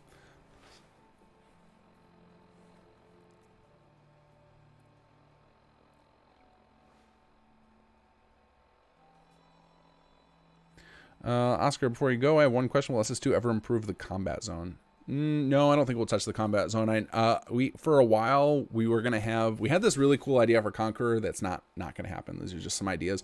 When we were talking about Conqueror, like when we started expanding the story, we were getting into, we should look at everything that's like, underbelly stuff, like kind of seedy stuff in the real world, and like let's look at that and embrace it. So we talked about like getting involved with the Triggermen, taking over the combat zone and making it functional for Jammer's gang. We were gonna have you take over the robot racetrack and like turn it into a betting thing that you could run. We had all these cool ideas for all this stuff where you kind of turn the raid to the gang, instead of being like bloodthirsty a-holes, you start to become more of like a mafia. And we just never pursued any of that. But that was all that stuff we talked about, because it'd be kind of fun to get into like organized crime as the Raider gang. Could have been kind of cool. Who is my favorite merchant? I don't know if you're talking about SS2 Settler, if you're talking about just in the game, like I think Mo is hilarious. Like I like him that. If you mean merchant for buying particular stuff, I don't spend a lot of time in the merchant system in Fallout, for the same reason I don't like spending a lot of time in the inventory system. It's just a big boring list of crap.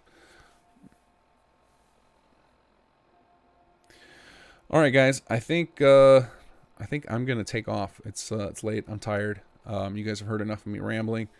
See, one more question. This will be Joshua, are going to be the last one. Lastly, let everyone know where they can show their praise for the team. The creators know to play this game again. Oh, you're telling me to shout out all the stuff. Sure, I'll do that. Thank you. We primarily are funded off Patreon. If you'd care to join us on that mission, that is here. All the money feeds back into the mod. We try and buy stuff for the team or pay for expenses and whatnot, and buy, we do things like that funds the prizes for the city plan contest. Just anything we can do to enhance the mod or the community around it is where we put all those funds. So if you want to join in, that's where to do it.